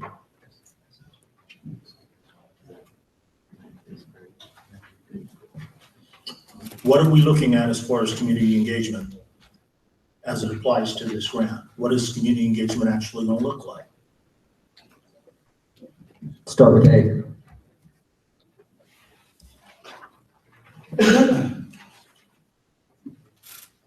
Is community engagement going to look like with public agencies? Is it going to just be public agencies? Is it going to include the CBOs? Is it going to include other partners? Is it going to include the public? I'll take a shot at it. Great, please do, Bonnie. Community engagement would look like community-based organizations partnering in partnership with the public agency. And they would actually, it would be community-informed programs and services.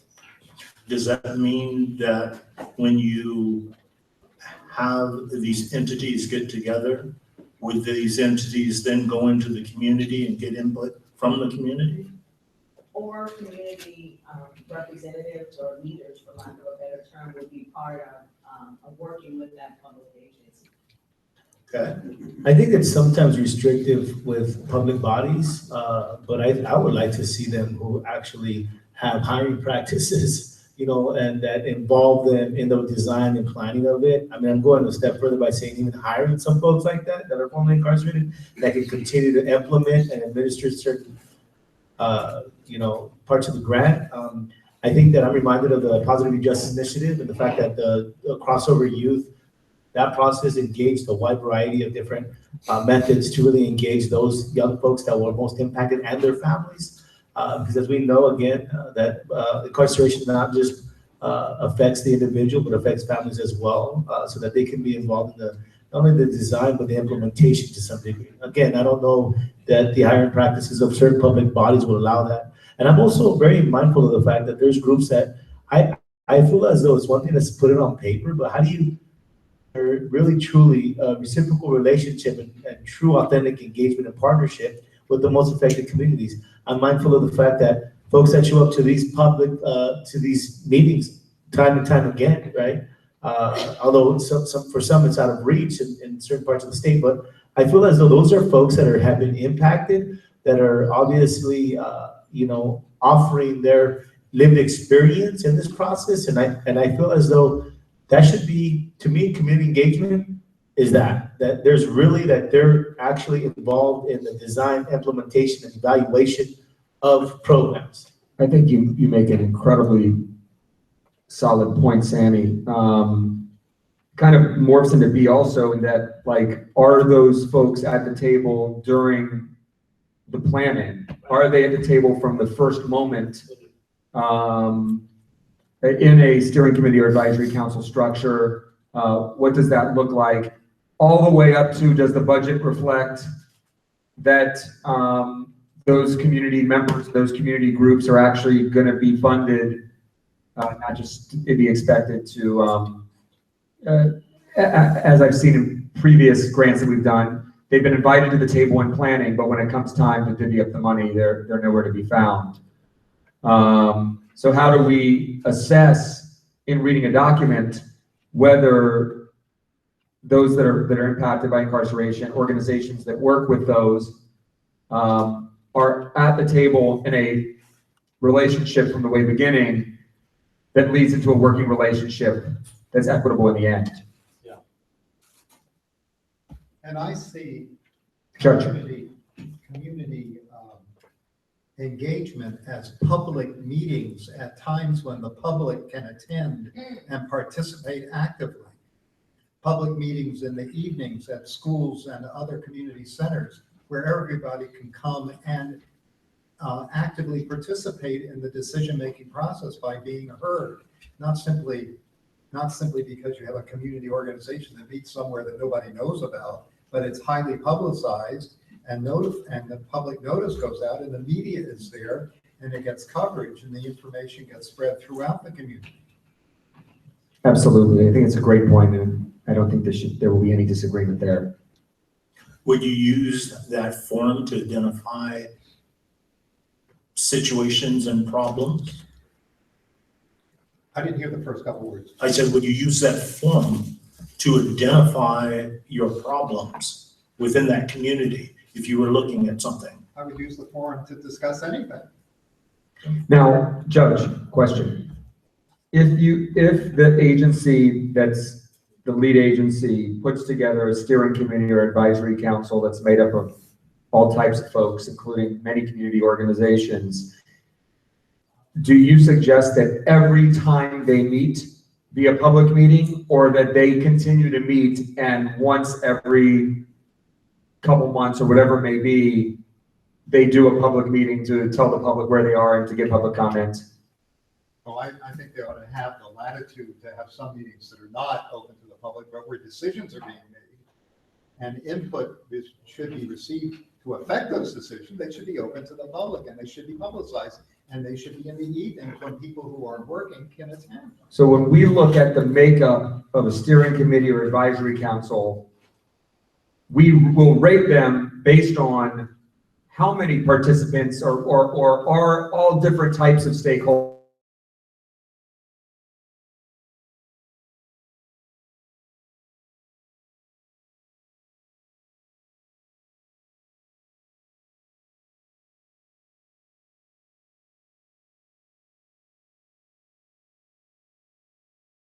inclusive and transparent.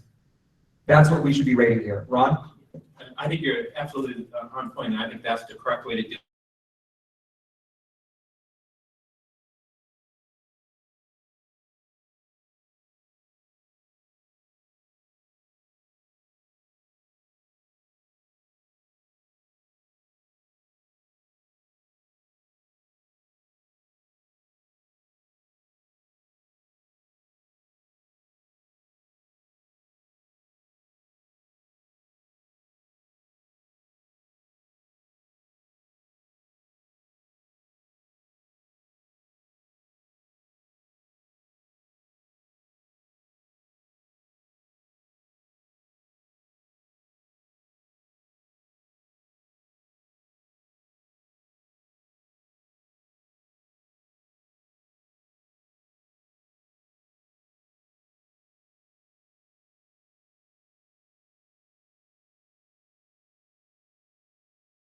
Done. Sammy? I just want to add that there are existing groups out there though, like, under, like the Community Corrections Partnership that exists.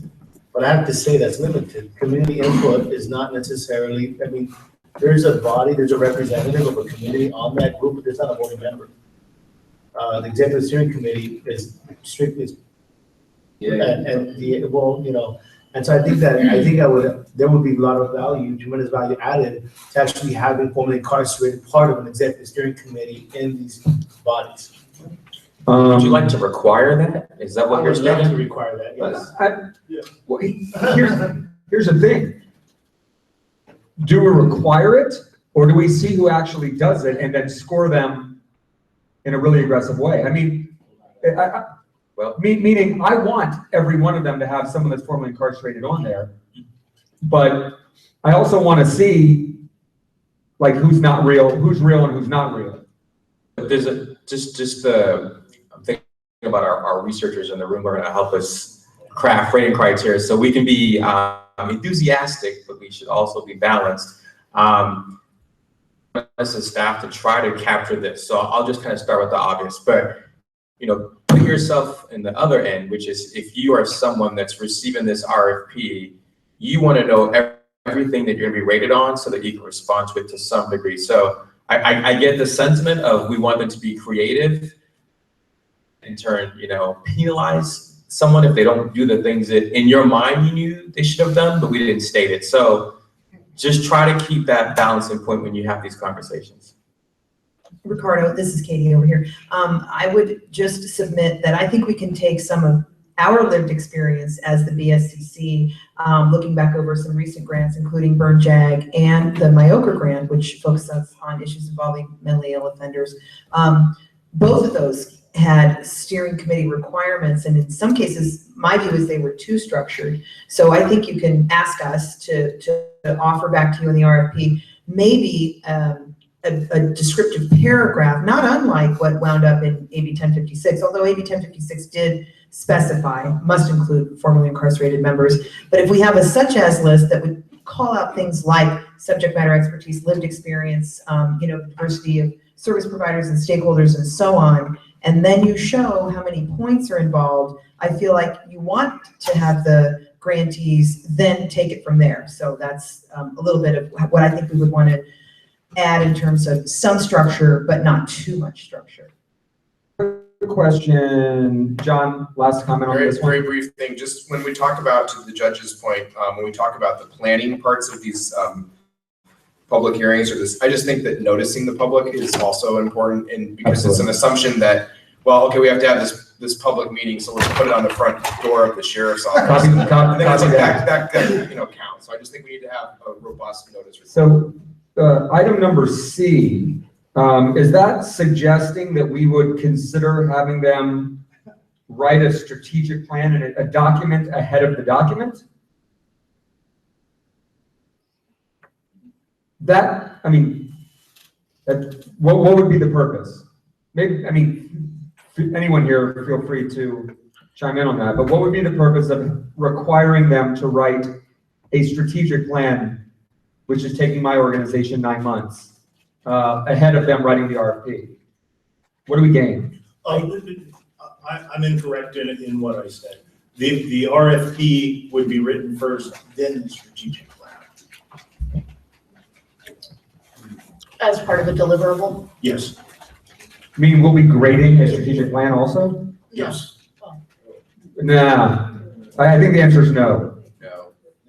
Okay, good. D, what type of documentation will be required to establish formal community collaboration? Letters of agreement, MOU, etc. This should be a very simple question. What should it be? As long as it's real. I don't care what they do, as long as it's real, authentic partnership. And I just want to say that in the counties, I think there should be some kind of a strategic planning process in these counties to look at how realignment is really not realized in our communities oftentimes. There's still huge structural barriers. I think it would behoove us. I would look favorably at a county that's looking at creating a blue ribbon commission and looking at how Prop 47 is real serious as a county to look at these issues and really start to address it across, kind of jurisdiction or governmental or intergovernmental bodies. Can I suggest that the strategic plan, once you've decided specifically what it is that you want them to apply for, that strategic plan is made up as to the steps that they're going to take for the life of the actual plan itself, so that you have an idea of where the money is going to be spent, how it's going to be But that should be in the RFP. and so on and so forth. Yeah, but let me just respond. So, an RFP can be written by a few grant writers, right, sitting in a room. I think an implementation plan, I don't like strategic plan because a strategic plan sit on the shelf somewhere. Right. I think an implementation plan that is done in with public input, like in the meetings that George was suggesting, I think that could be valuable to see how specifically are you going to implement the things that you say you're going to do in your, But why is that just not part of the RFP? Well, I guess it could be, but it needs to be, I think that goes back then to be about making sure you have, community input into the plan. And what If type? you wanted to make it a part of the RFP, I think that would be, fine. But I think we should. I don't think we want to be looking for, we could get 400 submissions here, two full separate plans from each. So what do we, Chief, are you addressing item D? Yeah, D. I think at this point it needs to be letters of support. Most MOUs with the county need to go before the board of supervisors and aren't usually entered into until after the grant has been received. Can we ask the organizations that are writing a letter of agreement, a community-based organization, to state in their letters that they had full voting rights at every meeting, or at least invited to every meeting, that they were part of the public hearings, so that we know, and that we know from them that they had equal participation? Scott, yes, absolutely. We've done that, and you could ask the RFP developers to list their strategic committee members and even show check-in sheets at planning meetings if you wanted to. I want to go back to, so Stephanie, just as a practical matter, sometimes why we include the MOUs in in the RFP. There's some cities and counties where it takes a long time to get before the board. So we'll offer upfront, if you are awarded funding, so that those folks that they know it's going to take, sometimes in Los Angeles, quite a few months to get on the agenda, we just build it in so that they're not then having a delayed start time. So just know that's the purpose of it. Great. Scott, can I jump in? Just, Yeah, again, sorry. a practical question. Just, I'm trying to wrap my brain around what these community meetings will look like and what it means if we have multiple applications coming from individual counties. So you have someone who needs to, 5 different public meetings from 5 different lead organizations. I just think we should keep that in mind as we're thinking about how, if we want to limit against our counties, just to streamline this, because otherwise I think it could get very burdensome and confusing for community-based organizations who think, that is an interesting question. I mean, is there a mechanism to limit the amount of public agencies that apply in a county or not? Well, if we were using our old models, if we were, for example, doing, I apologize, I don't know what that means. If we were using, if we had a model where we said only county organizations were applying, we could direct them to go to a central agency and just require that you have to check in the public agency. I don't know, practically, I mean, we could try to put language in that says you must coordinate locally, something to that effect. But I don't know how you would practically say, you 3 are in the same county and you're in this city and you're in this school district, but like that could be quite a nightmare, I would imagine. So let's move on to letter E. Will the lead public agency explain how and why certain community partners were selected? Absolutely. Okay, I have a comment about that too. I know sometimes that when public agencies, when they're working on their RFP process, they can't necessarily name the contractor that they're going to subcontract with because they have to put it out for an RFP process. Yeah, they wouldn't be naming the person who's actually their contractor. They would just be naming the people that are going to be on their steering committee that's helping put the RFP together. Anyone being their contractor. So they don't have to commit, we're saying that they will not have to commit to identifying the agency that is going to be providing the direct Well, services. that's a good question. That's what I'm asking. It's kind of like one with what you said. It kind of says that. It's asking, so you have to know who they are. Right, and I don't know, I don't know if Ron knows the answer to this either, but, my understanding is if we would put out an RFP to the community, say the sheriff's department's gonna have drug treatment or something, and we're gonna put an RFP out, we can't go and say, we are definitely going to pick this provider versus submitting having an RFP process ourselves. County, so we probably need to have them just explain how they're gonna go about that process. Like in our county, if it's less than $100,000 contract, we don't have to go out to RFP. If it's greater than we would. And in this one, it sounds like, community-based organizations are going to seek public entities to partner with in that process. It probably already started. So I don't know how they'll work around the county requirements of putting it out to bid. So, I'm sorry, go on, finish. Yeah, that was it. So Katie, let me kind of restate what we're talking about right here. When we're reading an application and they've already decided, a county has decided who the provider is going to be to provide, let's say, substance abuse services. And they state that in the RFP and state the background and the data behind this organization, that will give us as raters comfort knowing that we know who the provider is. We have this in the proposal that we're rating about them. What about in a county that cannot just choose the provider, but has to issue an entire RFP and states that they're going to do substance abuse treatment, but does not state who's going to provide it, et cetera? How do we deal with that? That sounds pretty challenging. So San Diego, that would be your case. You couldn't identify as part of your RFP planning process, we want to work with ABC service provider and XYZ housing. Right. Well, it could be either Oh, way. San We Diego. do have a set group of providers in each of our regions. We have large providers that already have contracts, and to the extent that we're just adding that to that, Yeah. then we do that. But one of the things that we're really trying to focus on in future grants or whatever is not just reallocating the same beds we have. We want to grow capacity. And if we're going to grow capacity and actually add treatment beds and add housing in our community, that's generally going to mean that we're going to have to go to RFP to get new providers or expanded services. John Bowders. I just know that having applied to counties before, that the county can put out the equivalent to an RFP, which has a contingency. This is contingent upon further approval. That happens a lot in housing where people apply for money for things and you say, like, we don't have a guarantee of the money. There's a lot of affordable developers who are always like on the fence of whether or not the funding will come through and then get allocated to the particular jurisdiction that's applying for the money. So I would think that a county that, because I would want to know, reading an evaluation, who are you working with, right? I want to know that this is somebody who's competent in working with people on reentry and has a proven track record like we've talked about. So I would think we would have an ability to find a way to put an RFP out, that counties that maybe, need to vet that can vet it in advance with, the understanding that it's contingent upon receiving funding. I mean, I think lots of nonprofits are used to that.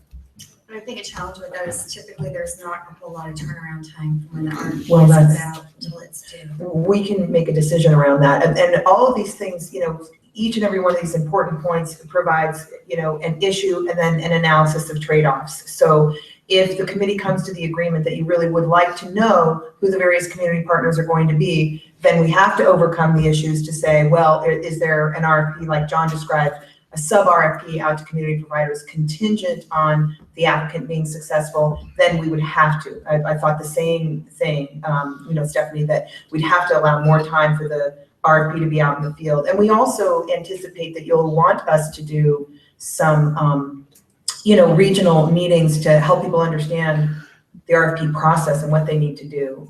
So there's a lot of work to be done, but.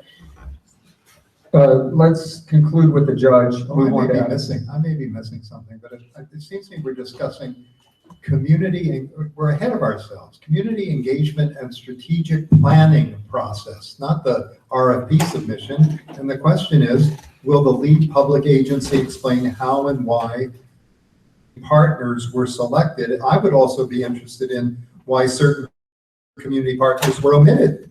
And it just seems to me that that's a subject of some interest in how they came about, how they came to what it was ultimately submitted.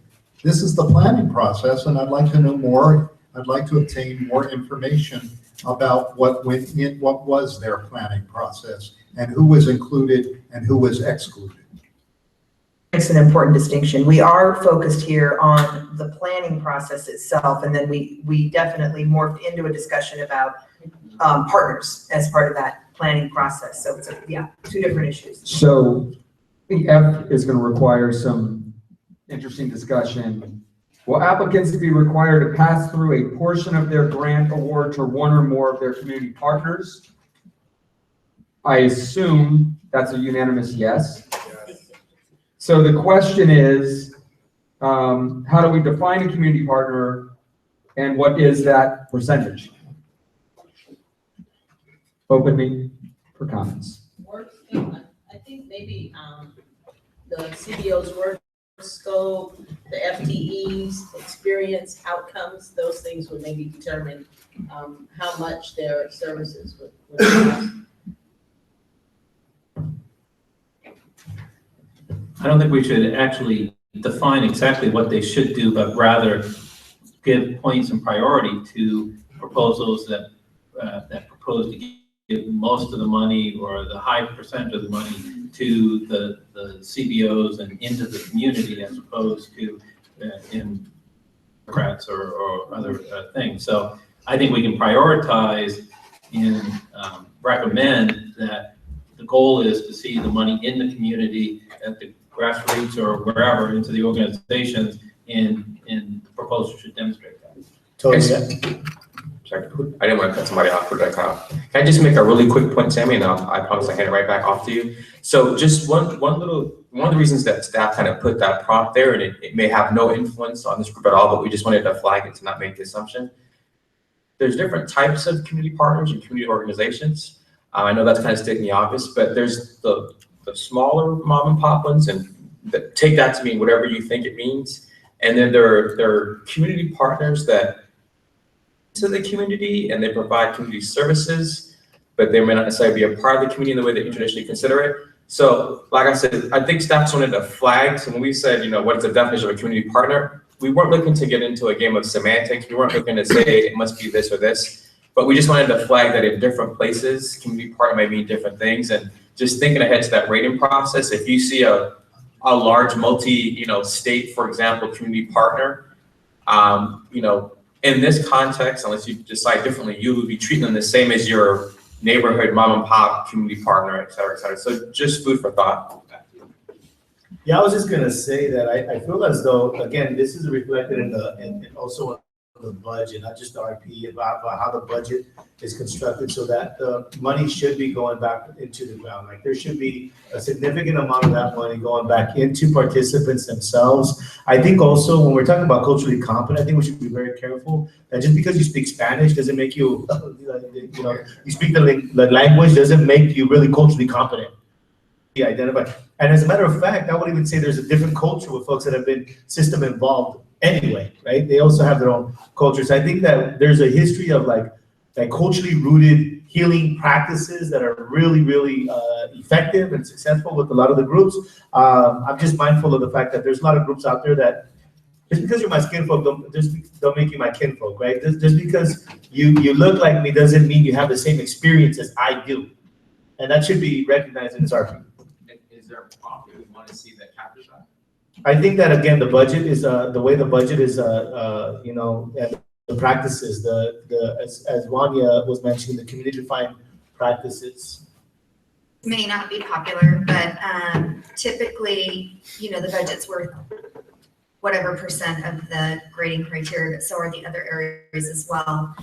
And so we could have kind of like Scott talked about, this fabulous program, you get to the budget and all the money is going to a governmental agency. So I would propose putting something in there that actually does say whatever 50% has to go. That's very popular. Oh, is that a good idea? Let's start at 50. And then each, We might want to be a little careful here, especially with small counties that maybe only have a handful of providers, and the county itself actually provides a lot of the direct services. So if we get too prescriptive, manage those counties through, no fault of their own.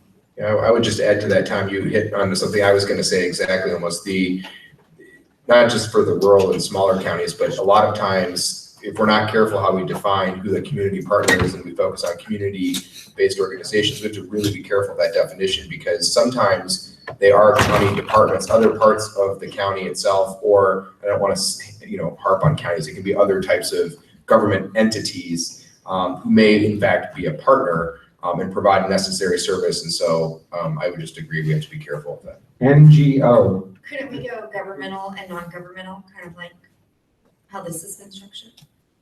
You could, but to then Tom's point, if you're in Colusa County and your county runs most of the services that are provided at the community level, and you have a requirement, you could inadvertently make them ineligible if they can't find a way to spend the minimum amount of money on the CBO to get over that threshold. So, although from a rural it's county, just, I mean, when you decides if we have them or not, I mean, that small county is not going to be getting the same amount as Los Angeles County or Orange County or San Diego County. So if that amounts a few $100,000, passing 50% of it, $200,000, $300,000 to one nonprofit organization or two nonprofits organization doesn't seem like a real chore. No, the other thing you can do is you can say that applications that are below a certain amount have a different percentage threshold.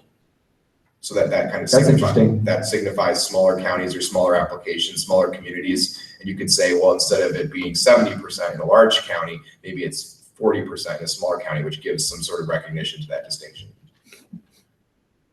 about an evaluation component. Is that going to be spelled out in? Oh, yeah, I think that's not here, but we will get to that, right? Evaluation, yes, we will be grading a whole section on evaluation. So I'm just wondering, when we talk about what's gonna pass through to the CBO, is that evaluation gonna pass through another entity? Or is the CBO gonna be responsible for getting the evaluation? I think we'll have to decide that.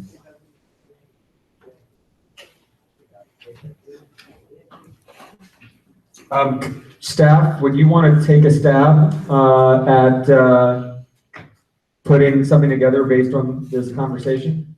Yes. Can we just do one, can we just get, well, I guess, we can do the percentage part, I think there's enough that we can start with, but that community partner part, I don't know, I mean, do you guys think you're on the same page in terms of what the definition of a community partner is? I guess I'll just ask you the question. I think you made an important distinction. There are community partners who provide services to communities, and then there are community partners that are actually part of the community. They're faith-based or they're grassroots organizations that live in the community, and they're the ones who are the most difficult to get the money to. So I'm certainly strong advocates, and we've been at this for a long time, and we've talked about it with the Community Capacity Fund. Prioritize getting the money to the organizations that are actually in the community as opposed to nonprofits or non-governmental entities who are providing services to the community.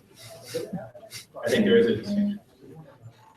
But I do have a question. So how do we know that? I mean, are they a 501c3? Are they, do they have some type of structured governing body? Yeah, You know, I mean, you could, I mean, company would be a non-governmental agency. So I think it needs to be a nonprofit, non-governmental agency.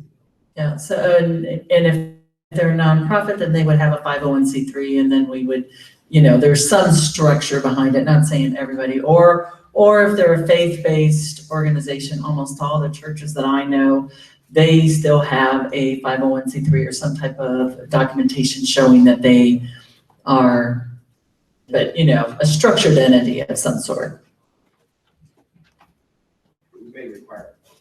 If you're gonna limit it to nonprofits though, then most narcotic programs wouldn't qualify because most of those are for profit. These are the methadone programs. And at the same time, an organization that's non-governmental nonprofit like Sutter Health is actually then potentially a co-partner applicant. So I think you have to think about it. And don't law enforcement foundations, aren't they all 501(c)(3)s as well? Yeah.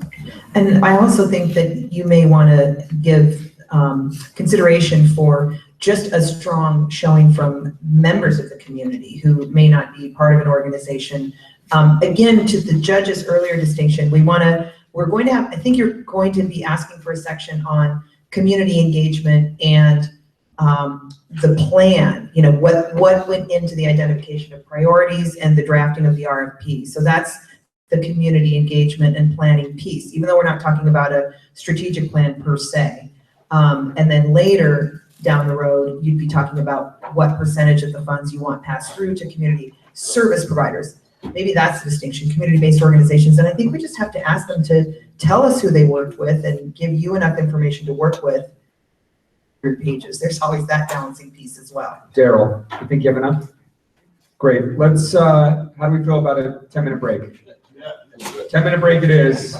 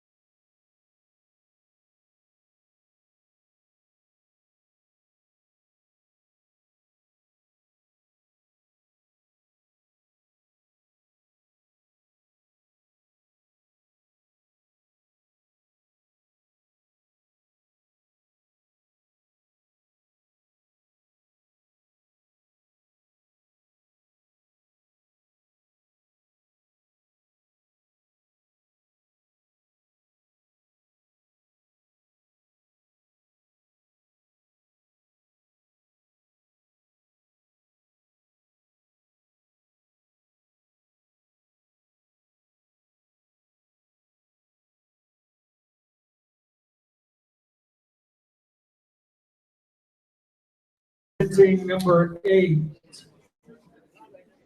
Ricardo or Daryl, number 8. Ricardo it is. Should we give a specific rating criteria to Ricardo's bow tie? We should.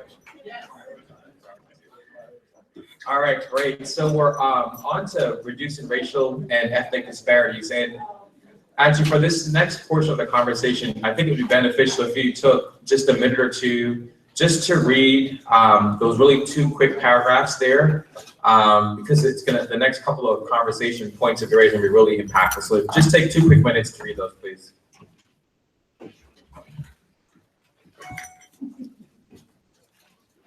Is there a connection between the 2 words overrepresented and underserved?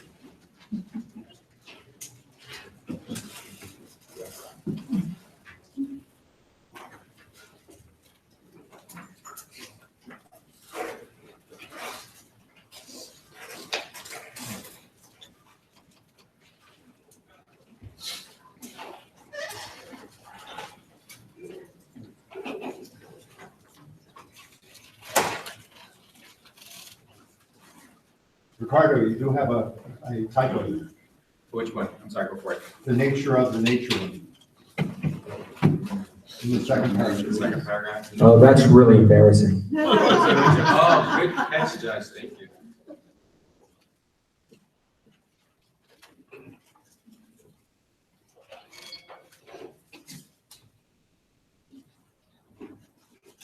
All right, it looks like folks have had a chance to read it. Okay, so we wanted to kind of provide that larger overview and then ask a series of questions. And prior, we've been kind of chunking them out, but I want you to just kind of think about them in totality, with just the only preface being today and in prior meetings, we've talked a lot about, how do we appropriately serve the population that we think is most impacted, or that we would want these dollars to go towards.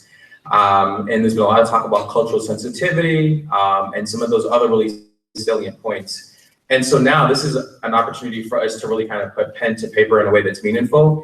So we started with just providing some just broad overlay language, but we want you to kind of flesh out a bit more just to talk about, when you look at prompt A, for example, what type of language, should the lead agency consider when they develop the proposal? Is it woven?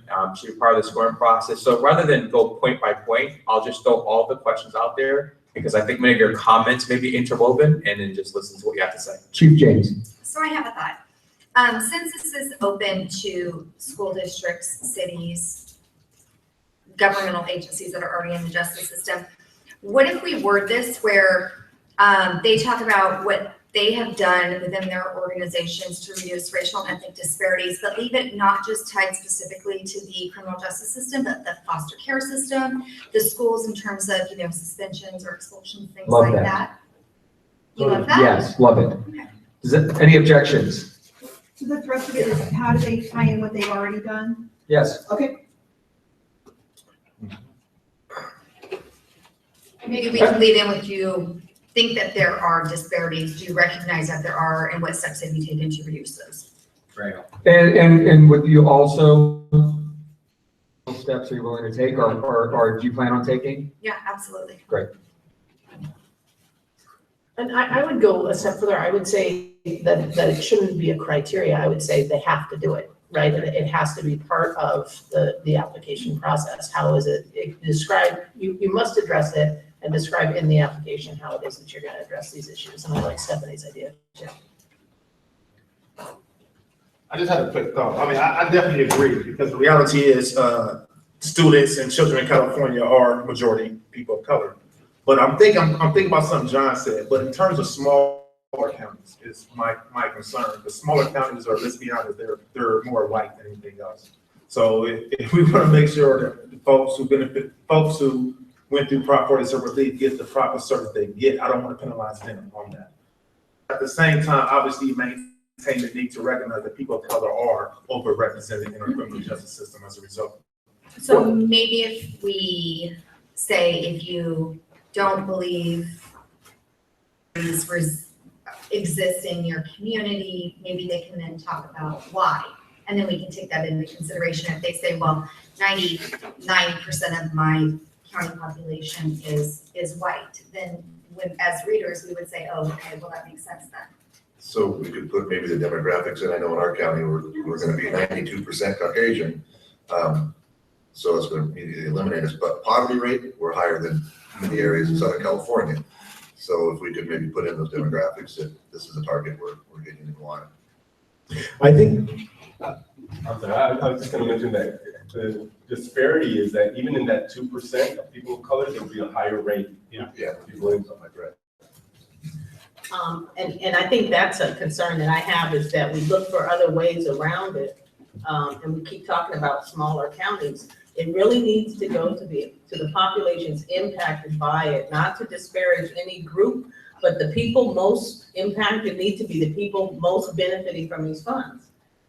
Ways to get it somewhere else, then the people who are most impacted will continue to be most impacted and won't have given out the funds. So I really would argue in support of making sure that the funds are distributed to those areas that have recognized RID and that their RFP address.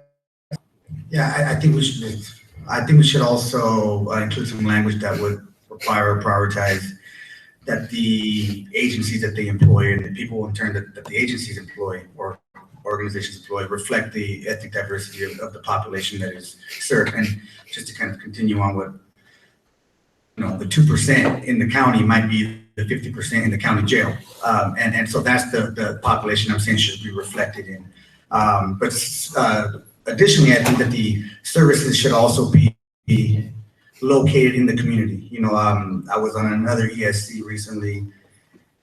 The proposal that we funded was for a county that has a huge need in a brown community, but the service provider that they contracted with was in a white community. And so that would require these people who have high needs to travel across the county, which is a problem. And so I feel like we should meet people where they are, and the people that meet them should look like, or at least have an experience similar to theirs, whether that's racial, ethnic, or lived experience.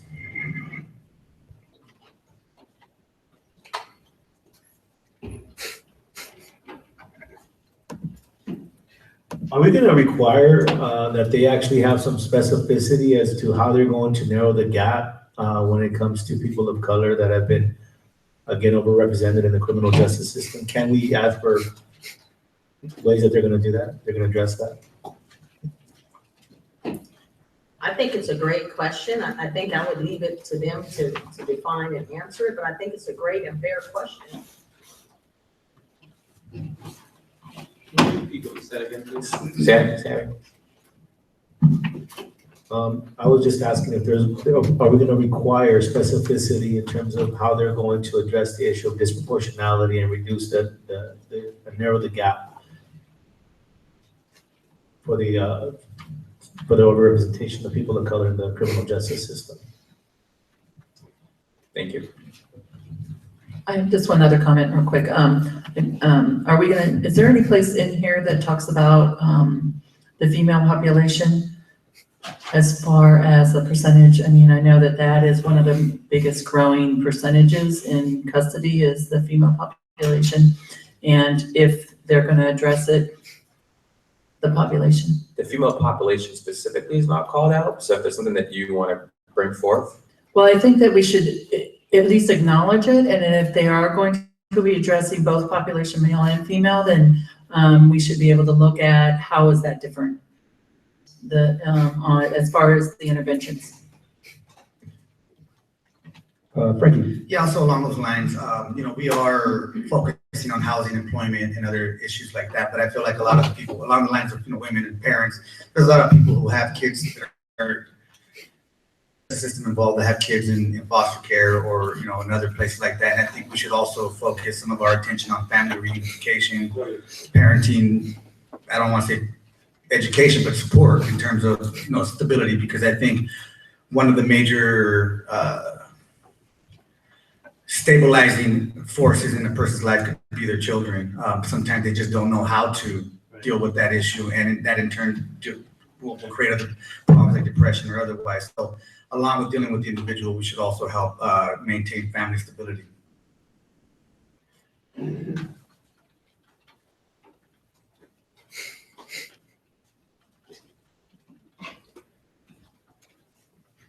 So maybe I'm asking a rhetorical question but maybe for the group. I have a number of thoughts, but I'm just curious, are we asking this as information that's provided in the application process, or are we looking to actually value and score this differently based on how people answer? People who've commented so far. Anyone? I didn't quite understand the question. Is the goal with the things that are being said, for those who've commented, is your goal to make the applicant think about these issues and talk about how they wish to address them? Or are we actually going to give you different points than you based on how you answer them? I think there should be a value associated with it. I think that given the historical context of disparate treatment and over criminalization of people of color, I think there's tremendous value added by those folks that are intentionally trying to, again, undo the harm that's been done with communities that have been, been affected for generations by these kinds of systems, whether it be the foster care system, lack of inadequate access to healthcare, or educational inequity, and certainly involvement and police contact, high frequency of police contact, which is happening more often in Black and brown communities. So I would certainly see that as a value to the proposal if they were to address that. Acknowledge it, first of all, that it didn't exist. And then secondly, that they're taking some steps to actually to provide some level of support for those folks.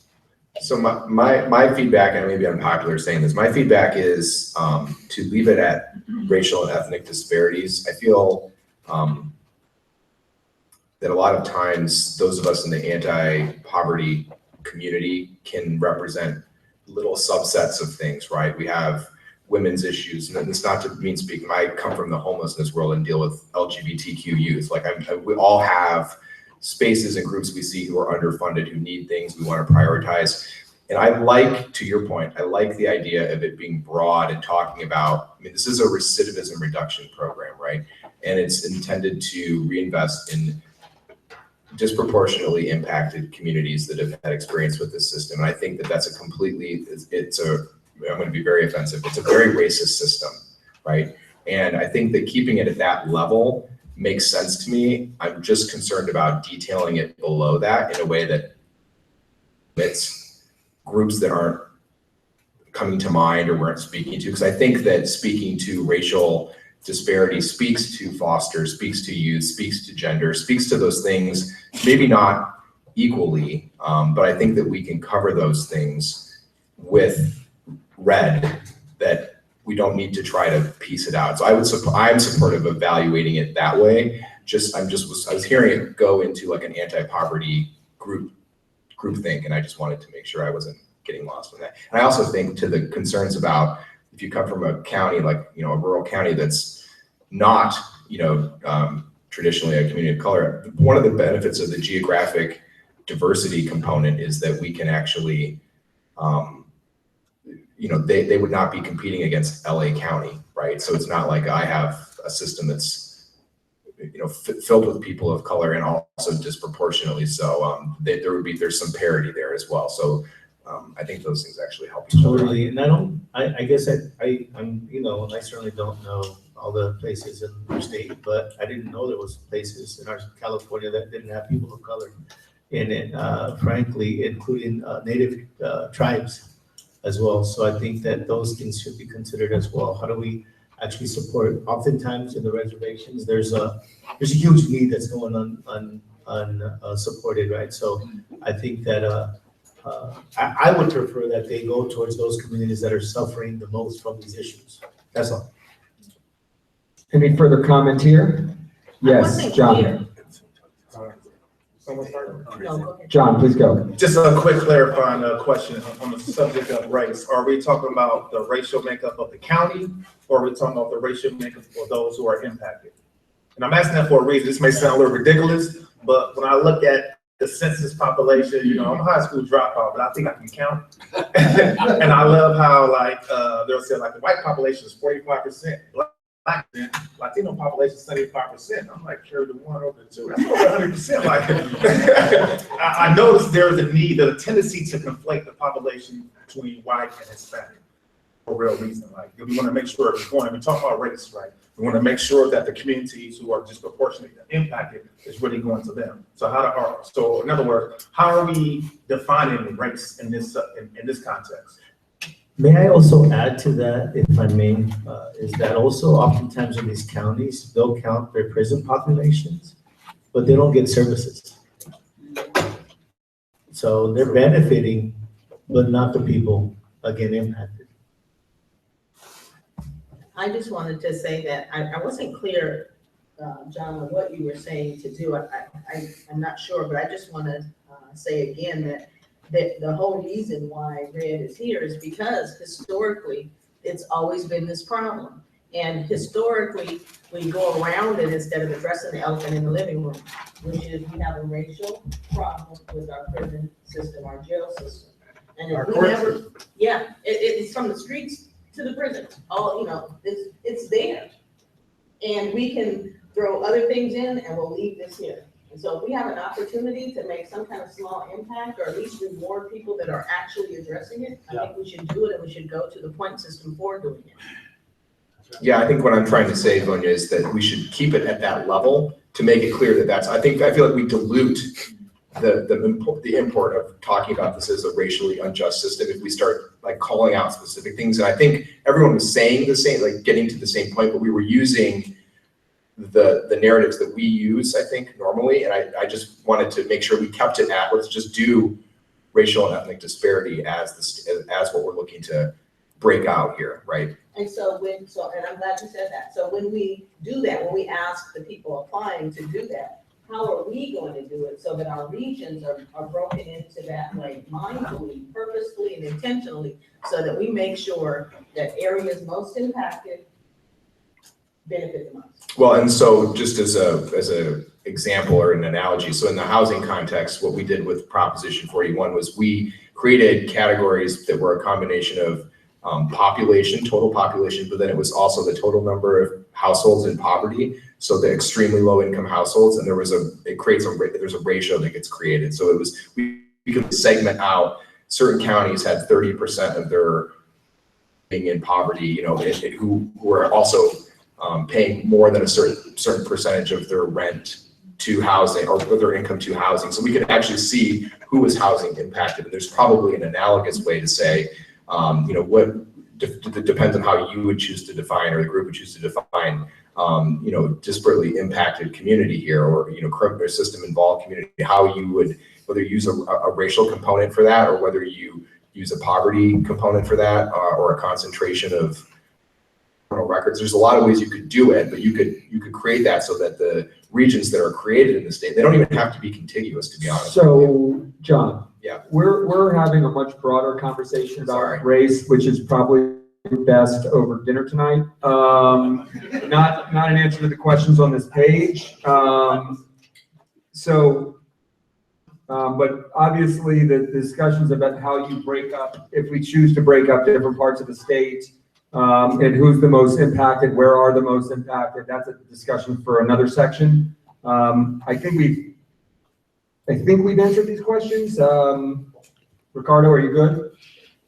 I think we have enough to bring something back. I think especially for RED, it's you need to see it and then see if it meshes with the thoughts that we're sharing. But I think we have enough to get started. So thank you. Great. Turning to Section 9, eligibility to apply. All right, so let's see, above the ESC decision prompt, we've included language that kind of speaks to what a public agency is for you. And so keep that as a context then for the next set of questions. And we've started to kind of hint at these, but I don't know that we reached consensus, so I thought it would be beneficial to kind of go through them. So, so let's just start with prompt A as pertains to a lead agency. Can more than one lead public agency submit a proposal? And it sounded like there were different, opinions. Go for it. Chief, you seem to have had a strong opinion, or at least an opinion in section A. So would you like to kick this off? Well, I do, and I do think that we should allow more than one public agency. While I completely support collaboration, I think with the definition of a public agency being so broad, and I'll just use, you can have county agencies, city agencies, school districts. They have very different needs, different directions, different things they want to accomplish. So I think it would be, I don't know, I think that there should be more than one. Is there any opposition to that? For the same reasons I mentioned earlier, I think the goal is to get the different partners in the community to work together. And if, I mean, you were gonna let the, no offense, the probation department and then the DA and then the sheriff all be the lead agency in the same county and potentially run their own programs with their own groups. I just feel like it's a lot of admin cost that's wasted and it's not a good use of community resources. But how do you decide which one? Well, I mean, so I guess it just depends if you want to break it out, like she's just saying here, between city, county, school, or whether you're saying like, can the county have multiple applications, or can a county and its department? I mean, you could nuance it. I'm not opposed to something like that. Frankie? I don't think we should have an explicit restriction, but I think there is a way to state that we're encouraging people to collaborate because it will improve their efficiency and effectiveness and reduce overhead costs. But I also know that in every county, there's definitely personality conflicts. There's some people who, I mean, just use an example. There might be a certain agency that's led by a bully, and he's like, this is what, or she's, this is the way it's going to be. There's another maybe well-intentioned and maybe capable lead agency that can do something better, and I would like to consider both. I wouldn't say, then we get into the problem where they didn't coordinate because of, again, maybe personality issues. They both applied, then we're in a position of having to decide which one will be considered. I think we should at the outset discourage that, but nonetheless accept them and review them if they do in fact want to, because I can see how two schools of thoughts can exist in one county, one going in one direction, one going another, each have their partner organizations. And I don't think that, it would in any way help us from going forward where, maybe we get two very solid proposals. But I'm all about. Would anyone like to argue against the encourage, not exclude theory? I would like to actually exclude. This is the first time I ever said that, actually. So, but I think school districts are going to be getting some share of resources. And I think that, it would behoove us to actually really focus and prioritize this funding. For that matter, I think behavioral health services are going to, mental health services are also going to get. But I would like to suggest that if a group is working at a high needs community, and part of that is the school itself that has a high proportion of arrest or absenteeism or truancy, that there's a community, if a community response is activated, that's one thing, right? But I think that if it's going to go towards schools and schools are applying, I don't know, that's unsettling for me. Since they are getting 25% through Prop 47 savings, can we exclude school districts? Yes. Thank you, Sammy Eunice. I have to make a point about that.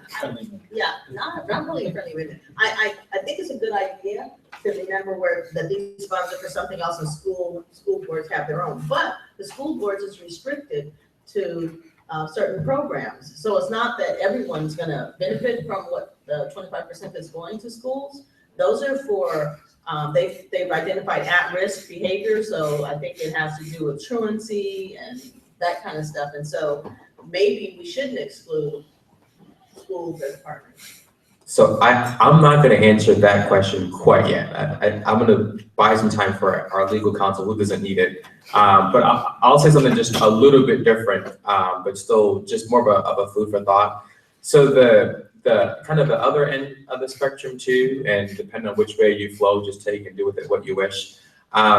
It could be that, the benefit to having multiple proposals being submitted from, within the same jurisdiction, coaches, and they don't want to force a fit if a community partner just to apply. You don't want a bunch of proposals where they kind of just threw that name in there just so they could get on the list. So again, not saying that should be something that, you have to go that way, but know that that's a train of thought.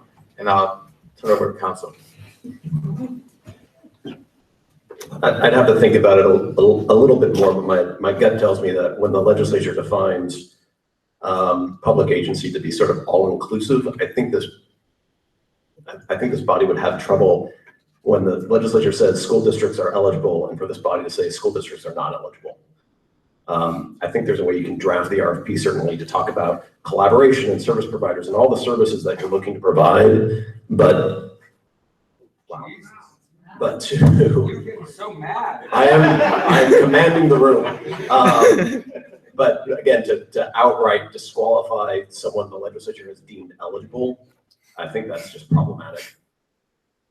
And I agree. I don't know that we should tell anyone that you can't apply if they're eligible under the, under the language. But I think that the other language that prioritizes, interagency and regional collaborations, I think that in itself will have the effect of maybe preventing numerous agencies from any one area applying. I think, however, that sometimes, and something Sammy said brought this to my mind, sometimes when they do, communities have these collaborations among groups, one group that often gets left out is the Native American, because they often have their own structure, and I don't want to see them sort of being excluded because they were not part of the community's collaborative efforts. So Frankie's original point of crafting language that encourages collaboration does not actively exclude anyone, but ultimately we can craft language around it being very clear, the types of organizations that we hope for this lead group to be. Does anyone have issues with that train of thought? An issue with it, but in my mind, the concept is that there is only one set of target population in each county. They are, like in our county, we've got about 2,000 people who are Prop 47, who aren't in jail, who would have been, but now are on the streets and need services, or in the communities that need services. If we craft the language saying, in every community, we want to target these people, and generally, we'd expect to see one proposal from each jurisdiction, but if there's more than one, that's okay, but it needs to speak to that target population, then I think we'd eventually see largely just one or two proposals. Yeah, there's an inherent, and going back to the schools issue, there's, I guess, I don't know how to explain this, I guess, but a lot of schools are restrictive, right? And with Prop 47, there's certainly an opportunity to actually have folks, parents, right, who actually have children in the school district to be involved in their kids' education, which right now is prohibited because if they've had a felony or some kind of a record, they're not allowed to. I would certainly like to see, and there's also school districts that do a really good job at arresting children. Pipeline towards, to the prison pipeline. I would love to see, can we support organizing efforts and mobilizing efforts to work against that? Is that possible? Going back to Ron's statement, I think when you're talking about your 2,000, those are the ones that were eligible to be resentenced. And I think if we go back to our earlier conversation of target population, I think we agreed that it's now just those who have substance abuse or mental health problems. So they may not have even been arrested. So I'm not sure if there would be only one. Regardless, there's one target population. So earlier, I didn't get, I don't know if I heard the question or the question changed, but I was talking about whether one or more applications could come from a jurisdiction. But on the issue of schools, I mean, I get it. I understand that schools schools are entitled to get the 25% for truancy reduction. Here, we're talking about reducing recidivism, which is qualitatively different. And so I think on that, I would not exclude schools, and especially when maybe you consider that they're partnering with an education provider, a school district of some sort, to provide adult ed, GED, or other type of service to adults that would contribute to recidivism reduction, and doesn't in any way impact other efforts around truancy, which again is just a different issue with a different aim and approach. Great. I'd love to move on, unless there's any huge opposition, to B. And as this gets into fairly technical territory, I'd love Ricardo to give us a recommendation on joint agency proposals and how the BSEC would normally regulate that or advise on that. So in a lot of this, and feel free to interrupt if it's not consistent, but it sounds like this body is very much in favor of a collaborative approach in general. And in the past, we have allowed entities to submit joint proposals. Whether they decide to or not is obviously up to them. So we would, there's no opposition to allowing it. And as far as the criteria goes, I mean, the basic, you would ask that someone be designated as a lead entity for contracting purposes on the back end. And it does not sound like this group in particular cares if cities or counties border each other, or is that something that you guys feel strongly about and we should speak to? No. I'm not sure I understood. I'm not sure I understood the question. But you got the answer, didn't you? Yeah, that's you got the answer. So here, This is my opinion. I'll give you the question again in a more graphic way. So let's say, for example, that someone submits a proposal, say San Diego County, and their joint or their partner is, let's say, up north. Do you care if the people that are submitting, they need to border each other, or as long as they can justify we're choosing this? Because, and so we just didn't want to make that assumption for you. By the way, it's also a little bit of an odd example because normally when I've seen this happen, it's like very small counties up north who choose to partner with each other because they're pooling resources. They're pooling resources because there's so few resources and there's such small counties. No, we actually encourage that. When we go to Medi-Cal, for example, when they might only have a handful of providers and a number of counties share, we actually encourage them to do that. I mean, I would suggest not tying small counties, and if they do want to submit a proposal together, even if they don't touch each other, any harm there. John. For myself, I definitely support the regional collaboration. Like I said, I work with young folks who are homeless at transit, who go back and forth from Oakland and Stockton. So as long as they have access to resources with entities that's going to make sure that they're cool. But the thing for me would be, on the subject of a lead agency, when we talk about the 5% going toward administrative costs, I want to make sure it stays at 5%, that it's not, 5% per public agency. So it's on them how they figure that out, but it's 5% period. Per application. Yeah, exactly, per application.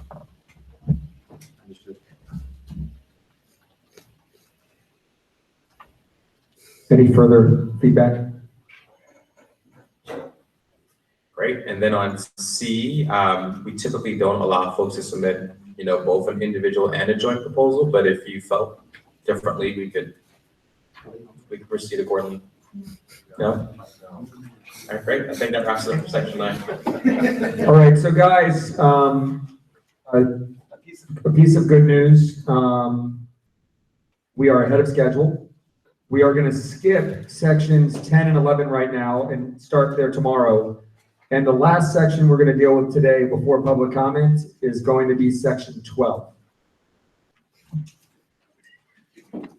Okay, great. So this section, as you guys are flipping around, talks about impact local government partners. And some of the concepts that are contained in this, I think, section, you guys have already spoken to, but I think this is more of a chance for us to kind of reaffirm and get some things on the record just so that we can write it accordingly. So if it sounds a bit familiar, that's why. In a nutshell, because I know you've all had a chance to read this ahead of time.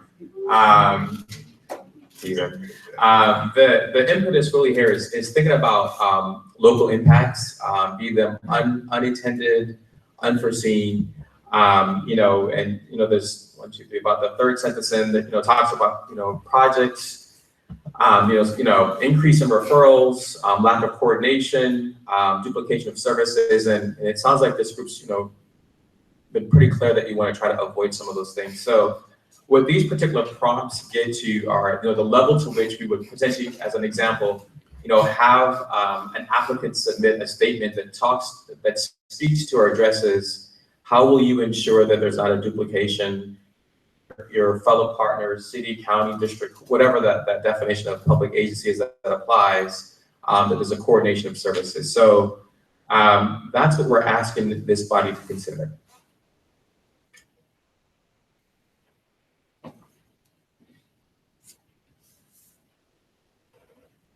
Wow, the committee for once doesn't have an opinion. I like A and B, I'm just trying to figure out how or what kind of documentation would be needed. What if they submitted a statement as a part of their RFP response? Would that be suffice for B? A statement that they've done what? Though? That they've reached out to their community partners and they acknowledged, it's tough to think of, but they've acknowledged that, partner A is going to do something and the impact would that be? An exchange of emails. I would go farther. I would say that especially if there's this talk about it impacting and having unintended consequence and we don't have the capacity, I think that they have to commit, the underlying agency has to commit to funding services for the non-funded population, the regular population, if there's a shortage of it. I don't want them to say, oh, well, we serve 1,000 people a year and we're going to serve another 100 people. And then, this money didn't go as far as we said it would. We put together a proposal. Like, they have to commit to making it up. If you're going to tell us you're going to serve people, we don't want the excuse coming back saying, well, we ran out of money. We told you we could serve 100 people, but we really only can serve 50. So it's like, if you are going to tell us you're going to serve 100 people and you're impacting an existing system, you need to be on the difference of it if you aren't going to serve, because I don't want somebody getting money in a competitive process where it has sorry, mea culpa, we talked about it, we thought it was going to be okay.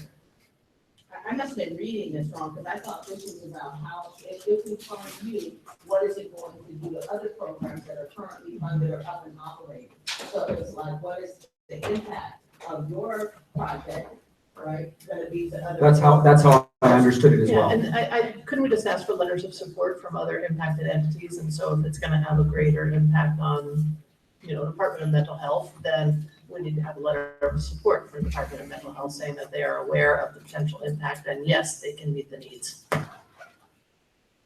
Right. So letter of support is one way to answer it, or the statement piece.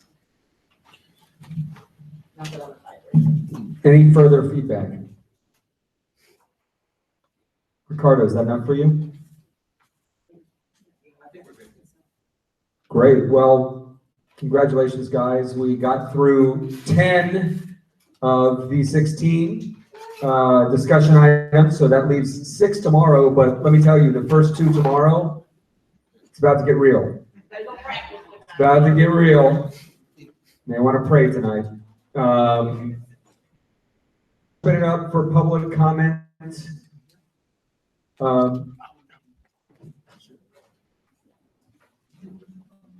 One minute while we get set up.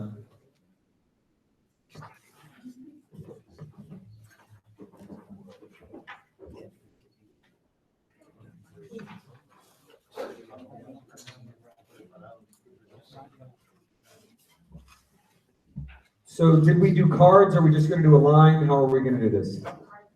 Cards, all right. Cards for public comments. Comments 2 minutes each. I will be the timer. That we hear from the public today, we will consider for the drafting of this RFP. and also take into great consideration, tomorrow. So, who's up?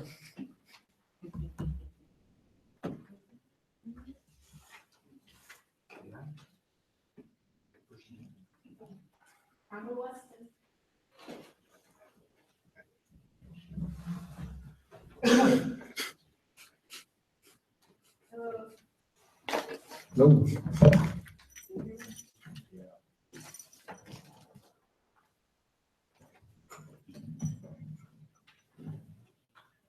First off, I'd like to thank the judge for bringing up about creating public input.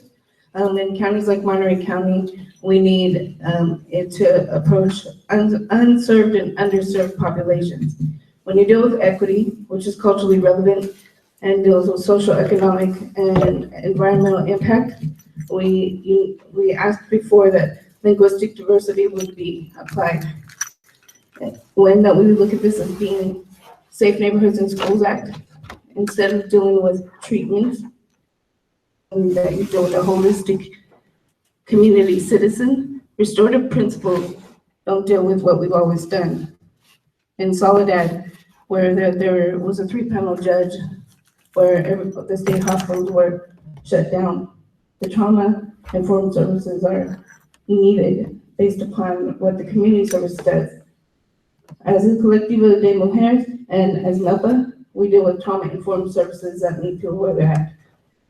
What we need is it to be based upon community reinvestment. We need community collaboration and partnerships that deal with first you coming and seeing what we have to deal with and who that we are, and what that we need is reinvestment. Sustained and not matched by system. Systems do not know who we are or where we come from. And when that you deal with strength-based family focuses and community, that's the one thing I haven't heard. When then we went door to door to communities, some reinvestment would be towards services that make a difference. But in this table, your community-based organizations don't know the rural areas, don't know the disparity of the people involved. And when you deal with cultural relevance, it's not about black and white. It's about economic, environment, and social that deal with children and grandchildren. Thank you. Thank you, Pamela. Marianne O'Sullivan.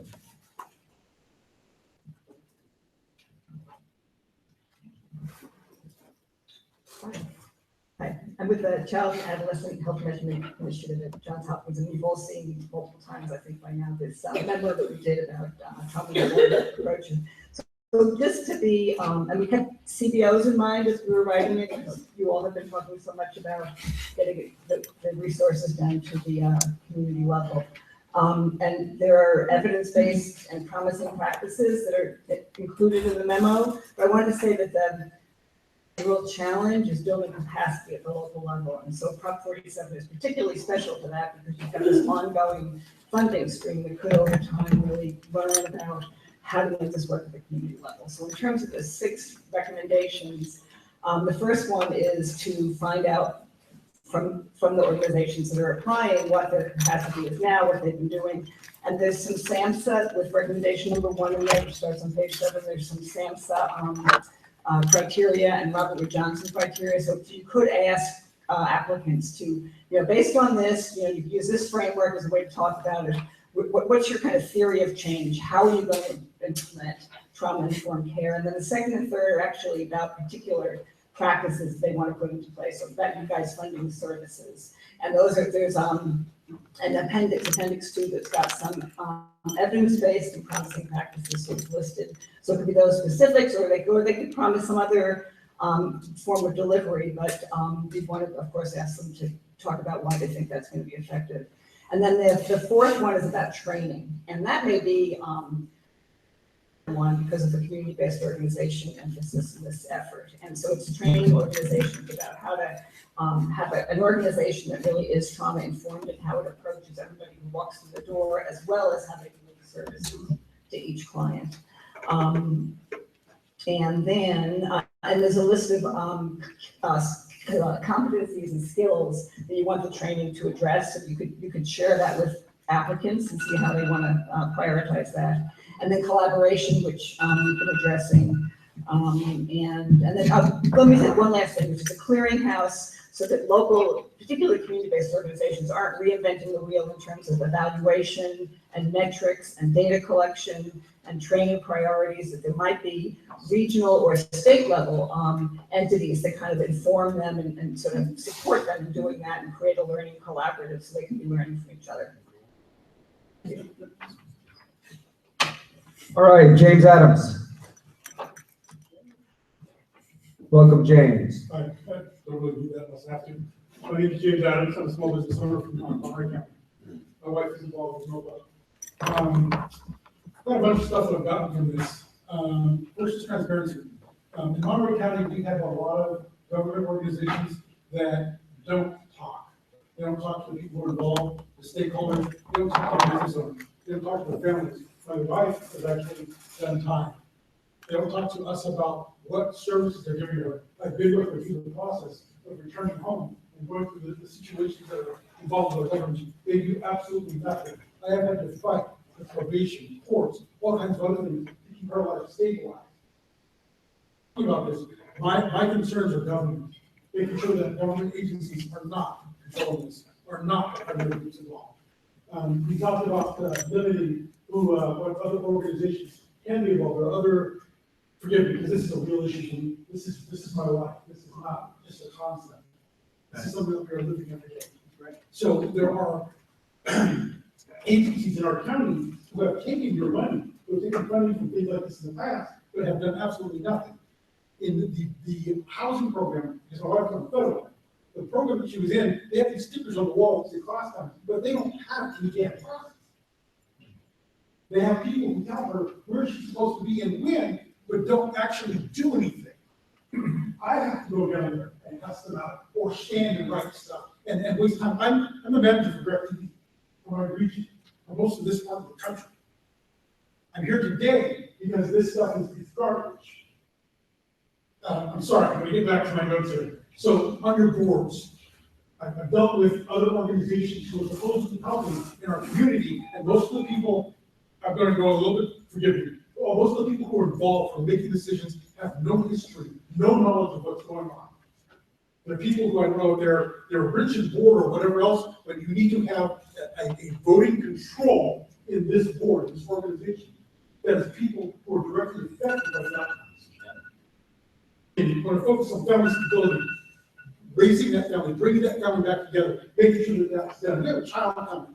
They're going to send my wife off to Kentucky or something because the probation officer wanted to prove that she could basically just find something wrong with her. This woman playing stormtrooper in our house. I'm going to stop there. James, thank you very much. Appreciate it. Brian Goldstein.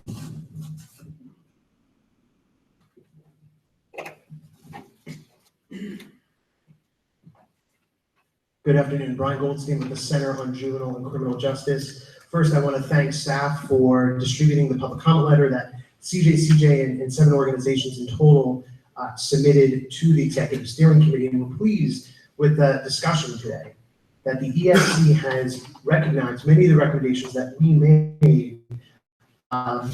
For example, expanding definition of the target population for Prop 47. We think that's essential for the appropriate services to be funded and for those services to be client focused. We also want to acknowledge the language around trauma-informed care, which is, again, essential. This has obviously been discussed earlier, that community-based organizations must be in partnership with public agencies and that funding should be specified. But that being said, we still have concerns with how the BACC has administered funds in the past and whether or not there's been real community oversight and involvement in those funds. So we think it's essential that just because a proposal mentions community, that this Executive Steering Committee provide oversight and make sure that community is actually being involved in that process. We have concerns, and Vonya raised this point earlier, around evidence-based practices, and that a community-based service provider can have programs that are community-based and sound, but they may not be evidence-based practices. And so we hope that the ESC will recognize that moving forward. And just lastly, I would have a request for staff that when the draft RFP is developed, available ahead of time, at a reasonable amount of time, for the public to provide public comment. Thank you. Thank you, Brian. Last comment card from Samantha Walters.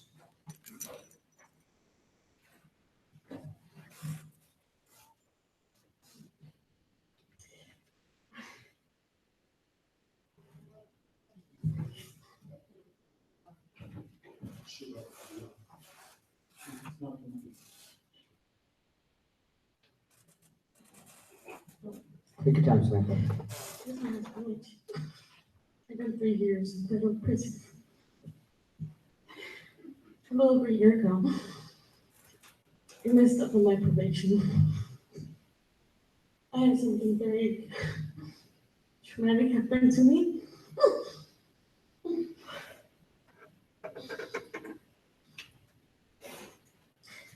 And instead of helping me with probation, they wanted to lock me back up.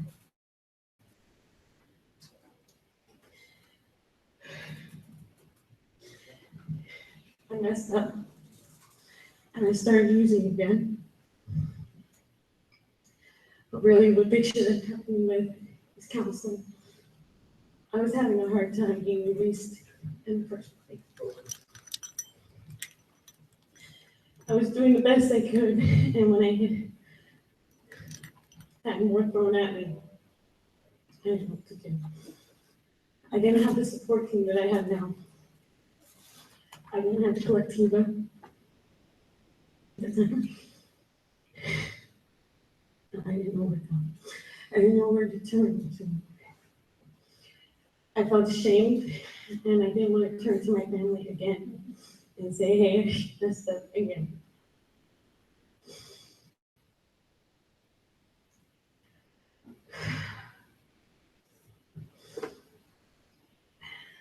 Thank God for a good public defender. I got released again. I got counseling back again. And thank God they put me into rooms where I did meet my extended support team. Got the counseling I needed finally from a counselor that didn't seem to push me and understood where I was coming from and worked with me every step of the way. If it wasn't for the collectiva, I wouldn't be employed now. I wouldn't be here. And I want to be sharing this story with you so that maybe there could be programming out there for some people that went through what I went through and don't have to go through it again and again and again. So they don't have to keep going through this vicious circle of being reincarcerated, especially when they're a victim of something and have to go through it, being another victim of being incarcerated over again. A lot of times, things happen to you.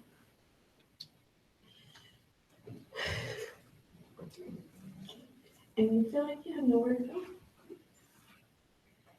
Just stop happening.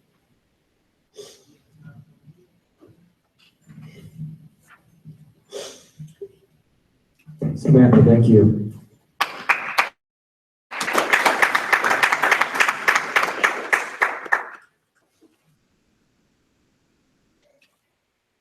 So that wraps us up for the day. Samantha, thanks for reminding us what we're doing is so important and why we must get this right. We'll see you guys here. I think we start at 9 a.m. tomorrow. 9 a.m. tomorrow. I'm hopeful we're through by 2 or 3 o'clock. Incredible work today, guys. Thank you.